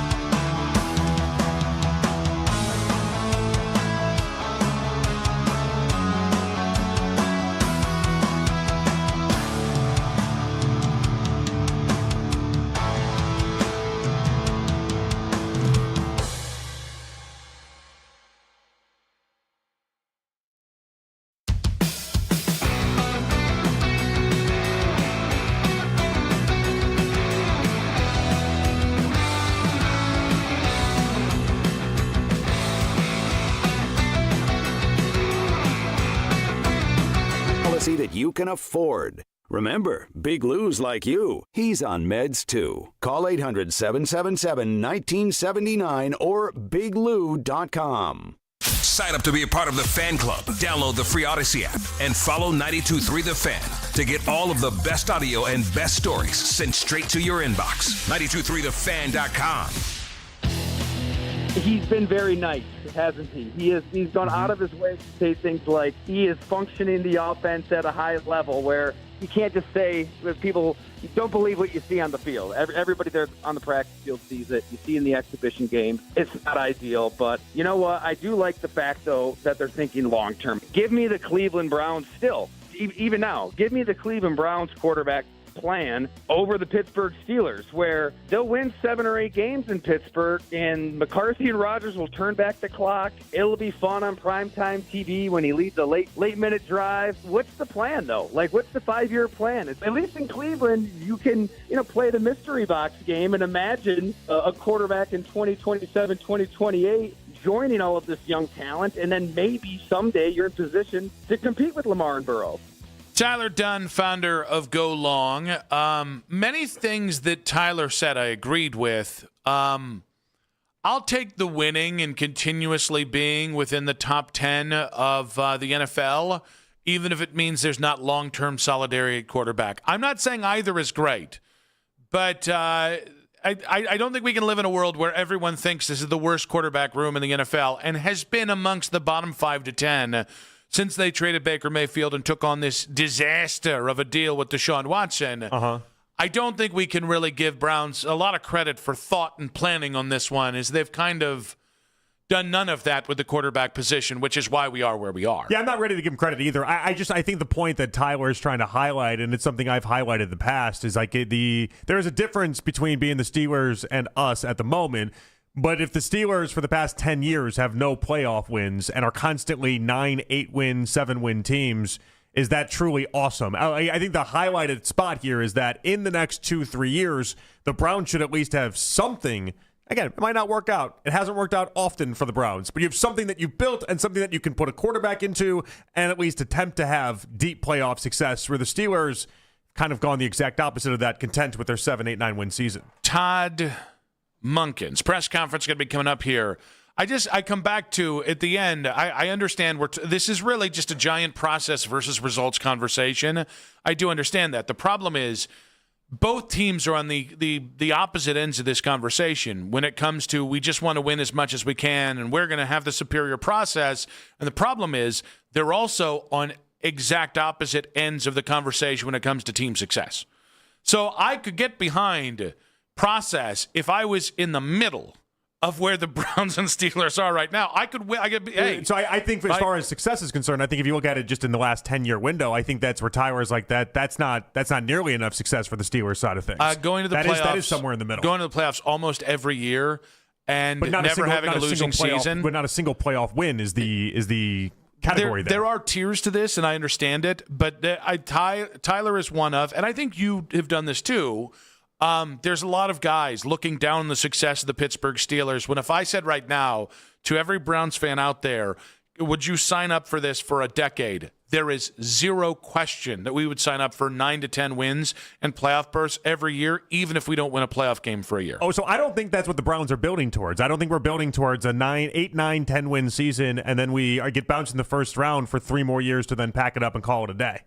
That's not what I want for the Browns. But I would take it. If we could say we can change, we can swap out the last 10 years. Of course you take it over what the Browns have been. Well, but I think that's the point. I think it's a little looking from the underoos and being like, oh, that's really sucks up there in the clouds. I think the problem in the convo is that you are prematurely giving credit to the Browns for something they haven't actually pulled off yet. Like if we look up 3 years from now and the Browns have made their way to a Super Bowl or an AFC title game, then yeah, we will get to laugh at the Steelers that constantly live at 8, 9, 10 win seasons and have 0 playoff wins. Like we will get to do that. But until we actually get to that spot, then yeah, they've had more success than we have. That's inarguable. All right, so we already have a Todd Monken quote coming out of Berea here, so I don't know if we're just a little bit behind. But maybe it's off the record. It's our buddy Nick Padone who says Browns head coach Todd Monken says, Quinshon Judkins is dealing with something minor, injury-related, not related to practice ending early the other day. Yeah, get from Daniel Yafusi, Todd Monken / God. That was a lot of fun. Okay, all right. So how about that? We'll see if we can get Todd Monken here. Jeff's shaking his head no. Yeah, well, we've got our top men on it. We do have our top men on it. Our top men are looking at us like, I got nothing, guys. Yeah. I got nothing. Back to you, Jim. He at least got on his phone now to be like, maybe something's going on back there. I'm not sure. But so we will work to get Todd Monken his press conference live on air. It was an all-time look. It was. It was. But there was a hint of, is something going amiss there? He shook his head like, no, that's not happening right now. And I appreciate that he understands something might be going amiss. He's getting serious now. He's you on can tell. it now. He's getting serious. He is ingrained in it. We're going to lock this down for you guys. At least we'll attempt to lock this down. As I've said, we've got our top men on it. Our top people. Monken, by the way, saying we looked like we belonged. Okay. Sorry, that didn't come out right. Jeez. No. Trust in Todd just left the building. No, I trust in Todd. I love that. I love that. It didn't look like we were out of place. It looked like we belong, and that's what you want to see. Todd Monken, Daryl Ryder, 12 seconds ago. Would have been great to have on air. Well, and so the funny thing is that when Ty Dunn joined us, I like calling him Ty. I've always been a Tyler guy. I like calling him Ty. That's not bad. I did too, but I was vacillating between Reminds the me two. of Ty France. Anyway. When couldn't get a better Ty Burrell, couldn't get a better Ty. That's my Ty. So anyway, when he joined us, he had mentioned the idea that between Shedeur and Deshaun, it felt like Todd was definitely waxing poetic about how great these quarterbacks had looked, and really doing a lot of lip service in favor of these quarterbacks, despite what a lot of people are seeing out there in Berea. And if the truth teller narrative is going to exist within Todd Monken, I would argue that Tyler Dunn was slapping that down in that comment. Other Todd Monken quotes coming out of Berea here are, he said went to the edge with chippiness, but not over the line. There were a lot of skirmishes, so you got your wish. You know what? You were right. Day 2, we would have had it. I promise you that. Day 2, that's when the fights all happened. We would have had it. And, skirmishes. Todd Monken also saying he anticipates some of their younger players playing on Saturday. And I have a text here to read. Okay, good. Well, right, so we're having. By the way, update. We're having technical issues. So we're not sure if we'll get him live. Okay. Which is good because we've only talked about it for an hour and a half. But that's what we're going to do. That's all right. Yeah. We're going to power through here. Yeah. Hi, it's Nick Wilson, and I'm showing you my ass right now. This being said, earlier today we talked about the Bills chirping at the Browns quarterback saying, check down king, check down king. Yeah. Well, it turns out we found out who it was and who it was directed at. Tom Withers saying that it was C.J. Gardner-Johnson in his first year with the Bills chirping this at Shedeur. This is interesting for two reasons. One, C.J. Gardner-Johnson talks more than any mid-ass player in NFL history should have the right to do. Okay. I find him to be remember, he was a guy that went to the Ravens in the playoff things, and they could have cut him for being a insubordinate jackass. And they decided to keep him on the inactive roster because they didn't like him. Yeah. So the Ravens didn't like him. It was also a session that Shedeur went 4 for 4, we should note. Yeah. And the other part of this is, of the many things we can call Shedeur Sanders, I don't recall check down king ever being one of the top 10 things you could call Shedeur Sanders. Yeah, that's a good call. It'd kind of be. I'm trying to think of the right analogy attached to this, but Shedeur's it's funny because in college, it's not as if he stretched the field in any sort of way. The deepest pass he had at Colorado was 46 yards, but now in the NFL, and since he's entered the NFL, he has noticed somebody that just throws the ball deep constantly. That's kind of become his MO, and so the idea that he's just a check down Charlie, I bet Todd Monken would prefer if he morphed into a check down Charlie. Yeah, I bet Kevin Stefanski would have loved if he had just been a check down Charlie because that's Dylan Gabriel last year. So one of the reasons why when Todd Monken says he's seen a lot of growth from Shedeur in the offseason, why I don't think that's lip service, and the two things can be true, that he has come a long way and he still has a ways to go from Todd Monken's perspective.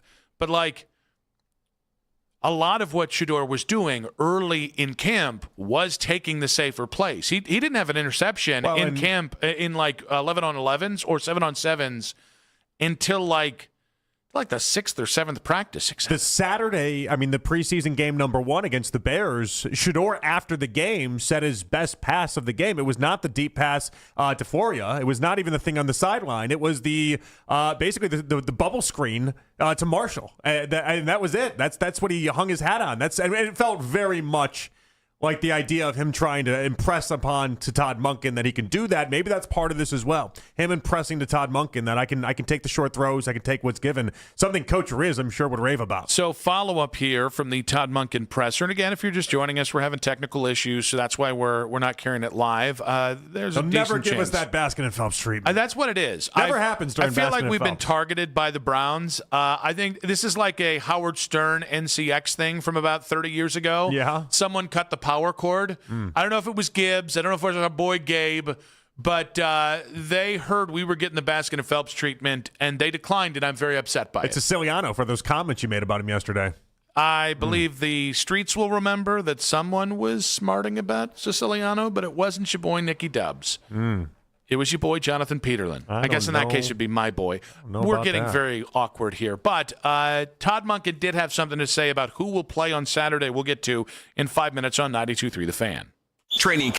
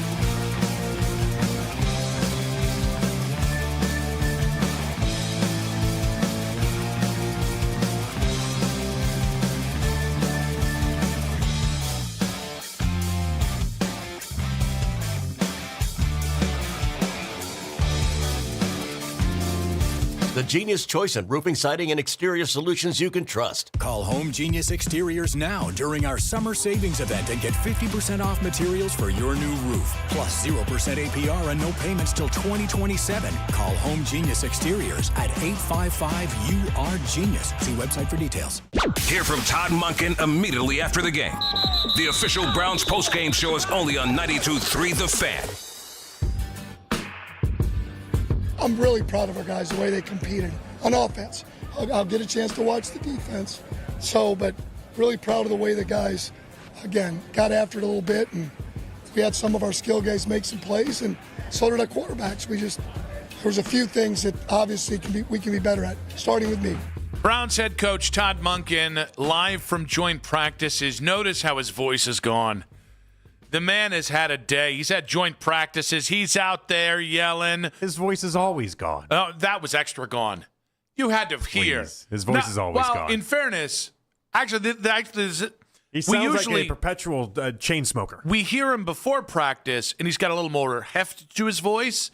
Post-practice, the man was using what God gave him. God bless him. I don't know how you even tell the difference. He always sounds Do we need to do a side-by-side with Monken the Maximizer? I'd like that. He always sounds like he just got busy yelling at a bunch of third graders in PE. Well, if they just picked up their feet, this would go a lot quicker. Yeah. So Monken the Maximizer there talking about the day at practice. Again, if you were expecting to hear the press conference, tech issues, buddy. It turns out he did his press conference away from where people were expecting. He actually did it out on the field. Threw him for a curveball. But some of the old, or a duck, maybe, if we want to do the Shador conversation. Or a dime. That's true. Or was it a Shadot? We'll the never opposite know. of a duck. It's the dime. Everything's a dime. All right, okay. But Todd Monken was quoted as saying he anticipates some of his younger players playing on Saturday. And it was asked about Concepcion in Boston specifically. I anticipate some of our younger players playing Saturday. We started the show with the conversation whether we think this is a fair quarterback competition or not. I still think it's as fair as you were going to get if you were Shador. That doesn't mean it's a 100% square deal for everyone involved.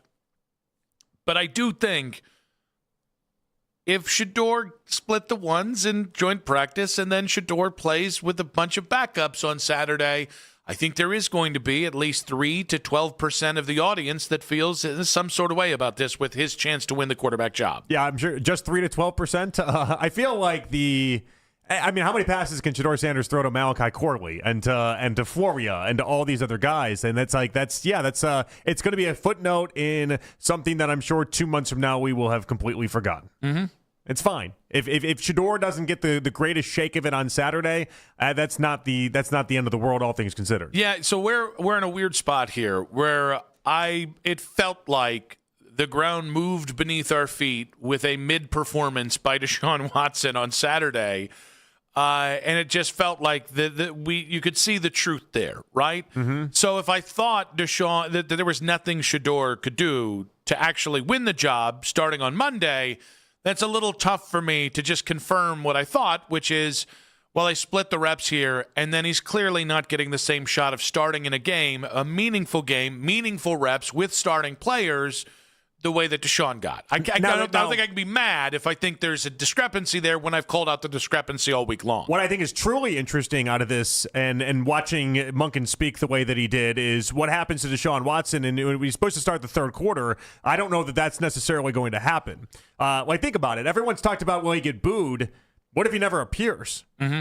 I don't know. He's no-showed for 4 years in Cleveland. I just don't know. What makes one more Saturday? I don't know that it's a given that they put him out there to start the third quarter, especially if at that point he's with the 2s and the 3s and throwing to a bunch of backups. Like, Deshaun's not going to look good in that. Deshaun's probably not getting anything worthwhile out of that either. So you're going to send him out there to get just booed and mercilessly just rain of boos on him and accomplish what exactly? Like, if the goal was to accomplish what you accomplished today. Cathartic experience for Browns fans, I think. Yeah, which they're just dying to give us those always. The Browns organization is like they're just big on catharsis over there. I'm just trying to see it. You see what I'm saying, right? Like, I don't know that it's a given that Deshaun is the one to start the third quarter and they see how that goes. I just don't know that it's a guarantee. Well, maybe now we know why Deshaun doesn't care how he's going to be received on Saturday. Doesn't care because he knows he won't be out there. I do. But all right. So clearly, I hope Shedeur finds the field at some point this year and impresses, because I'd like to have more than just. I'd like to have more hope at the quarterback position before 2027. I do think. If he feels like he's getting screwed here this week specifically, I think he should go ask for the porcelain horse head back. Think about it. That was a gift. Yep. You can't ask for gifts back. A gift of friendship. Yeah, you can't. And if he feels like the friendship isn't reciprocated, you go get your horse head back. You've never asked for a gift back. Well, yeah, I'd love an because example. I only give gifts to friends, and I only choose good friends. I want to know anyone in the listening audience has ever actually taken a gift back. I feel like that's just a massive no-no in life. I guarantee it's a gift. You gave the gift. No. Betrayal's betrayal. If Shedeur feels betrayed, and Shedeur's fans feel betrayed, so I bet you Shedeur's fans feel like he should be asking for the porcelain horse head back. Instead of asking for it back, if you want to, I don't know, while Munkin's not there, all of a sudden the porcelain head just gets broke, and then the pieces end up on the front desk, and then I don't know how that happened. Yeah. Oh, what a real shame. You want to do something like that? Well, okay. I mean, we're broken talking like their friendship. I would say we're talking real sicko stuff. But like, if you wanted to do some, maybe it found a way to get broken. The pieces are left on the desk. I don't know. Actually, what I'm going to do is I'm going to go in there, grab the porcelain horse head, and then I'm going to take it to the Peterland compound in North Solon, and I'm going to gorilla glue it to your mantle. Okay. For you, because that's the kind of friend I am. Is that right? Yeah.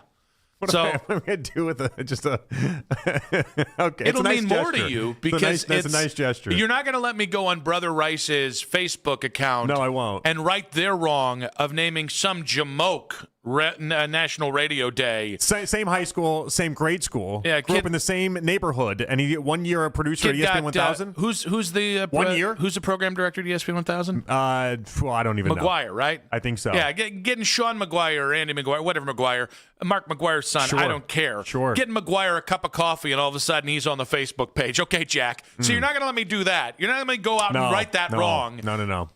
You're gonna say nay to me regifting the porcelain horse head? No, if you get the porcelain horse head, I'll take it. Okay. All right. I just want to make sure here because I'm feeling a little taken for granted here. No, I won't punch that gift horse in the mouth. Okay. Yeah, we would gladly accept that gift. I just.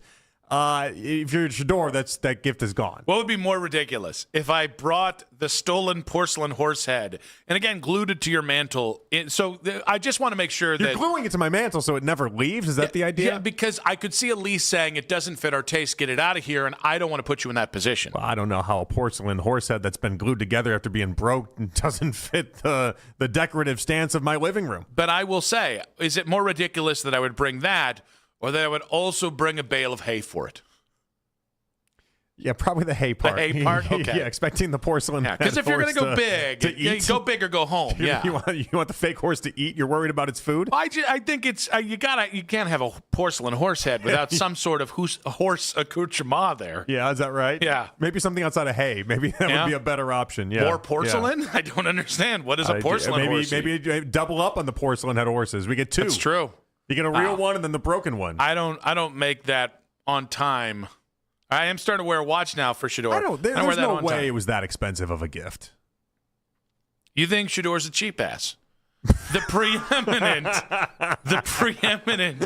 Shedeur fan in town thinks Shedeur is cheap. That's a funny way to describe that. Yeah. If I were him, I wouldn't have invested that much into the porcelain head. Should we put this video out there so that Boog can have his go at you on social media for you called his quarterback cheap? I didn't call him cheap. You inferred that I called him cheap. I didn't call him cheap. You said he would go cheap on a gift to his new head coach. No, I don't think it's that expensive of a gift. I just don't think you have to spend thousands of dollars on a porcelain head horse. or horse head. Just viciously attacked Siciliano yesterday. Look at all this on here. And now today you're attacking Shedeur. $300, $266. Ooh, Saks Fifth Avenue has one for $2,000 that looks very similar to the one that he got Todd Monken. Exactly the one. Yeah. Yeah. $2,000 from Sachs for a guy that cleared $17 million in bonus money in Shedeur Sanders. Sounds like it makes sense to me. But like you're right. He'll go for the $200 paper version. It's a rounding error. He won't even account for that. I mean, that's nothing. I mean, I think I realized where the Browns made sure we didn't get Munkin on air today. Yesterday, you brutally attacked Siciliano on air, and today it's Shedeur calling him cheap. Let the record show I am the problem, guys. And you are the truth broker. Yeah, well, that's why they can't handle it. Yeah. That's all right. Hey, if this cost us Munkin, okay. Yeah. I guess we'll live. Yeah. That's all right. He'll end up on the morning show Already anyways. cost us on training camp. Yeah. The annual tradition of getting the head coach on the air and doing the interview. True. That has only happened every year I've been on this radio station. Oh, listen. We didn't have him there. Listen, I don't think Todd Munkin all your trust in Todd verbiage didn't really pay off for us there, did it? Well, I'm still trusting in him. And the second he shows up on another show before ours, the turn will happen. Dead to us. Yeah, I'll buy. I don't even have $2,000. As dead as the horse head. I'll buy one of those, and then I will go absolute Mythbusters on its ass as a absolute metaphor for my relationship with Todd Munkin. The second he's on Basket and Phelps. Show up and break it in front of him, and he's just like, security, who is this guy? If he really wanted to piss me off, go on Jake's show. I would rather go to the night show, the head coach's first appearance of the night show in history, than go to the guy that coined the phrase, trust in Todd. By the way, well done by you. After days of attacking Siciliano and now Shedeur, to flip it on me and get me to go on, that's, you know what? Huzzah. Well done. I did once get JB Bickerstaff on the night show. Yeah? So we're not allergic to head coaches appearing on that program. Was that when the Cavs were winning 17 games a season? No, it was I was working that show. It was the off season of the lights being too bright. You remember this, Jax? 100%. And I asked him about the idea of the lights being too bright before it became in vogue, guys. I was like, and I basically went through it. I basically went through the interview being like, you suck, like for that playoff series. What happened? Jax, you can attest this. He got mad pissed at me. He was not happy. He was very audibly pissed at me. That's why I never came back. Yeah, but we did get that. Yeah. It did happen. So the precedent is there. You can get a head coach in the city on the night show. Yeah, but not an afternoon drive. Jason Lloyd of The Athletic in 5 minutes on 92.3 The Fan. This is an Odyssey Sports Minute. A big NBA trade at the end of August? A 5-team trade sends Peyton Watson to the Cavs, Max Strus to the Clippers. Watson also signing a 4-year, $88 million deal with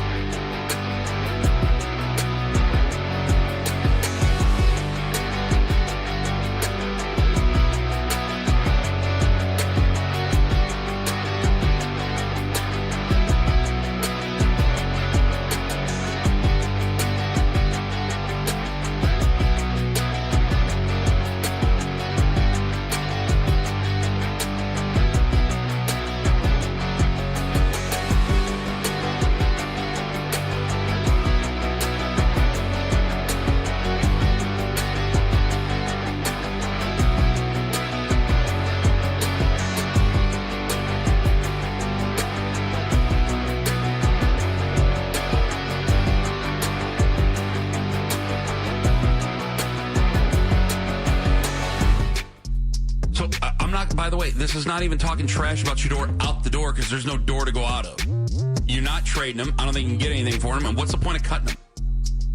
I'm going to kick the tires some way, somehow.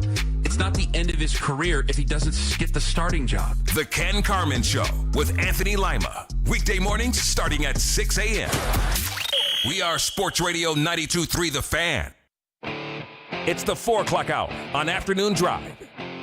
Take the Fan with you wherever you go. Listen to us on the Odyssey, iHeartRadio, or TuneIn apps. Nick and JP back on The Fan. We got the lead coming up at 5 o'clock. We'll have something to say about Todd Monken's comments today, the Peyton Watson trade, and good job, Gardos. They just picked up the series win with a win today against the Giants. Great job by Gavin Williams. Decent job by the offense. And, hey, Cade Smith didn't screw it up there at the end because that would have just made no damn sense. So we're on to Colorado. I think that's who's next. And to talk about the Browns quarterback mess, the Cavs good deal in the last 24 hours, we head out to the Wise Heart Right, We Make It Right. Call Kyle Wright hotline and welcome on of The Athletic, Jason Lloyd, who joins us now. Jason, welcome to the show. What's up, gentlemen? Oh, same old, same old. You get to choose. Do you want us to start Cavs or do you want to start Browns?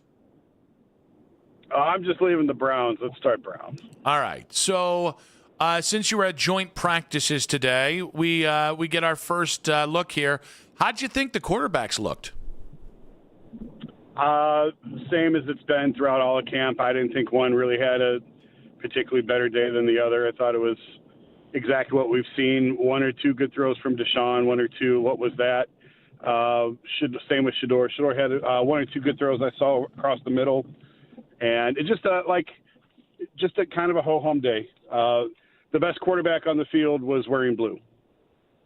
Well, I mean, Josh Allen's going to be the best quarterback on a lot of fields. On that one. Yeah, that one feels safe. But let me ask you though, when Todd Monken after the practice said that this looks like a team that belongs, is that your impression of this as well? I thought Dylan Sampson had the best day of anyone. Quinshawn was out, and Dylan ran it really well. And I mean, I didn't see as much, and Todd didn't. Todd obviously was only watching the offense. He didn't see what was going on the defense. The people watching the defensive side of the field said Josh really kind of tore him up a little bit defensively. But on the Browns' offensive side, did they hang with Buffalo? Yeah, I guess you could say they hung with Buffalo. They weren't embarrassed by them, by any means. Deshaun had a red zone pick, which isn't great, but, whatever. And again, Dylan ran it well. I thought KC had a couple of really nice catches. Boston was active. So, yeah, I would go along with what Todd said. I mean, they didn't get bullied off the field on the offensive side of the ball. I would agree with that. All right, Jason, assuming that Deshaun Watson is the starting quarterback, which I guess we're going to ask you whether you have that assumption that we have as well, do you think Todd Monken is putting more pressure on himself by starting Deshaun Watson for at least seemingly the first month of the season? Why do you think you would be? Why does that put more pressure on Todd? Because Browns fans love a good honeymoon until Deshaun Watson stinks it up? I mean, listen, I've been pretty adamant. I don't see the point in playing Deshaun. I don't see a whole lot of upside there. The only way I would play Deshaun is if Shedeur was an absolute shambles. I don't think that's the case. I do think he's improved over last year. I don't think, I don't think either one of these guys is a long-term answer. And I totally get why fans are probably sick of seeing him. But they're going to see him a little while longer because I do think Deshaun's going to be – I've felt since March or so that Deshaun was going to win this thing. And for whatever reason, whether Todd thinks he gives the best chance to win, whether that's the investment they've made in him, whatever the reason is, I think Deshaun's going to be the week one starter. I have questions if he can hold up for an entire season. When's the last time he played 16 games in a full season? So I think the durability concerns are real, especially given the injuries he's already had. And probably all these guys are going to play at some point, if we're being honest. Like, Taylor Green's probably going to be playing by December, the way that the Browns go through quarterbacks. All right. Well, okay. You acknowledge his injury history, which I think is very fair and what we need to do in this. So let me put this out to you and see if you think I'm crazy for it or it makes sense.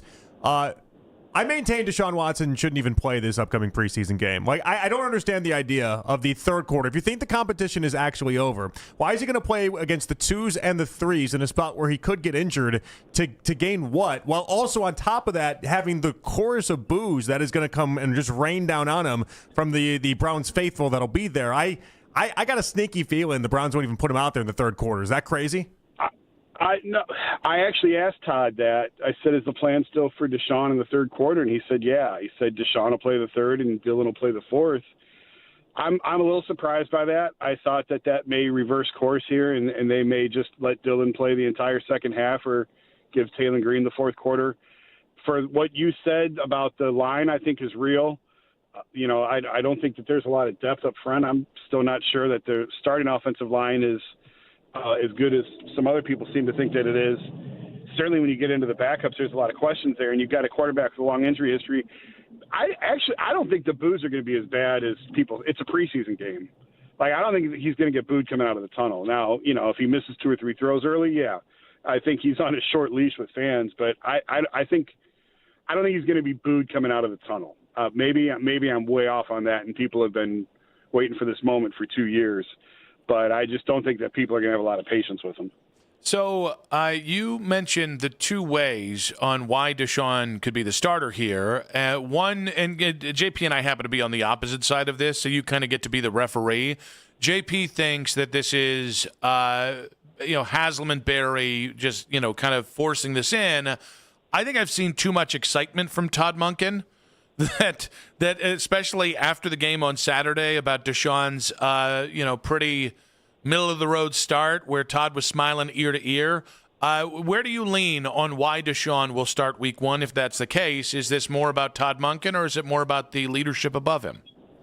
I think the coach has 100% call on this. So I think this is Todd's call for Deshaun. And I do think Deshaun has outplayed Shedeur throughout the way that they see it. The way that they are seeing it is Deshaun has been better. Deshaun had the lead coming in because of his experience, and he hasn't run away with it by any means. But I think in their minds that he has performed better throughout camp, and it's his job at least to start the year. I don't think that there's interference from above. I have wondered that at times over the years with this team, and I no longer believe that. I believe the head coach has final say on the depth chart on the quarterbacks.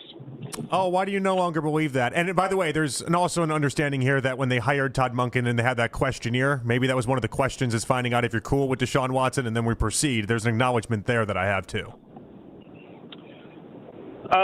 Why do I just more information over time, more things that you learn. I'll go back to now I'll just leave it at that. Just more information that you learn over time that I think that I do believe that the head coach has final say on the depth chart of quarterback. All right. Let me ask you, Jason. I'm gonna steal this one here. You son of a... Between you mentioned Sampson earlier, but I think everyone wants to talk about Concepcion in Boston because it feels like they're just trading off days where one gets to be the star and the other gets to be the star. When you're watching these guys, how do you feel like the Browns have this wide receiver situation and whether or not it's all figured out? And you got to account for the idea that Jerry Jeudy is dropping balls like crazy as well. Yeah, I thought both had a good day today. I mentioned that earlier, Concepcion and Boston. I thought both made plays. They both stood out, let's put it that way. On offense, those were the 3 names that I kept kind of taking note of were Concepcion, Boston, and Dylan Sampson. But Concepcion in particular, I think could really help this quarterback room because, again, I don't have a lot of faith in any of these guys. I think this offense is really going to be hamstrung by the quarterbacks. But Concepcion at least gives you a chance. And whether it's jet sweeps, whether it's quick game, quick screens, get it to him quickly in space and let him make something happen. Things that this offense has longed for a number of years, he gives them. That's not even to talk about the punt return ability and the ability to flip the field.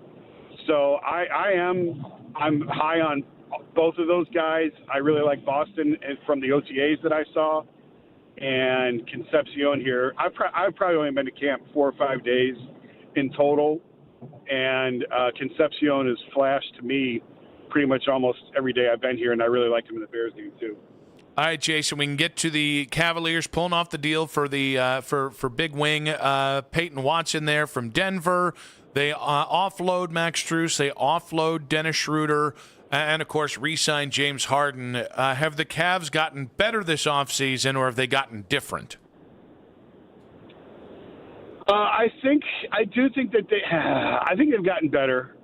If they're making a big bet on Watson, like it's a big bet, and they gave up a lot to make this happen because they have extremely limited trade assets, and to give up the 31 first to move off of Strus, not so much Schroeder. I was never a big Schroeder fan to begin with, but that it's a lot. And Max served a role, and he served it well while he was here. If you go back when they first signed him, I thought it was a really significant signing for where they were at the time. The Cavs have always had trouble getting free agents to come here. That was a big-time move when they got him. And he brought some veteran leadership to the locker room. He was a guy coming off a finals appearance who wasn't afraid of the moment. I think he gave them what they needed at the time, and now they need something a little bit different.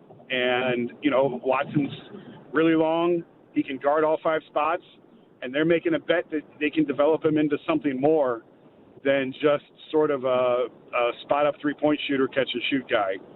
And we'll see if they're right, because they're making a big bet on this. And if they're right, then, if they can develop some of the other parts of his game, they've really got something here.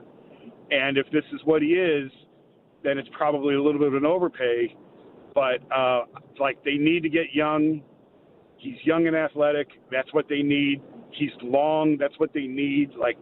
When you lose Dean Wade and you lose some of these other pieces, and people can laugh at Dean Wade, but he was excellent defensively and really kind of gave them something that they didn't have otherwise. So Watson, I'm curious to see how this goes, because they very much obviously strongly believe in their player development when you see what they've done with Jalen Tyson, Proctor. I think Proctor would have a role this year. So we'll see. We'll see if they got the bet right or not. But they're definitely making a big bet on Watson and on their player development. I mean, is part of that bet whether or not he can really be a 41% three-point shooter like he was last year, whether that part of it is real? Is that the big impetus on this, or is it more focused on what he can do defensively in your eyes?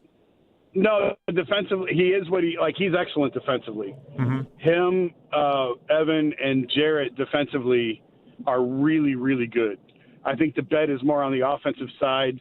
Just look at the numbers. The amount of 3-point shots hasn't really been there. So, I think you want to increase that and just see if you can get more out of them on the offensive side. So what is the bar for the Cavs in 2026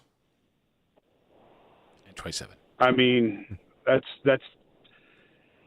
tough to answer because it should be conference finals at least, right? At least, because they're making a big bet. Other than Watson, they're bringing this thing back with all of their significant pieces in place. So anything short of a conference finals appearance feels like failure. And when you see what the rest of the East has done, obviously we know the moves, and we'll wait and see what happens with Kawhi in Toronto, but with Philly and the Knicks winning it and everything else, the East is going to be a lot better. I believe the East is going to be a lot. Last year sort of felt like it was wide open, and it was there for the taking, and it feels like teams are getting a lot better now.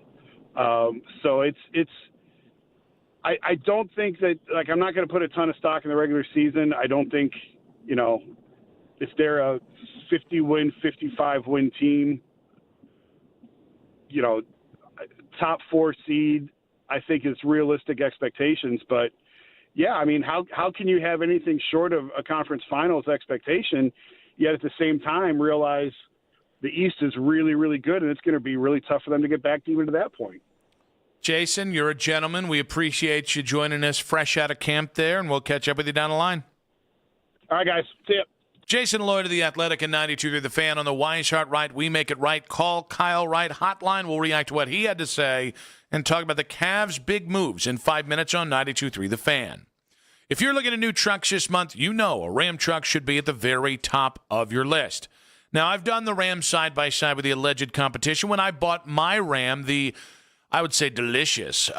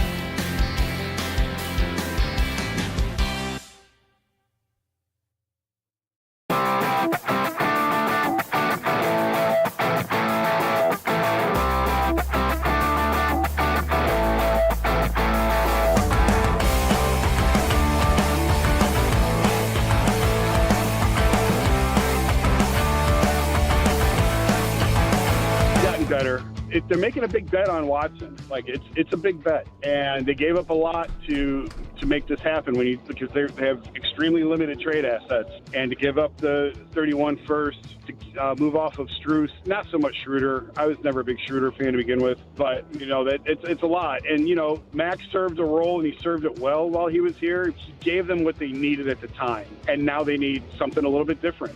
And Watson's really long. He can guard all 5 spots, and they're making a bet that they can develop him into something more than just sort of a spot-up three-point shooter, catch-and-shoot guy. And we'll see if they're right, because they're making a big bet on this. And if they're right, then, if they can develop some of the other parts of his game, they've really got something here. We'll see if they got the bet right or not, but they're definitely making a big bet on Watson and on their player development. Jason Lloyd of The Athletic. Just a complete failure of in-show communication happened that none of you can see.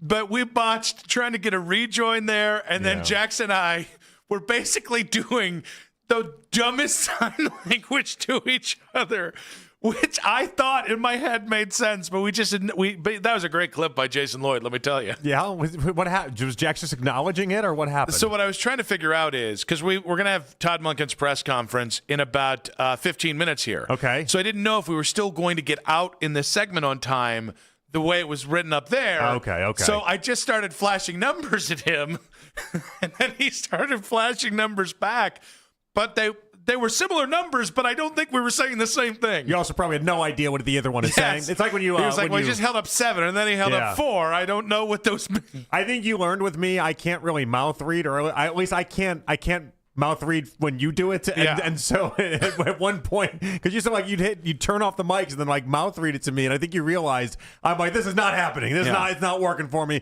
It's never going to work for me. That is an attempt to seductively whisper something to you, but these things can't always go the way we prove. You're good at pillow talk. It is interesting that I am commented on it. Vanessa, she's always like, pillow talk, shut up. But no, I will tell you that I don't know definitively the Cavs got better. But I don't think the idea of linear getting better all the time happens all at once. And sometimes you do just have to get different. And I think different is enough right now from where the Cavs are. Different's good. I needed different. I needed to shake it up. I wanted to shake it up more if I could, but I like shaking it up at least in some sense. Yeah, what's interesting about this, I don't think Peyton Watson all of a sudden made you, Vegas, if you're 48.5 wins prior to this, you might be 49 on the dot now. I don't think he adds anything really in the win department necessarily as of right now. But if he can do what he did last year and do it at a higher level as far as more games and more production with more minutes, you got a really good opportunity to turn this into a mega steal of a deal. Yeah, and I think, to me, it's about adding upside. But part of the reason why I think, when you go from Darius to James is you got a decade older and you lose some of your theoretical upside. When Evan doesn't take his big jump, you're losing some of your upside. Adding a wing that can do everything you need him to, if he can just continue to do it with a step forward with kind of more responsibility, adding that at what 3 years from now could look insanely cheap, both financially and for what you traded for him, that's the kind of thing that can take you. We talked a lot about regular season upside. It is the kind of thing that can really swing a series or two once it gets to time that it really matters. Well, and with Peyton, he was not simply standing in the corner taking 2 shots a night either. His scoring went from 8 to 15 while his efficiency improved. 3 years ago, his true shooting percentage was 53. 2 years ago, it was 56. Last year, it was 59. That tells you he was doing more things, and his usage rate jumped up higher. And there's all sorts of things I can throw at your face to tell you that he is trending in the right direction. And this is an obvious bet on what he could potentially turn into. Will it happen? Well, that's the weird part about this. Like Jason says, they're betting on the development. And that's where I always have a hard time when it comes to the Cavs. They're not great in the development department. So this is one they're going to have to show me that they can develop and they can get increase off of what we saw last year. I don't entirely agree with you on the development thing. Oh, I should make sure you want me to say wings in the development area? Okay. Is that what you want me to say? Yeah, I mean, I would say I like Jalen Tyson a lot. Now, unfortunately, Kenny Atkinson didn't like him enough in the postseason. That was a Kenny problem. That was not a Tyson problem. there were moments that were too big for him. How's that kid going to get better? How's that kid going to learn if he's not in the game at those moments? But like, I think one of the things, like I know Fedor has called out Malik Thomas, and the Cavs really think they have something there.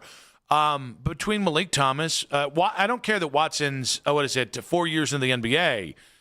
Still very young. I guess I'm more going over the Kobe Altman era in general. That's fair. And I feel like again, and this is the right bet. You should make it on guys like this who have developed the way they have. 29% from 3 to 35% to 3 to now 41% from 3, and we'll up those shots and see if it stays anywhere close to 41%. It's the right bet. It makes so much sense when you sound it all out.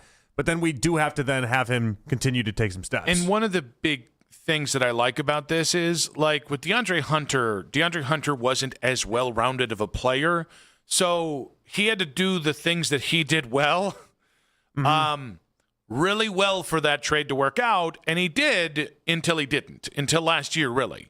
But for a half a season, it looked like it was going to work out, and then it didn't. With Watson, like he teased some playmaking abilities as an offensive creator this year. And again, that's teasing. Yeah. We've got plenty of guys that have teased that in the NBA, haven't done it.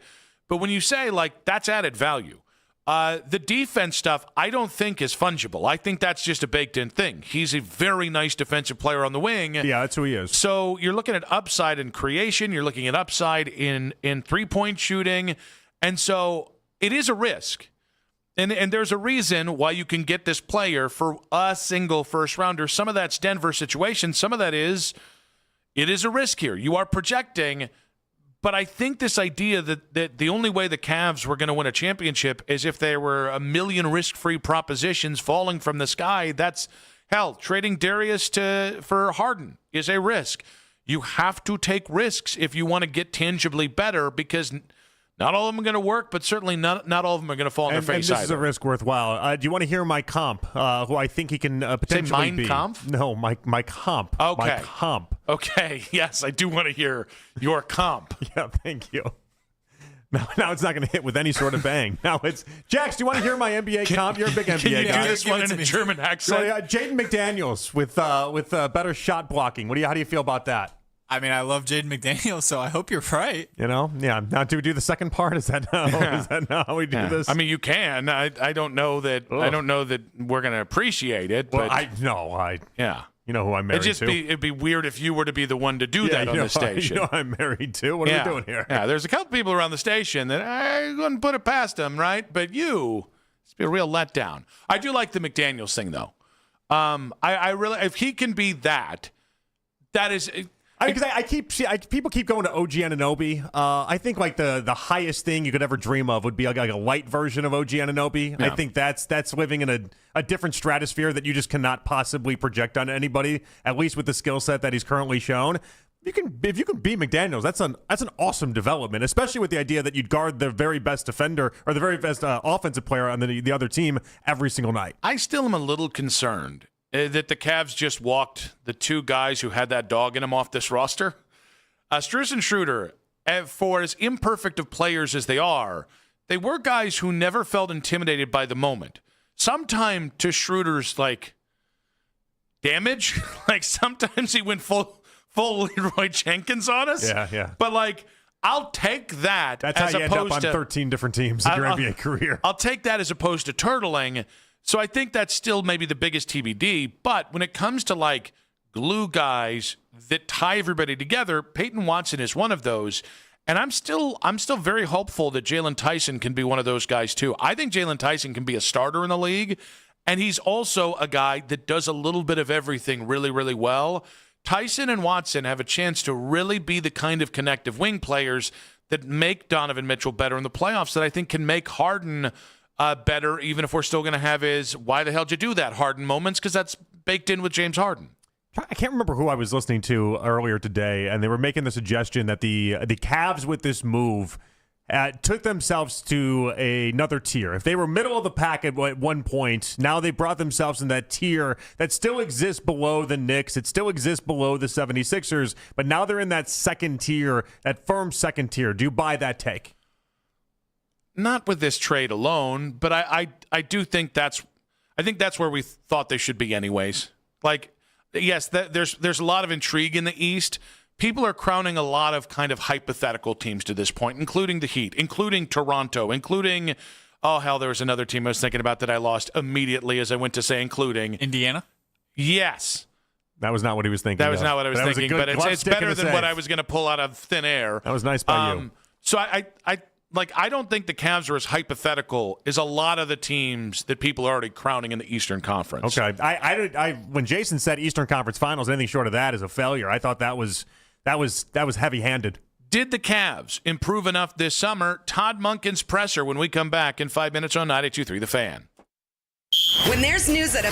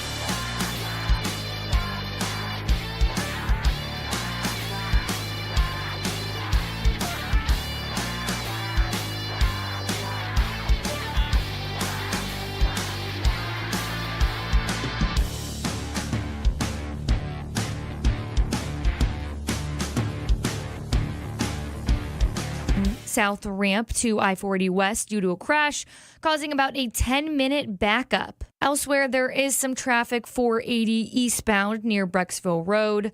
Other than that, the roadways are looking smooth and clear as you make your commute home from work. With your Odyssey traffic updates, Get to the 92.3 The Fan YouTube channel to see daily Browns breakdowns with Darryl Ryder and Coach Lance Reisland.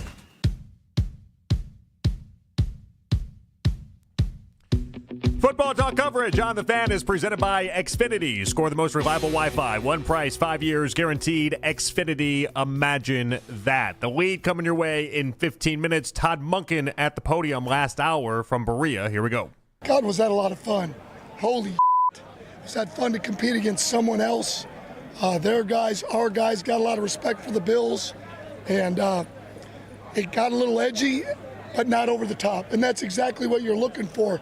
Guys want to compete, right? Got a lot of pride in the way they perform. And I thought our guys, I can only speak to one side, obviously the field I was on, but it was awesome. And commend the Bills and our guys for, like I said, taking it to the line, but not going over the line. How about Alex, right? Do you have any info on I do not at this time. And Quinshon, can you tell us why Quinshon wasn't out here today? A little something nagging, nothing big. We just held him out. So it's not related to anything that happened the other day? No, nothing related to that. No. Todd, overall, it looked like your running game was productive on the field you were watching.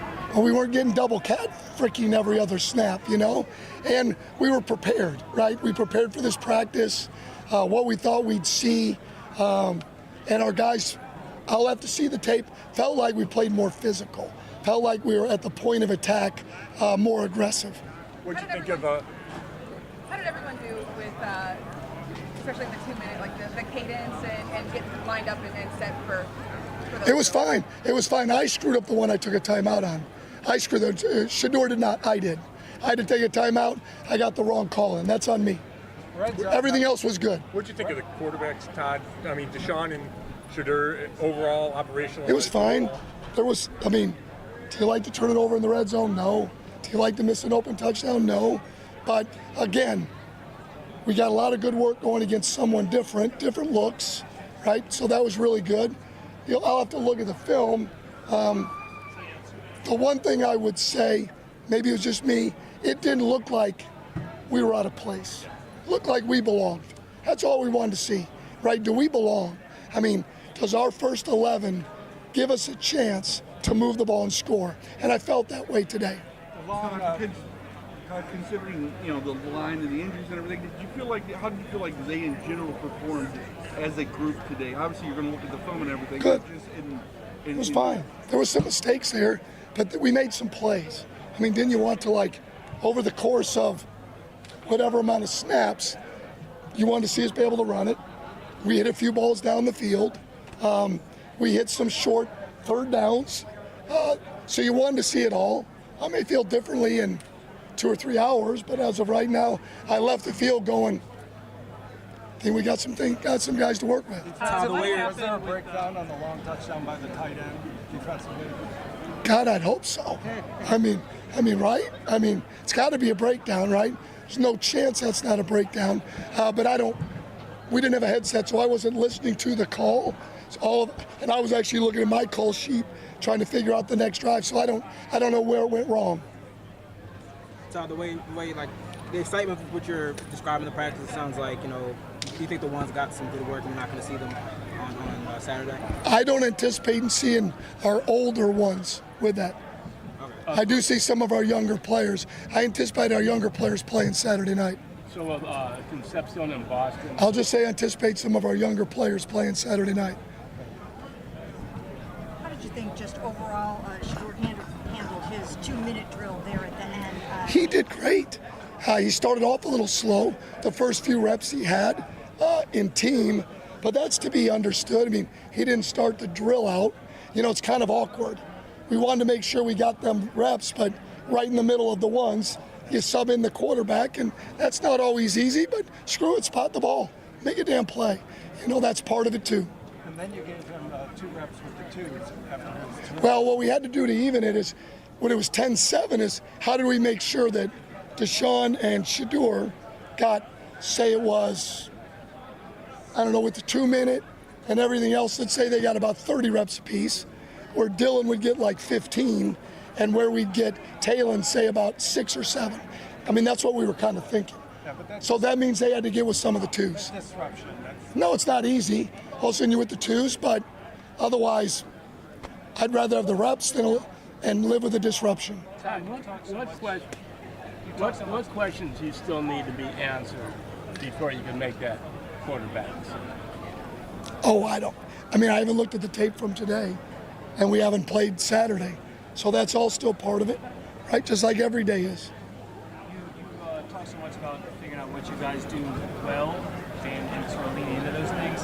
How much did today, I understand you haven't watched the tape, but I can't, obviously the game Saturday, how much did today kind of help you figure out some of the things that you guys do well? I don't know that yet. I'll have a better idea come Monday after this and Saturday to kind of say from 1 to 53 or 1 to whatever, 68 or whatever's on practice squad of who we are.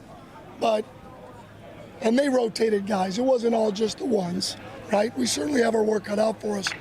But I'm really proud of our guys, the way they competed on offense. I'll get a chance to watch the defense. But really proud of the way the guys, again, got after it a little bit. And we had some of our skill guys make some plays, and so did our quarterbacks. There was a few things that obviously we can be better at, starting with me. Todd, one of the guys that was making plays was Casey. Got really involved, and he felt very confident out there too, going against the Bills. What does it say about him in his game as a rookie that he's out here that confident in a joint practice? It's just who he is. I go all the way back to when we first met him. Unfortunately, he's got a little bit of a stuttering problem, right? But when you meet him, he doesn't blink. It doesn't faze him. He never apologizes. He just gathers himself and speaks. It's pretty freaking cool, man. It says a lot about him. He's not embarrassed. He doesn't blink. He just loves playing football, man. You can see it. That's why he was a first-round pick. It looked like Fan got blown up a little bit under his blocking. Considering your depth problems at tight end, how big a concern is that position group right now? Oh, it's a concern. With all the injuries we've had, trying to develop some guys, it's a concern. I don't think where we're at now where we'll be when we start the season. I've been really pleased with Harold and Blake. And Carson's come a long ways. I think we get Mike back at fullback here in a week. I think that'll help. Todd, you talked about things getting edgy but not going over the top. Is there like a sense of relief for you that you got all the work in without anything kind of erupting? Yeah. But you only are on one field, right? I was just hoping if it erupted, it'd been on my field. I didn't want to end up having to run all the way over there and then run all the way back. That's a credit to them and us. They talked, our guys talked, went right up to the line, and that's what it should be. That's what it should look like. If anybody wants to know what a joint practice should look like, I can't speak to the other side. That's what it ought to look like. Competing, we weren't on the ground a ton every now and then. Guys talking, guys competing, and having restraint. Todd, a similar question to the tight ends, but I know you don't have an answer on Alex yet, but just with all the injuries that you guys have had up and down the line, how have guys adjusted, and how concerned are you these last few weeks here? I really haven't been that concerned because really, we haven't had anything really long term. We've had to let go of some guys because we needed to get some bodies in, but they weren't still going to be long term. So we'll see what happens with Alex. But, it's the nature of the game. But we've been pretty well calloused, and we came out today, especially on offense. We had our whole line together, right? We didn't have Q out there, had our quarterbacks, had the rest of our backs. Wideouts were out there. So we're actually pretty clean right now on offense. And we'll get some of those other guys back on defense. How much of a disappointment is it that Q wasn't able to participate in this? He's a mainstay in your offense. He is, but he's been out there all the time till now. I'd be more frustrated if it's been 2 weeks, but out of precaution, I think it was smart with where he was at. Todd, Deshaun went first. You split the reps, pretty evenly. Do you feel like there's a world in which one of those two guys was able to gain sort of significant ground on a day like today? Hard to say without watching it, because you're living at the result, and did we get the ball out? Were our eyes in the right spot? Again, I made the mistake in 2 minutes. Again, before I see it, I won't comment, but I've been pleased with both of them, and I was pleased with both of them today. We're not where we want to be, and we don't have to be. We got a couple more weeks. Is the plan still for Deshaun to play the third quarter? Sean will still come in the third quarter. Shedeur will play the first half. Dylan will play the fourth quarter, within reason. If Sean takes a drive into the fourth quarter, he'll continue it. Did Rudy give you any kind of preliminary report on how the defense looked? We didn't have time to talk. Called up the team. I got to speak, and I go see people that I know from the Bills, some of the ex-Georgia players. So haven't had a chance to talk to him yet. What did you see from Taylor Green in his limited reps today? First of all, he's so damn smart. And that dude is smart as heck. To go out there and function, we hardly give him any reps. I mean, I love that dude. It's just hard. You got 4 guys. It's hard to give them all reps. We got him on the perimeter one time, which is what you got to do down there in the red zone. But all he does is work, smile on his face. I mean, I'm happy we got him. We just hard to fit him in, with the reps, with the rep count. Good. Last one. Talking over there about you said sacks are a quarterback stat as an area of learning for him. What's your perspective on sacks as a quarterback stat? Oh, I mean, I don't know. It's a stat. Hell, I don't know. If the back misses a protection, is that a quarterback? No, it's the back, right? If we call a wrong call up front, we turn a D lineman loose, is that a quarterback sack? No. I mean, are there quarterback sacks? Damn right there are. But everybody owns that, right? Sometimes you hold the ball too long, right? I know this with a guy like Josh Allen and our guys. They're going to take a sack now and then, but guess what they're going to do? Make a ton of plays, right, when they get on the move. That's part of it. And then they'll say it's a quarterback sack. Well, then you know what?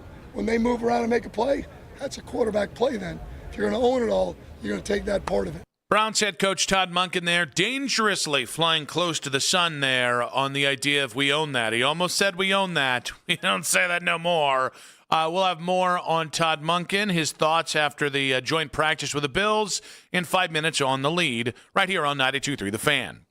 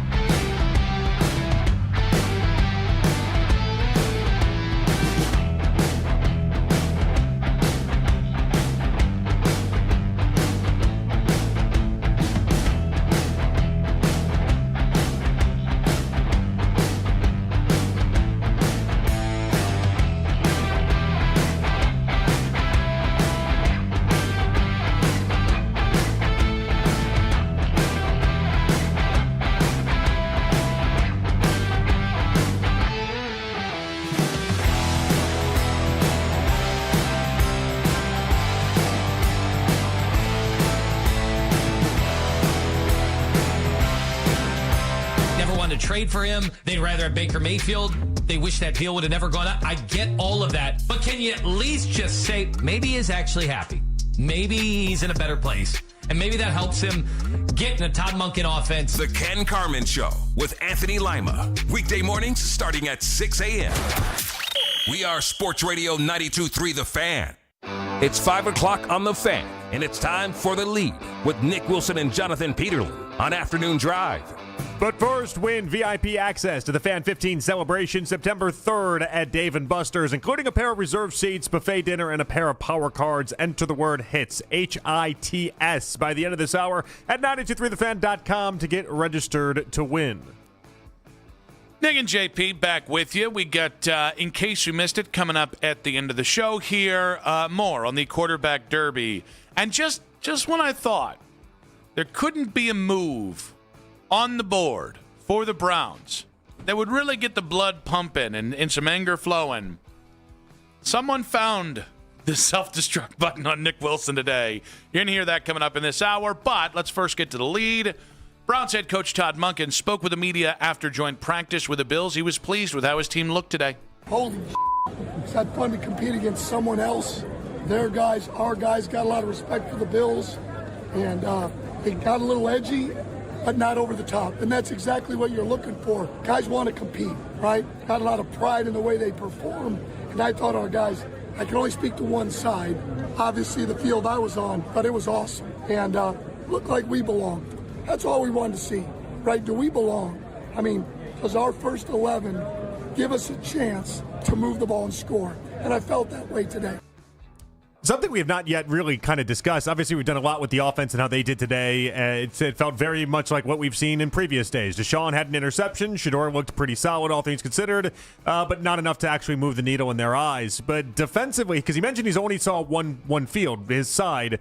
When we had Jason Lloyd on, he said defensively it seemed like Josh Allen was cooking the Browns. Mm-hmm. And that is something I think we got to explore a little bit because although Josh Allen cooks just about everybody, so you can't take too much into it, I don't know that the expectation was absolutely destroying the Browns' defense. Yeah, I'm a little torn on this because the most positive thing I heard out of camp today is how good the run game looked.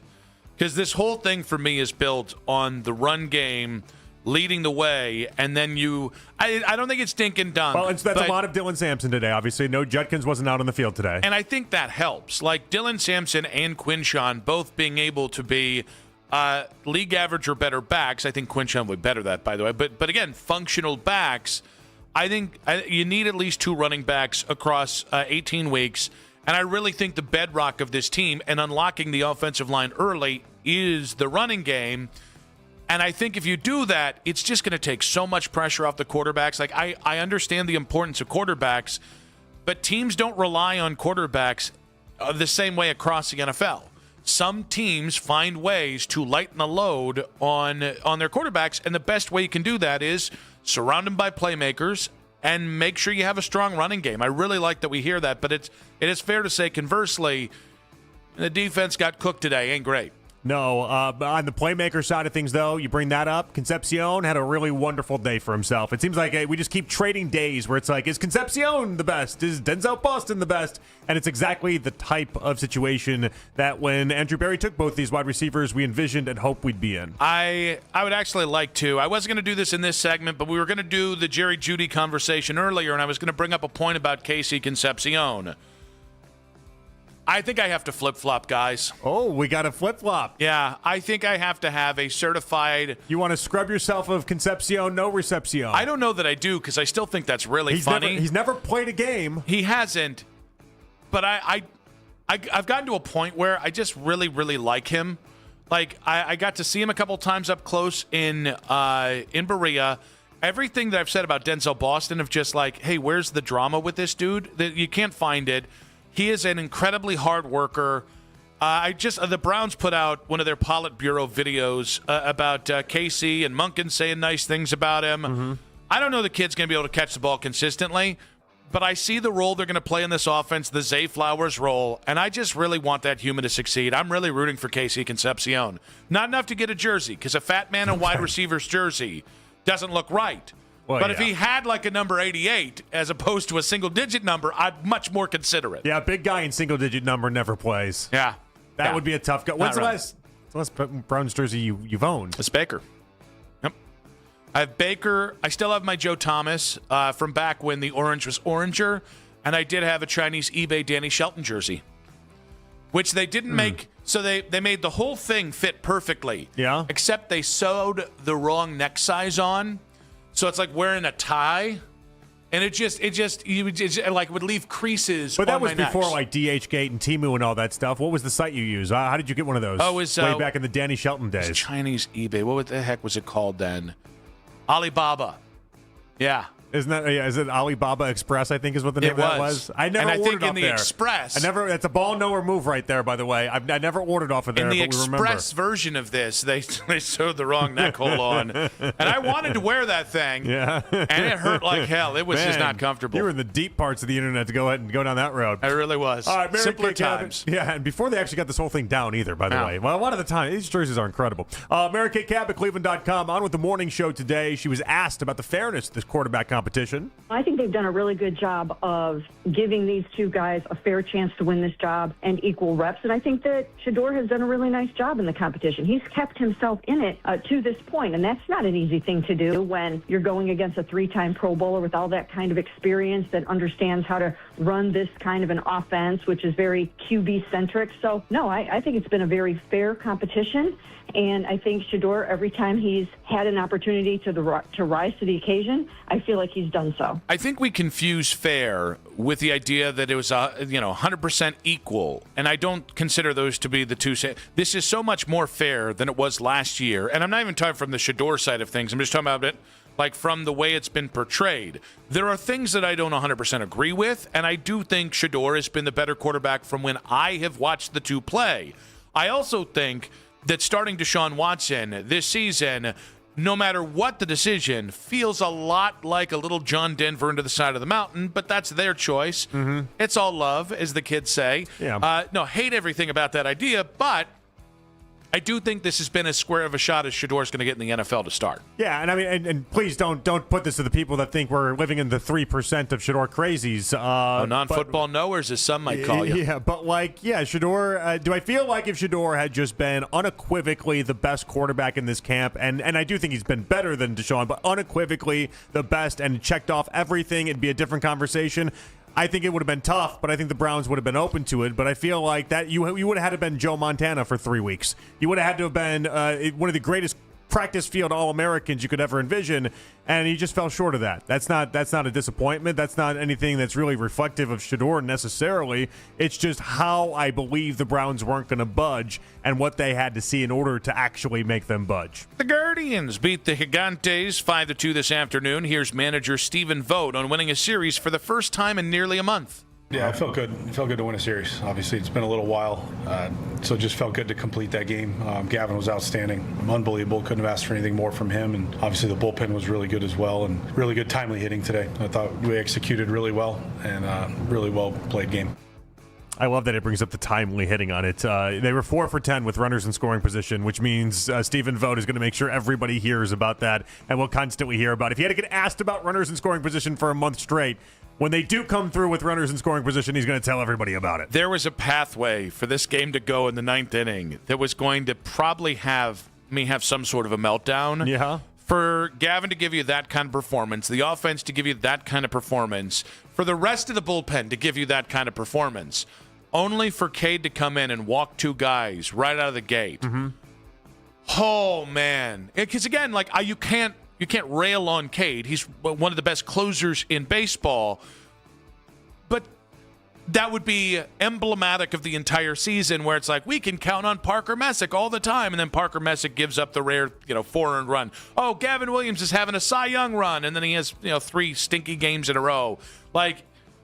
The Guardians' ability to have their best player have one mistake at the wrong time this year is unlike anything I've ever seen before from this organization. And I'm very glad that Cade Smith took 2 base runners in the 9th and then just closed that damn door and got the 32nd save of the season. Yeah, they needed it. Also huge, they got on the board early in this game. I felt like if it would have just continued what last night was and just not being able to put runs on the board, it could have made for a long day. They didn't fall behind early. They got up ahead early, and they maintained that lead. Day Baseball saved Stephen Vogt from what I think would have been a thorough lashing from you today. Is that right?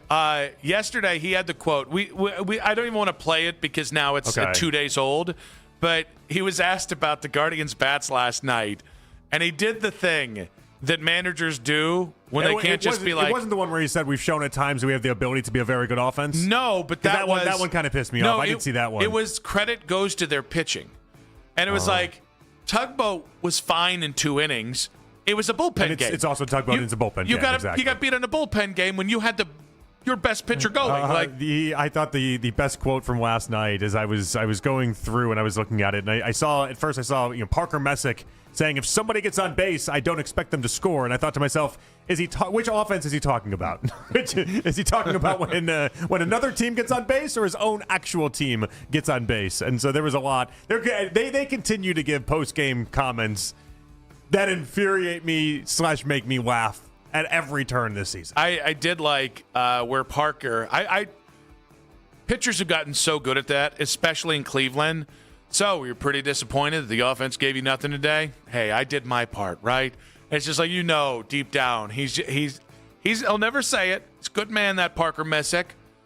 Underrated team chunk, if we're being honest. In his mind, he's thinking, mother bleeper, that was a great performance by me. What's funny about that is that I do feel like you can tell the pitchers that genuinely do want the win in the ledger. Tanner Bybee. And Tanner Bybee is exactly what I was thinking about in this. And the ones that are like, well, it really does. Like, nobody in baseball cares if I actually get the win or not. They care about my ERA. They care about my FIP and my XFIP. They care about all these other numbers. They don't really care if I get the win on the win-loss ledger. I don't get paid off of wins in baseball. It's not a stat that anyone pays you on in baseball anymore. And Bybee cared way too much about the win-loss record. I don't think Parker Messick does. They are on to the Rockies, but again, good job, Gardos. You got the series win. Now they hit the road. Rockies for 3 games, and then out to the Angels out in Anaheim of Los Angeles or some such place for the first 3 days of next week as well. When we come back, I understand that we must start, in their eyes, Deshaun Watson. We can stop right there. We don't have to go further. My triggered button in about 5 minutes on 92.3 The Fan.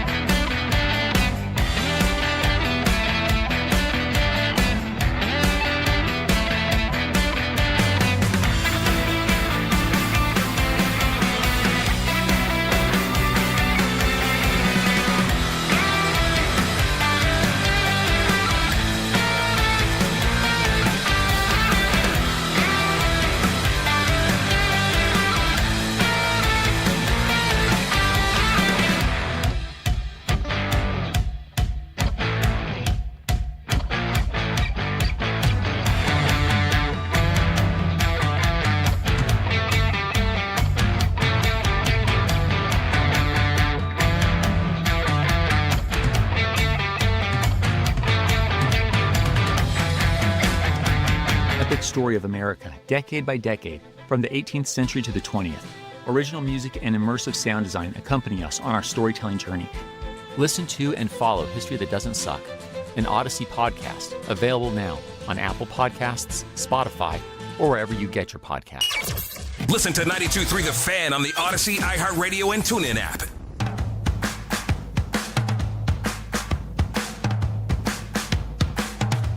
Nick and JP back on Afternoon Drive. Coming up at 6:40, we do have In Case We Missed It. But it's just the home stretch. It's just you, me, and JP. Well, Jax is here, and Mackenzie's here, and Jake is here. But you get the drill here. But by and large, I'm not mad, per se, that Todd... I shouldn't say I'm not mad. I don't love the idea of watching Deshaun Watson play for any modicum of time this year, especially because I don't think he's been the better quarterback. In the Browns' definition, and I thought Jason Lloyd did a really good job of mincing the words on this, of choosing the words, rather, because he was like, in the Browns' vantage point, Deshaun has been the better quarterback, which is a nice way of saying everyone that has watched these two guys play thinks Deshaun has looked unplayable mostly, and Shedor's looked interesting. Maybe not great, maybe not terrible, but just you can see something there. But you can skew the vantage point to whatever you want it to. I mean, yes. that's as simple as the day is long. And it's funny, like, because Lima texted us yesterday, because I had made a point of, like, if both quarterbacks are having operational issues, then the difference between them from that front is negligible. I think there can be a gap between those two things. It's just, how do you clear up more operational issues? Well, more opportunities to get that right. But again, I can accept that they're going to do this week one, and that they're going to do this for as long as Todd Monken needs to see, or Jimmy Haslam, or Andrew Berry, or anybody needs to see. And I will at least give them the grace that I will try and give it to week one and see it on the field in a regular season game before I get too critical. I think it's a silly maneuver. I think they're playing dangerously close with something that I don't like, which is ambivalence toward a season. When you go out there and be like, we'll see what Deshaun has, and then we'll get to Shedeur eventually. I mean, that's the national rhetoric on this team right now is exactly that. Yes. I mean, we're playing for 2027. They don't really care what happens in 2026 from the quarterback perspective. Mm-hmm. And so you're playing a little fast and loose with things I don't like, because I think you should always be in service of competitiveness and winning. But I understand you might be able to do both, even with ambivalence. But there is one thing that I heard on this station today. And it was Mary Kay Cabot talking about if Deshaun is named the starter and something that could happen. And I want to make it clear that when I respond to this after we listen to Mary Kay, I'm not responding to Mary Kay Cabot, Hall of Famer, one of the nicest people in the Cleveland media. Mm-hmm. I'm responding to this idea, and I think she's just being truthful and pragmatic about it. So it's not that she's saying it, it's that the Browns would do this. I could see them making a captain. What you guys or what people on the outside don't understand is that his teammates like and respect him, and they always have. And he's very much a team guy, and he's very, very much about winning and the team. So I would think that they would if they name him the starter. I've never doubted that his team might personally like Deshaun Watson. That's not what this is about. Team captaincy anymore, it doesn't mean what it meant 30 years ago in football. The Browns themselves have gone through periods where they've had players say, we don't need to be motivated. We don't need to be led because we're professionals, right? You cannot. The captaincy is twofold. Captaincy is a representation of the Browns locker room. So I understand that Deshaun Watson passes that test. Captaincy also is guys that bring acclaim, happiness, pride to the fan base. So you can start, there is no bylaw in the NFL that says because Deshaun is a starting quarterback, he has to be a captain. Which is usually how I feel like this goes, right? I can't tell you how many starting quarterbacks aren't captains on their team, but if it's like first and second year players, if you excuse that out of the list, I would imagine most quarterbacks are captains on their team. Yeah, and so I don't think the Browns really recognize, and I don't think Todd Monken recognizes the downside of starting Deshaun Watson. And if Deshaun stinks and they start 1-5, how furious people in this town are going to be. So I already don't think anyone over there gets the bit because they just fall back on the idea that this is going to work out. And if it does work out, no one cares what you've ever done because we're just the most cynical bunch of idiots ever. And by the way, they're not wrong. I'm not calling them idiots for thinking that. I hate that we live in a society where nothing really matters so much as did you play good football, yes or no. But I'll get off my soapbox on that for a minute. It's bad enough that you're going to go out there, that you built an entire offseason around making a team better and then took out another opportunity to put Deshaun Watson on that field. If you make him captain, that is needless spitting in the face of Cleveland Browns fans. And yes, it is Browns fans who are offended on why you traded for him in the first place, right? The fact of who he replaced and what he meant in this town to at least some of the fans out there, and the fact of why he was available and what he got suspended for. But it goes even beyond that.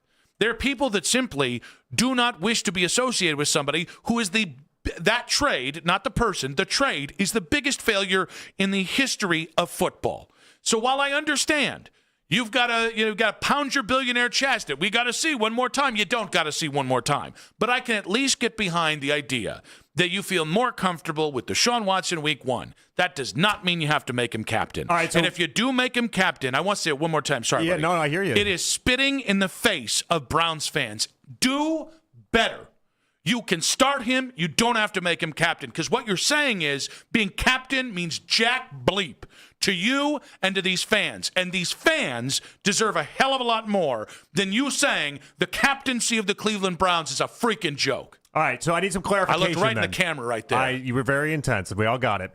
So I need some clarification, though. Fat man aura just surging through me. Did Monken say, I just might have missed this, I have no idea. Did Monken say he was deciding the captaincy, or are the players deciding the captaincy? Who exactly are you angry at in this decision? I'm mad at the hypothetical that I think Mary Kay's right, that somehow by hook or by crook, Deshaun will be named as Deshaun has been named captain before. It happened twice. It happened in 2023 and 2024. And how it happened was it was a player voting system. Stefanski believed in the captaincy not by him announcing who the captains is, not by Andrew Berry announcing it, but by the players. It was a team-wide player-voted thing, and that's how it was run. I don't know how Monken's going to do it. I don't know if Monken believes in that. I don't know if Monken thinks that that he should be the one that announces it. I know it varies all across the board. I mean, like if the players do it, I don't know how we can get mad at the players if this happens. It's not going to be the first time that a team has rigged captaincy, no matter what the players have voted on or what the coaches wanted, right? Like there have been times where young players have been shoehorned into being a captain when it was the locker room, but it was the coaching staff encouraging that. Listen, I'm all for rigged results when it comes to Big Cat and Akron football, and it comes to this competition. If that's what you're trying, we will, I'm sure. But like, if that's what we want to do, that's fine. Do you think Stefanski's were rigged or no? I pulled up his results from last year. Oddly enough, it was Joe Flacco, Joel Bitonio, Myles Garrett, 3 guys that are just not here, and then Denzel Ward and Corey Bojorquez. Yeah. They gave a special teams one. And I do think... Flacco got the captaincy for 4 games and then was booted. Yeah, and by the way, he was neutered by his coach. I expect Todd Monken to be better than Kevin on this front. I didn't really trust anything Kevin did because he wasn't forthcoming. If Todd Monken comes out and says the players voted Deshaun the captain... if that, again, this is a hypothetical, but one that makes sense if Deshaun's a starter. If that's what Todd Monken says happened, I will be forced to believe him because Todd has been more truthful in the 8 months that we've seen him than Kevin was in the previous 6 seasons, right? And I appreciate that Todd doesn't always tell you the truth, but he does say a lot of things that rhyme with the truth. I think he approaches the messaging thing the way a head coach does. And by the way, he does it by loving up his players in a way that I think is really... that I think is the right way to do this. So if he says it's the players, that's fine. Then the players made a mistake. Then the organization has to understand there's a fine line between starting a guy who, let's see if he can do anything for 4 to 6 weeks, and putting that C on his chest. There have been a lot of guys to wear that C on their chest that have brought honor and acclaim to the Cleveland Browns. And guys who have, trimmed years off their lives, years off their careers, that C doesn't just stand for the 53 guys, 54 guys in the locker room right now, and it doesn't just stand for the guys that have played here. It stands for a blue-collar, hard-ass town that has gone through a lot and put up with a lot. Again, this is not about hating or loving Deshaun Watson. This is about the face of the Browns. Deshaun will be the starting quarterback. No one thinks he'll be the starting quarterback in Week 10, let alone in 2027. Make him the starter. That's fine. You want to do your little games with this? That's fine. That's even if Todd wants to make him the starter. I get it. I disagree with his ideology, but that's fine. We can disagree. It's football. None of this is. Nobody's 100% proof here, right? We all screw things up. But you make him a captain, and that is just a kick in the gonads to enough Browns fans. It makes no sense to me. It really. And again, I know they won't ever do anything with the intent of spitting in people's face. Well, sometimes. That's why I'm saying sometimes you need to understand the consequences of your actions. There's no consequences for them doing this. You say the consequences. There's no consequences. They'll name him the captain the same way they did in 2023 and 2024. Fans will be probably the same level of outrage they are in just Deshaun Watson's existence. The captaincy is not going to tip him over. But what repercussions would come of it? We're just getting all big, mad, and angry? You're right. I guess we should just eat crap. Like I guess that's what the existence is. You're right. That's basically what they told us with this. That is the cynicism that we live in now. That's basically what they told us with this. None of this matters. You can do whatever you want as long as you've got enough money, as long as you've got enough power. Screw the rest of us. Tell me where we haven't ate crap in the Deshaun Watson fiasco at every stage and every step of this. But I think that's the point. I think there's a level of class here. If you want to do this in a classier way, and none of this has been done in class, it's all been done in cynicism in the name of getting godless more money for a family already got more money than God. Him starting is the slap in the face. If it's a captaincy or not, doesn't do anything for me. I'm surprised you don't understand the difference between that. It just doesn't matter to me. He's already been a captain twice. This isn't going to change anything about it. And if the teammates are the one that are voting on it, which I guess we got to find out. We got to ask Munkin who actually is in charge of this. But if the teammates are voting on it, then clearly they don't have an issue with it. Him already being a captain twice was a problem. Doing it 2 times previously doesn't make it any better. And the justification of whether it's Todd Munkin or whether it's a player doesn't make it better either. I don't remember anybody complaining about it in 2023 or 2024. If they did, they were softer on it than I remember. I think, well, then I must have been completely flaccid because I did have a problem with it, specifically in 2024. I believe you if you tell me you did. I don't have a recollection of that because I don't remember every take you've ever had. I'll be honest with you. This one upsets me a hell of a lot more than it did in 2024. I get it. For me, it's just a label. It is what it is. I mean, these are pros. This isn't high school football where it's like you're the captain of the football team and you get to have the designation with that and everything that it tries to accompany that. It's pro football. Like I understand it's the pros, but that does mean something to fans. It does. Being the starting quarterback is bad enough.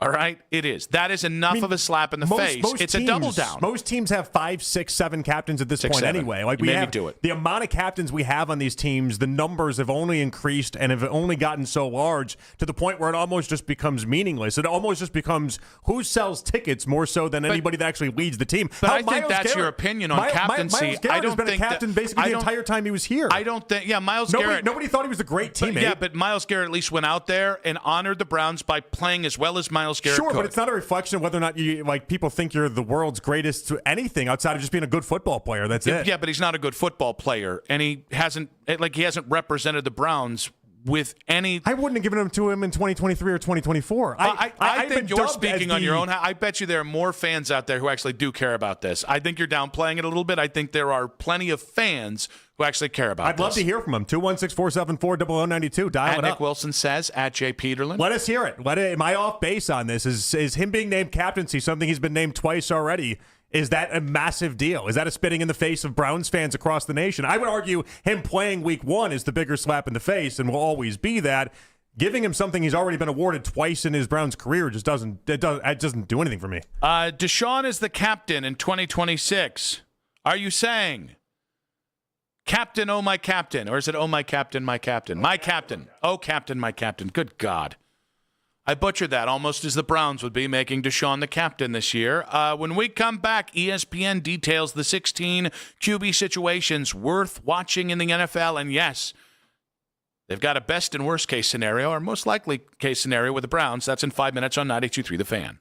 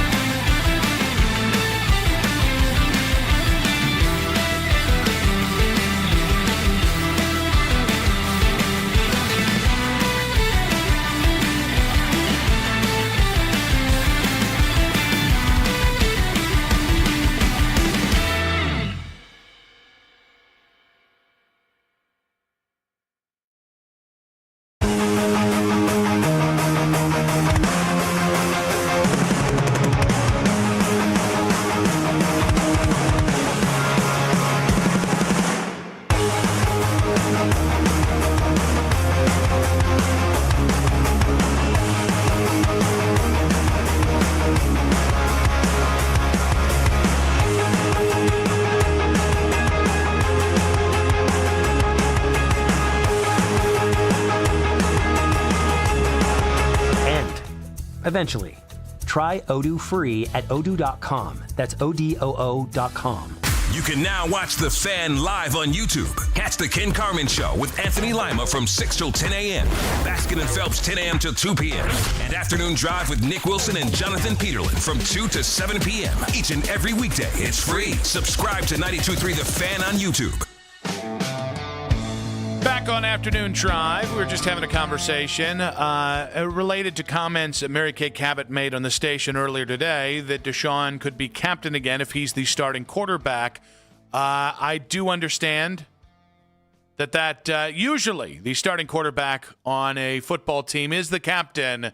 Usually they aren't the face of the worst trade in the NFL. And it's funny because everybody always wants to, and I want to get to Lance in a second here. He's been very patient waiting through the break.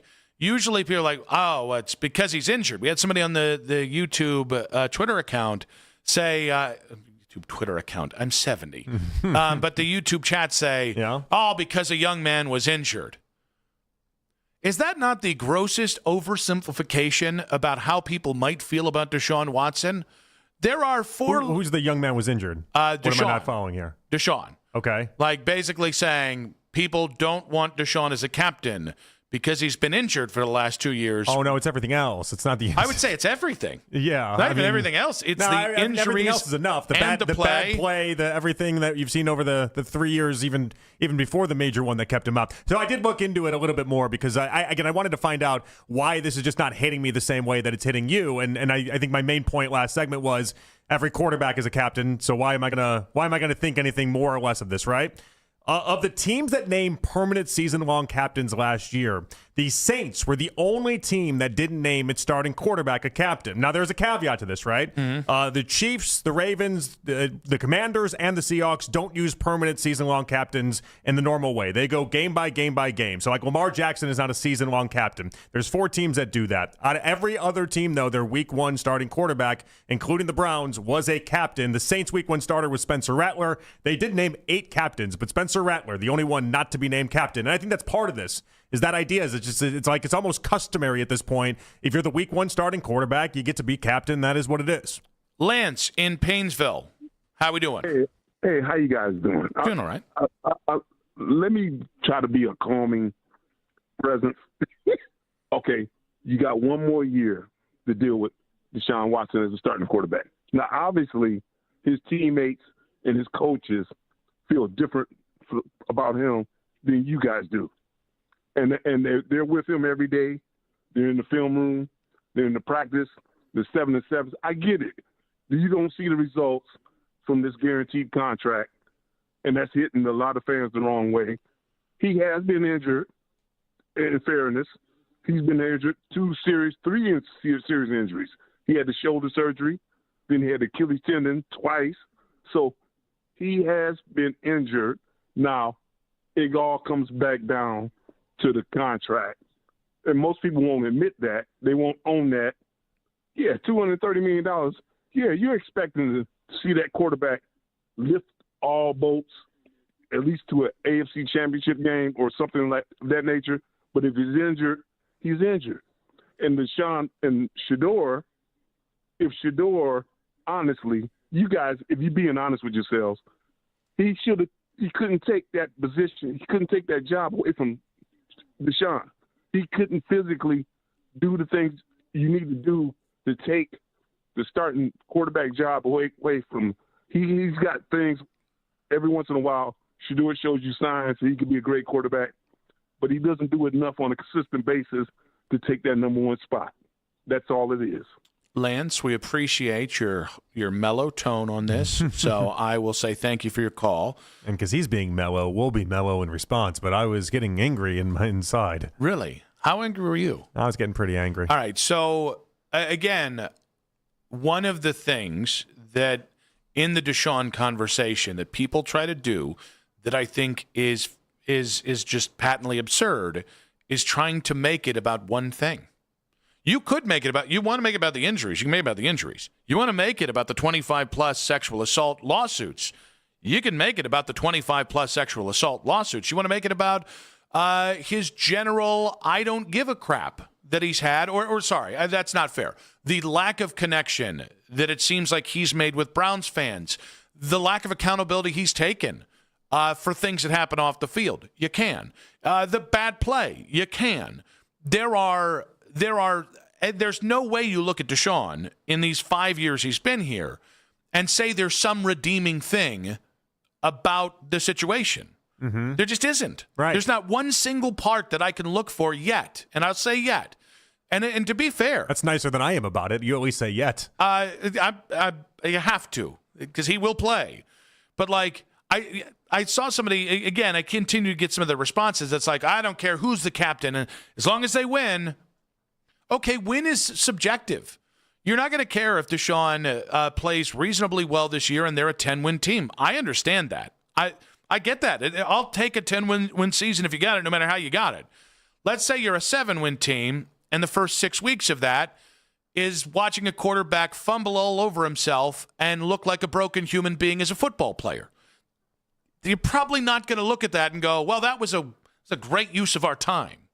No, that's going to suck. I mean, again, that was the part that was riling you up. Now I got to know. Well, I don't know. I forgot now. That was like 30 seconds ago in a phone call. That's fair. Now I was trying to get to the point of like all that can be true and all that can exist, while also then not depending on whether or not he's a captain and whether or not that part sucks. Like if he goes the first 6 games and you go 2-4 and he looks absolutely flat and cannot complete passes and just pisses us all off, I'm not going to look at it and be like, oh, well, the captain part of this is what really made me angry. No, it's the idea that he played week 1. It's the idea that he got the start to begin with. It's the idea that they went back to this guy that a year ago we all just kind of thought there was no way they could ever go back to. That'll be the part. It'll overtake any just customary naming of him being a captain that ultimately doesn't change my logic or thinking one way or another. R. Clark saying, please quit thinking all Browns fans are Shador fans. No one's ever said that.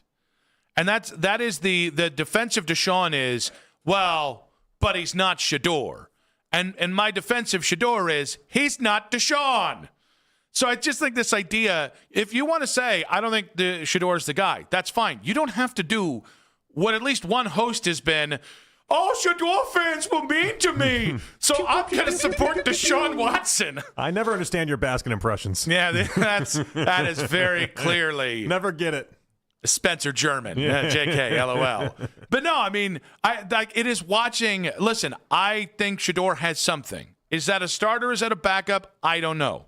And in fairness, I said the whole offseason, give me Shador versus Kyler. Give me Shador versus Geno. Give me Shador versus any other quarterback than Deshaun. Nick, that's the part where I think I get a little bit agitated myself, is that people, I think they assume that we're defending Shador, and me in particular, because we're just Shador honks, and that's all that is with this. I have as much hate in my heart, maybe even more, for the idea of Deshaun Watson being the quarterback, because Deshaun wasted 4, now going on 5 years of our lives, as I do the idea that I just wholeheartedly believe in Shador Sanders as a quarterback. I like the idea that people just think it's exclusive and one meets the other. No.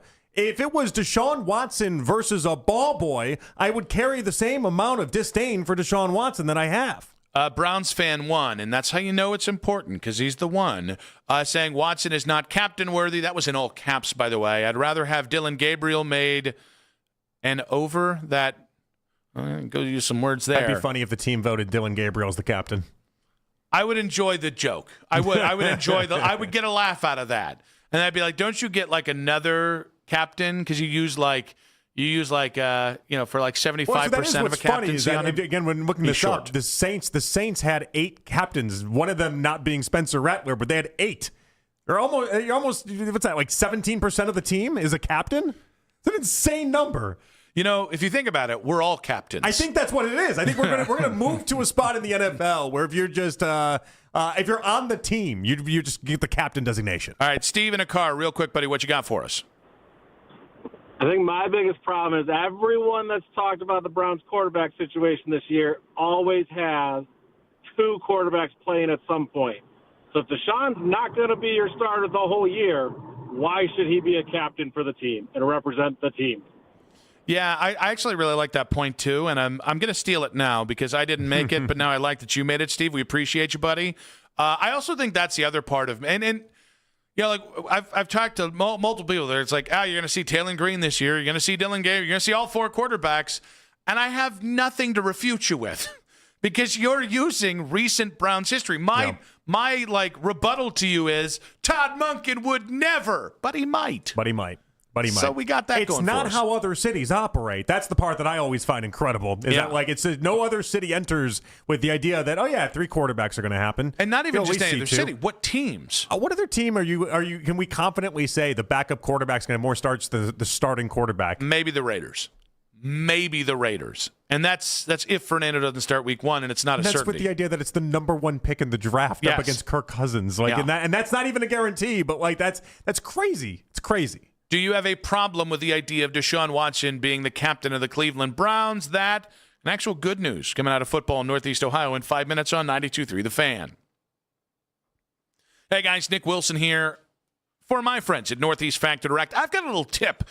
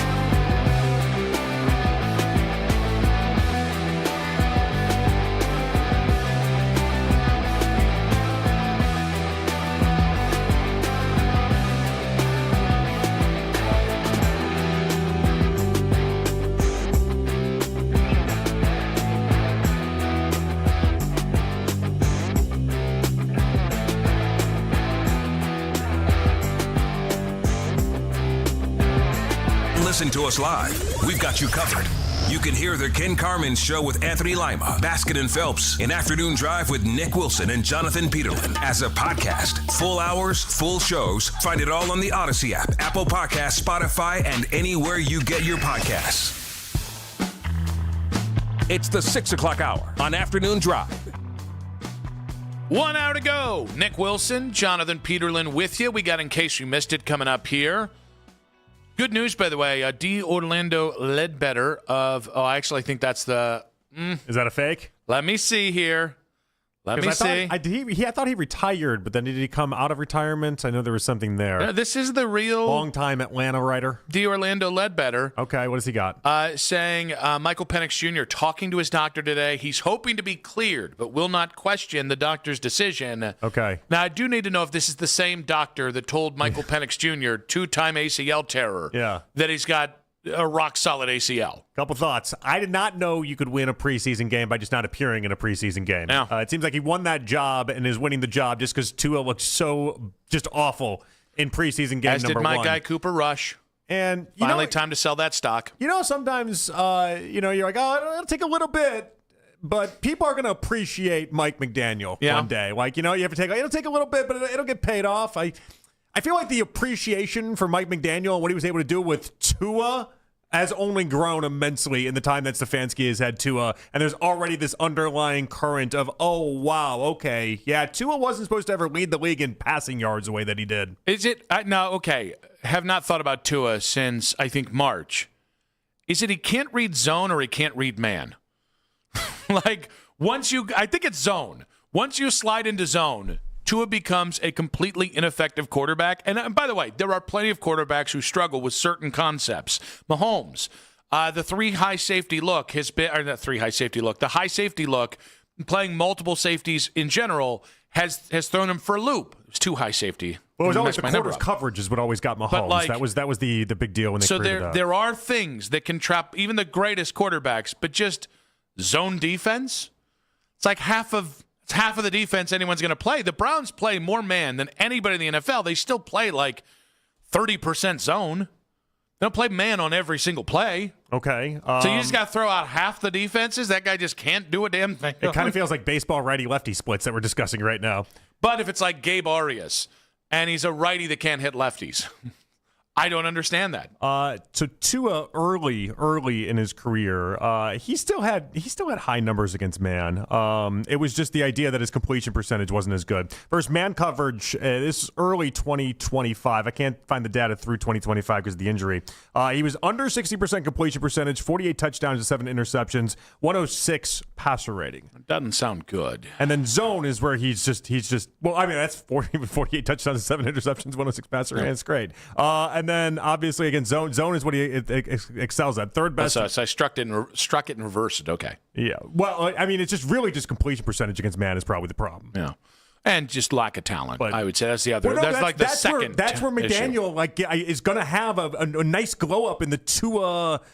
How we remember all this, because I think Tua's so bad, and I don't want to base anything off of one preseason game, but let's be honest. I mean, it's Tua. He's bad, and the idea that McDaniel had him lead in the league in passing yards, and then was in that 3-year stretch one of the better statistical quarterbacks you'll find in the league is kind of remarkable. Yeah, I don't even think it's not supposed to be anything. I don't even think it's a question. Mike McDaniel will be a head coach next year, and I think there's whoever gets the number 1 pick, and this could be tricky because Arizona and Miami already have head coach. Ooh, Mike McDaniel with the Jets and the number 1 pick.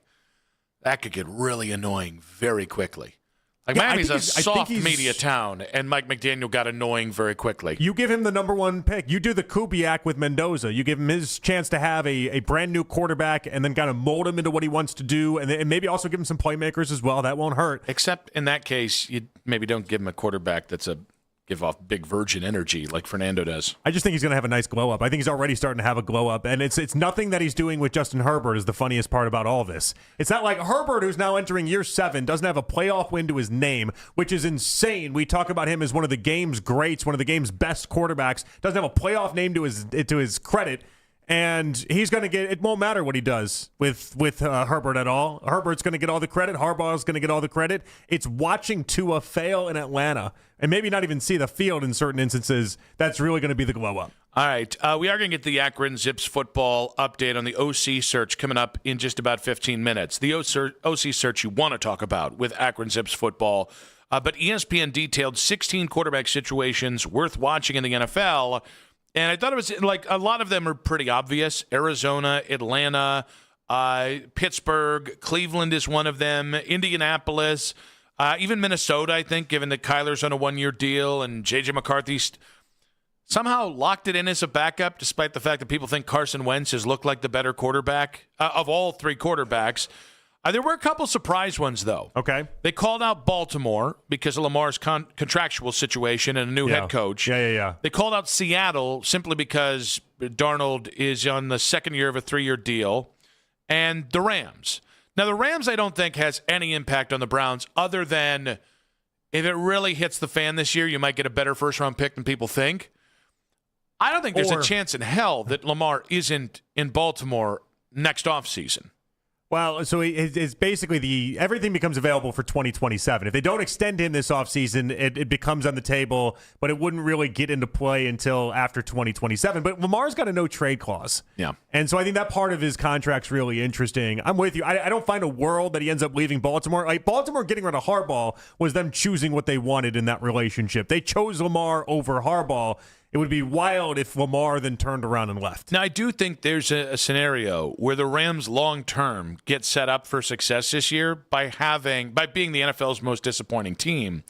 If anything happens with Stafford's back and he misses time and you have to play Ty Simpson, I think they play Stetson Bennett instead at this point. That would be a wild play. McVay can do anything right now because he's the guy that has won a Super Bowl in L.A. I'm with you. Man. I'd hurry it up and get Ty Simpson where he needs to be. But the reason why you drafted him and could stash him that way is because he's not going to be ready. And every accounting. By the way, on the Stetson Bennett side of things, since we're here, I always thought of Georgia, Monken and Stetson Bennett didn't really get along.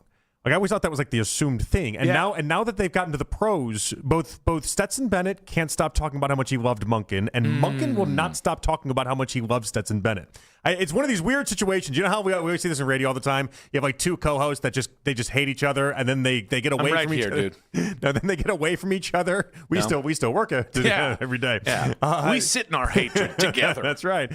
No, then they get away from each other, and then they're like, shoot, I miss that guy. That guy was the greatest. I love that guy. And then they end up linking up back together and doing shows and doing all that other stuff. Like that's kind of what's happening here with Stetson Bennett and Todd Monken. It's just pay attention to it. It's interesting. Monken cannot stop talking about Stetson Bennett in other areas and how much he likes him. Now, I do think we've mentioned some of the obvious teams that how they finish the season at quarterback will impact where the Browns are, and obviously the Browns have a say in this and how well they play.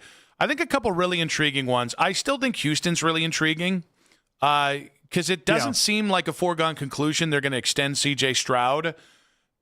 C.J. Stroud isn't the number one pick in the draft. It wouldn't be the equivalent of getting that, nor would it be the third quarterback. But C.J. Stroud could very well be your Jared Goff if you were to get C.J. Stroud next offseason. If this season he looks the same he has the first three, which just makes sense to me. What's funny is these type of quarterbacks that we're talking about, whether that is C.J. Stroud or Baker Mayfield, I lump them now into the Steelers category instead of the Browns category. That idea of because I don't think the Steelers, I don't know where they're going to be drafting. I have no idea, but it'll probably end up being somewhere between, 10 to 17th, somewhere in that range. I just don't get the vibe that they're going to load up assets to try to move around to get a quarterback, draft a quarterback, develop a quarterback. They seem like a veteran quarterback option, and so I'm putting all these guys, Baker, C.J. Stroud, I'm putting them all in a Steelers uniform. So the only thing I would say about that is there's going to be a lot of quarterbacks available and a lot of decent quarterbacks. It wouldn't surprise if this quarterback goes so poorly that Shedeur and Deshaun aren't here next year. You will need two quarterbacks. There will be the quarterback you draft, but if you draft the fourth guy off the board, you might prefer to go the rebuild, the basically what the Vikings did with Sam Darnold into a year of J.J. McCarthy. Sure. And so I think in that case, a Bryce Young, a C.J. Stroud, please no Daniel Jones, maybe a Jared Goff, because that was another one. Detroit was another one that they called out. of being like, this could be Jared Goff's last year in Detroit, which still feels far-fetched. But again, that I don't think if this goes that poorly, I don't think they're just going to be looking for only a first-round pick next year. They could be looking at a multi-pronged Can Shedeur approach. exist on this team if he – I won't call it a failure, but obviously if we end the season where you're not continuing on with him as your starting quarterback for the following year, it didn't go great. Does Shedeur just get thrown to the wolves? Does he just get casted aside? Or does he continue on here? It's just the gray area that I don't know. If he plays, if I just don't know, because people are going to continue to throw up the off the field stuff with the fan base. People are going to continue to throw up that's not the kind of personality you want as your backup. I think that is a sign of a really dog bleep locker room. If you need a quiet church mouse kind of backup quarterback. But Todd Monken is an old school coach who might believe that's the kind of thing that you do need. I think we'll find that out about Monken. Monken does not seem bothered by any of that as of right now, by the way. He's given no hints that he's bothered by everything that comes with Shedeur Sanders, even though it's not Shedeur's fault at all, but everything that comes with Shedeur. Well, we mentioned quite a few quarterback situations there. Which one do you think impact the Browns' trajectory in the next 12 months looking for a quarterback the most? And when we come back, the finalists have been announced in Akron. That's in 5 minutes on 92.3 The Fan. If you're looking at new trucks this month, you know a Ram truck should be at the top of your list. I've done the Ram side-by-side with an alleged competition, and I bought the Ram because I felt the power, right? I started up that legendary 5.7-liter Hemi V8, and I was hooked. So my friends at Ram, knowing, well, you put the Ram up against the alleged competition, why don't you put the Ram up against another Ram? And so they let me take a 540 horsepower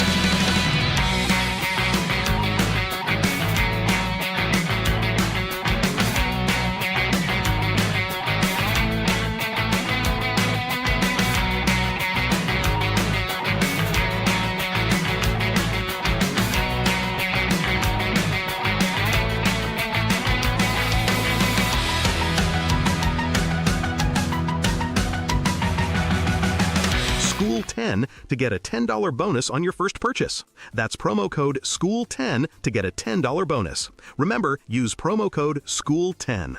Offers vary by user and location at participating merchants. Go to upside.com for terms and conditions. Deshaun Watson, Shedeur Sanders. The Browns QB battle is back. We're your home for preseason coverage. The radio home of the Cleveland Browns. 92.3 The Fan. Catch Daryl and Coach Riz in their daily Browns training camp recaps on the Fan's YouTube page. Daryl and Coach Riz breaking down the storylines from each day's practice and, of course, your daily quarterback competition updates. And you can catch the recap each night on Overtime with Jake Volnick at 8:40. Subscribe to the 92.3 The Fan YouTube page now. Nick and JP with you. We do have, in case you missed it, coming up in about 20 minutes' time here. But we have an update I know everyone's been waiting for. We're going to get to this earlier in the show, and then life happens. It gets in the way. Life finds a way. Akron has named, technically they're supposed to have 10 finalists for their offensive coordinator drive that they put out there. Yeah. And so basically to get in the running, if you guys don't remember, you had to buy season tickets to Akron football. Turns out incredibly affordable. And that 10 finalists would be named. And from those 10 finalists, one person gets to script the opening drive against Robert Morris. And a pretty nondescript name, Brandon Wiggin. Do you know him? No. All right. He's a Bellevue, Nebraska native. Okay. He has not answered inquiries from the university about his availability. Jack Rooney, big fan? Big Rooney guy. Long Island, works with Salesforce. Yeah, out of Salesforce in Long Island, of course. I do like this. He guarantees a touchdown on the first drive. We can't guarantee that. All right, James Bordeaux. Now, he's actually famous. Yeah, named username Bordeaux. He's a content creator. Yeah, on he's YouTube. actually pretty big time. In the college football world, he's pretty big time. Yeah. He looks like a guy that you think James Bordeaux would look like. But Martin Allen Wims, potential assassin, but also... Is it Allen dash Wims, or is it Martin Allen and then Wims is the last name? Oh, that's a good... They don't dash it. Oh. Again, Akron's not known for the level of education there, so I understand that. Okay. But saying an Akron native who has had season tickets since InfoCision first opened the field there in 2008. Oh, that's a real fan then. Yeah. Although, again, season tickets are the whopping price of $150 for a pair for the whole season. Yeah. Affectionately known as Marty. So. He was intended with the... Why do we know that he's affectionately known as Marty? I'm going through the list here. Why is that in the bio? ByTheBelt.com's got a whole breakdown. In the interesting facts, it's affectionately known as Marty is what pops up? Yeah, well, you don't want to call him the three-name guy, whatever it was. I already forgot it. Jonathan Peterlin, affectionately known as Jonathan. What are we doing? I think we affectionately known as something. Oh, yeah. Mike Beck Jr., CEO of Polymer Valley Chemical. Now, he is, again, decades-long season ticket holder with Akron. What was the head thing for? Decades long. I mean, that's a lot of crappy football. Well, 2008 was the other guy. I mean, this is you got some real fans in here. I like this. I had no idea even two people had season tickets to Akron football. Now, there's a lot more that I don't care to get to, at least right now. But the biggest name was Barstool Big Cat. And watching people melt down because he's one of the 10 finalists. And by the way, the 10th guy just completely bowed out for some reason. I don't know why that was. Yes, we're down to 9, the final 9. But so the final 9, but people have reacted as if Big Cat stole in a U.S. presidential election Which he with this. bought, I think it was 8 pairs or maybe 8 in general season tickets. And so, if it's all about a lottery drawing, it's reasonable to assume that Big Cat was legitimately one of the 10 people that were picked. But I've never wanted something more rigged in my life is the point here. I hope it's rigged for Big Cat. I want Big Cat to... He brought all the attention to it. He brought the eyeballs to it. Akron's getting all this recognition. You're saying Steve Moyer didn't? Steve Moyer didn't. Steve Moyer might have been pushed onto the idea by Big Cat. I don't even know. Big Steve Moyer guy. Always have been, Steve. But yeah, I want it rigged. I hope that it's rigged. I think you're dumb if you're Akron and it's not rigged. All right. So I think we can meet in the middle here. I want to see Big Cat call plays. Of course he had to be. Jax wants to see him call plays too. You know you do. 100%. It has to be Big Cat. Of course, by the way, he's in the final 10. He has to be because of everything you just said. It doesn't mean he has to be the guy that wins it. Why not?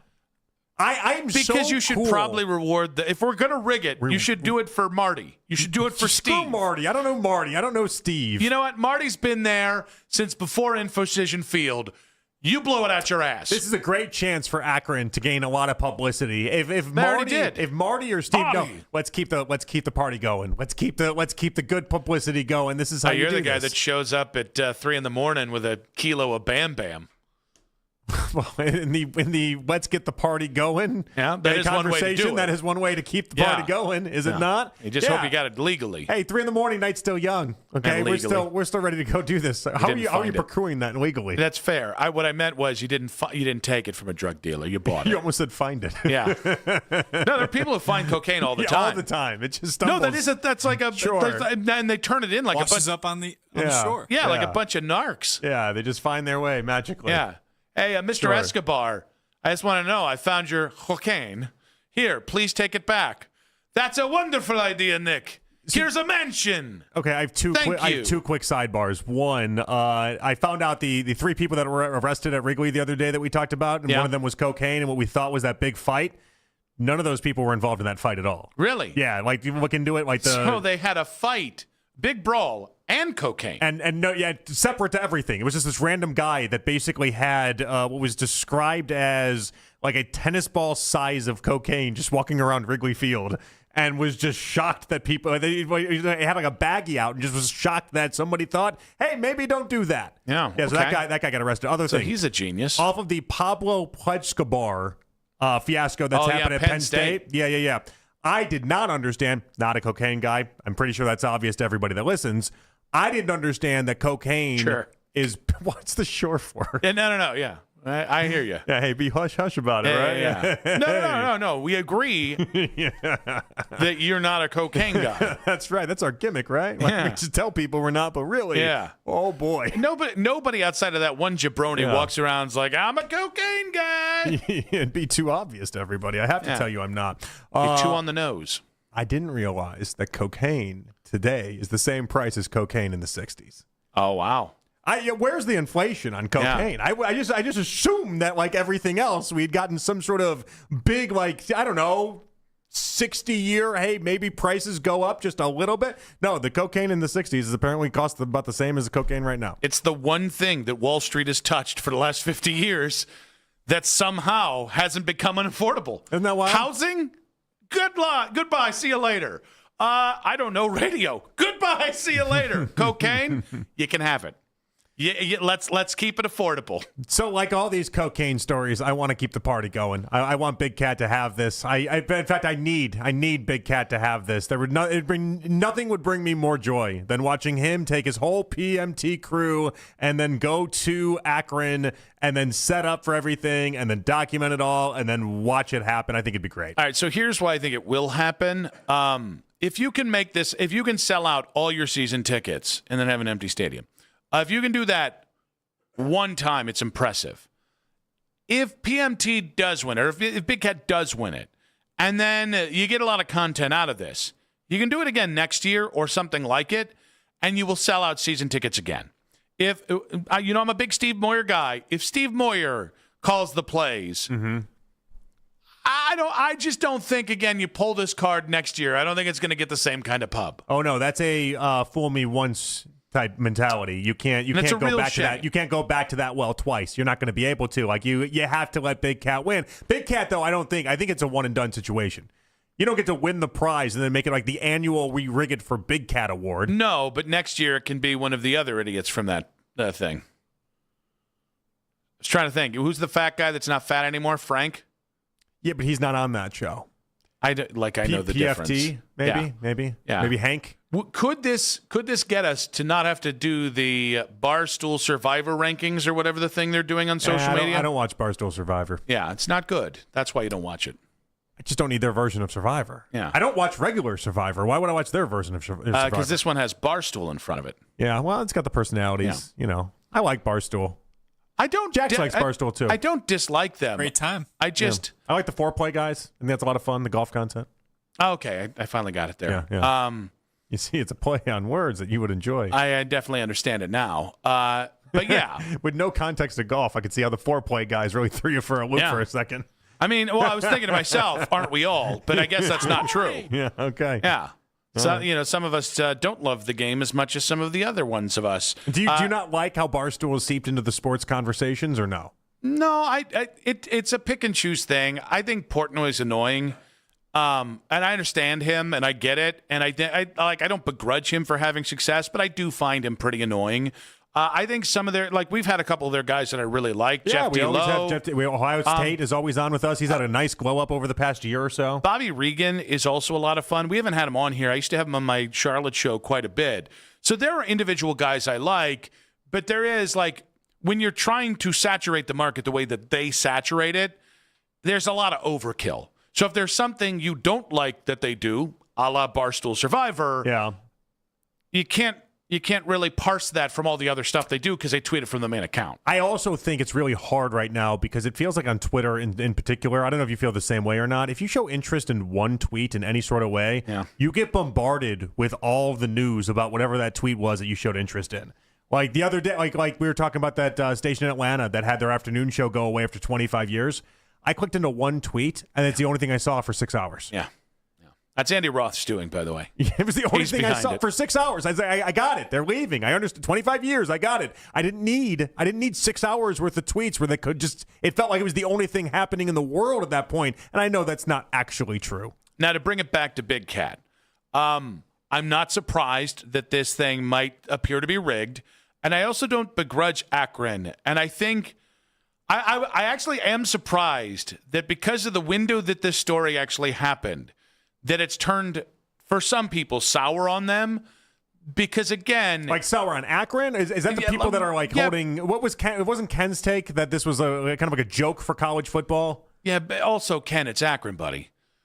If Bowling Green did this, I can't say I'd be like, oh, Bowling Green, but I'd also probably lean into it because it's MAC football. Well, you don't think it's a joke for college football, right? Because it is, in fact, I mean, it's a lower level. Let's stop pretending this is Ohio State. If Ohio State did it, I honestly, guys, I don't think Big Cat's actually going to be doing this. I think it's going to be a guided situation here, okay? I don't think he's literally going to be the offensive coordinator. Oh, I hope he dresses up. I hope he puts the headset on. I hope we get all that. There'll be a lot of performance to it, and that's going to be the best part of this. But I'll be really surprised if he doesn't have a play sheet that might have been instructed by someone else. I just think it's funny that this, of all things, could be the thing that people are like, this is a real disgrace to college athletics. This is the one that tips them off. Yeah. After decades of just all sorts of wrong things. Yeah. This is what makes people just go up in arms. Not Joe Paterno. Yeah. That whole situation at Penn State. No. Well, there were a lot of people that were upset by that. Well, that began very well documented. I would say that's when we start to get into what's really upsetting in college athletics. I would say sweeping stuff under the rug for that long. Blow-Pa was another great nickname out of that. For foreplay? No, for the Pablo Pledge-Cabar group. Nothing tops Pablo Pledge-Cabar. Yeah, no, that was an all-timer. That was a walk-off. And he does look like McLovin, which is another thing people have to say. Blow-Pa is pretty good. Although I did hate the idea that once I saw Pablo Pledge-Cabar, my first thought wasn't, wow, someone was really creative. I thought a ChatGPT prompt probably got the best of us there. You know what? I'm going to let it happen because he's going to do probably 10 to 20. And, well, depends if he comes from money. I'll get a real slap on the wrist, though, and that hurts. That's really embarrassing. People look down on you for at least a month after you get exonerated there because your family comes from money. However, we've got, in case you missed it, in 5 minutes on 92.3 The Fan. A lot of you will need to replace your roof this summer, but be forewarned. Listen how forewarning I am. Forewarned.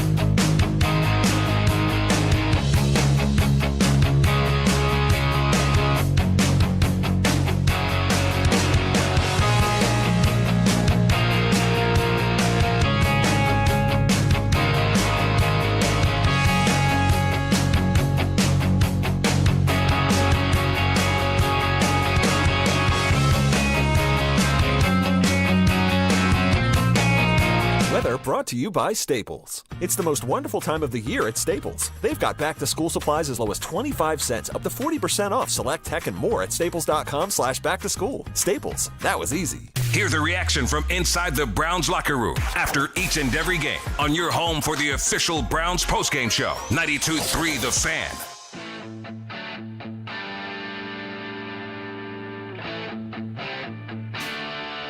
Final segment of today's show.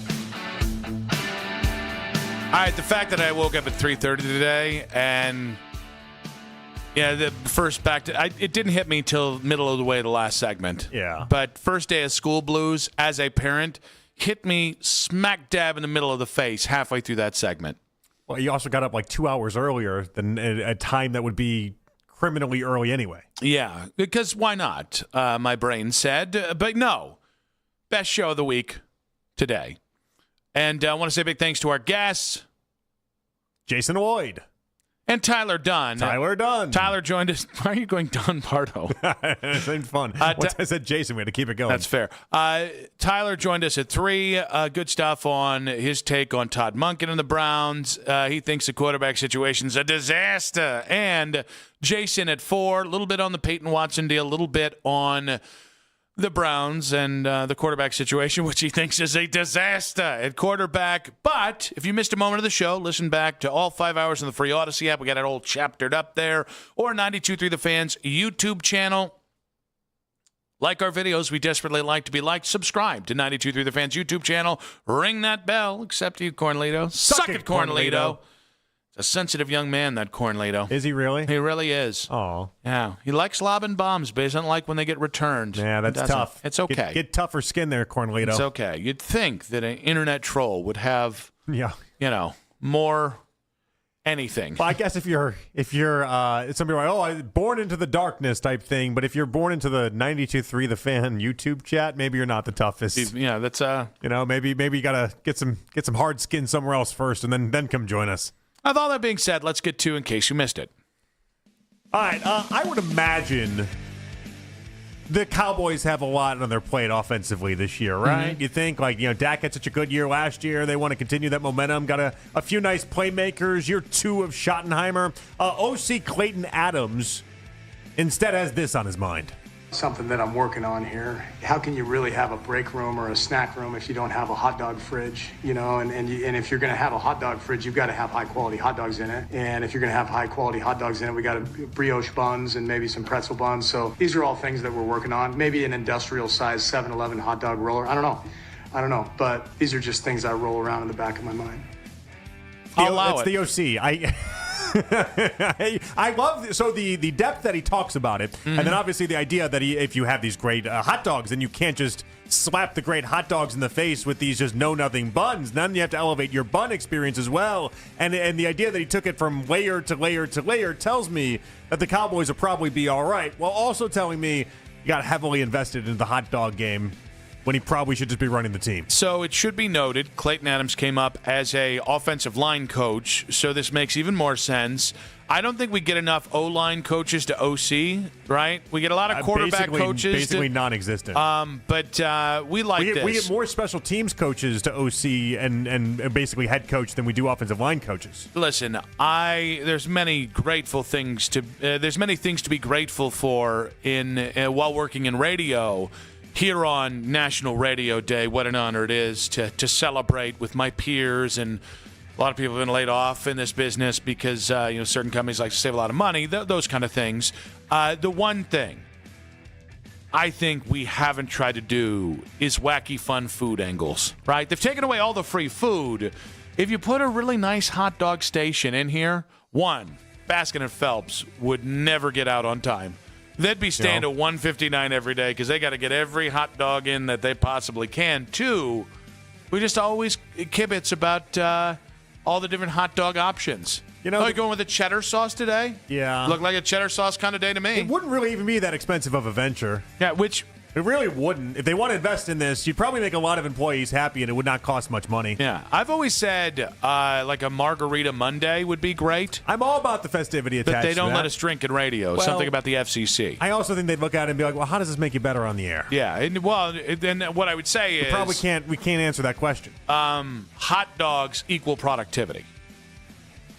You know, I read the other day that places that, like businesses that actually give you the free lunch at work, it's become more and more of a thing. It's kind of like unlimited PTO, where there's like it sounds good at first, but if you don't do it the right way, then maybe it isn't. What's the right way? Well, so with the food part of this, it's the idea that they actually give you the free food, but then they expect you to actually work at your desk instead of going out to get food. Mm-hmm. So like it's like an hour of, instead of being away to go get your lunch, you're then working for that hour at your desk, and they see it as a productivity enhancer instead of what most people would look at it as of like, oh, you're getting free food, this is great. It's like, no, then you just change your desk from 9 to 5. All right, but if it saves me anywhere from $10 to $20 a day in lunch, there's a financial productivity marker that I think we need to hit here as well. Yeah, I think businesses... Be upwards of $100 to $150 a week. A couple things on that. One, I think businesses that have the free lunch, I think they're probably paying their employees enough where they're not worried about the $10 to $20 lunch. Two, you spend $10 to $20 upwards of that on your lunch every day? I didn't say... I don't know. I don't do it every day, but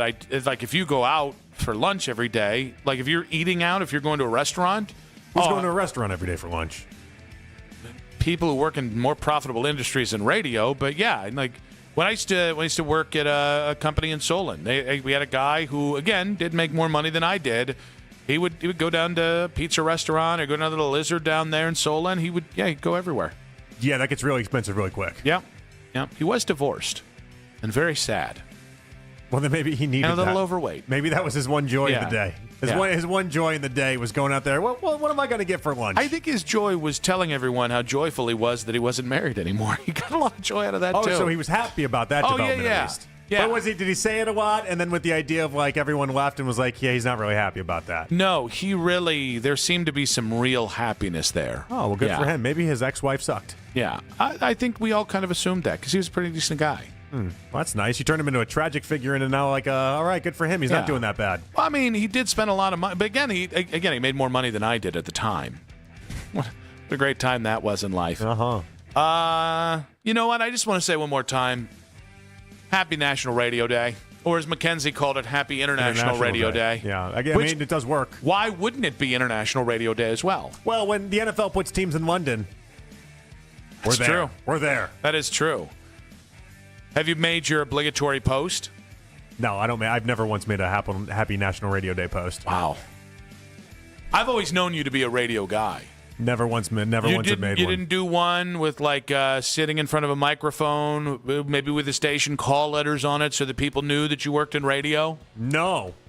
Maybe this is why my high school is honoring one-year producers at ESPN 1000 instead of me. I just have to tell you, if you crack that mic before I'm ready, Alan, I'll mule kick you. I'm kidding. Alant really wanted to get up on the microphone on that one, and we had a minute left. You start in 7 minutes, Alant. Yeah. You'll have your time there, little buckaroo. And then you throw your shots at us as you think we're not listening. We hear it. Yeah. Oh, great job talking Guardians. We talked Guardians the whole freaking show. Thank you for... Yeah. Uh-huh. You're number 1 too, buddy. Yeah. No, you distracted. I had a whole thing we were going to do. It was going to be great. The perfect bow to put on this show. But hey, I got multiple emails saying Happy National Radio Day, and I'm happy on National Radio Day. Big thanks to Jax Gregory on the board. Yes. Big thanks to Jake Murren. Big thanks to Mackenzie Flume, Flume Dog Millionaire. Big thanks to you, JP. Had fun. We'll do it tomorrow. Really showed up on National Radio Day. Very proud of you there. We'll be back tomorrow on a Football Friday, an NFL Friday, Friday in August Friday. See you guys. Keep it spicy, baby. Let's go. I love you. Have a great day. Take care, Nick. Take care of him. He needs help.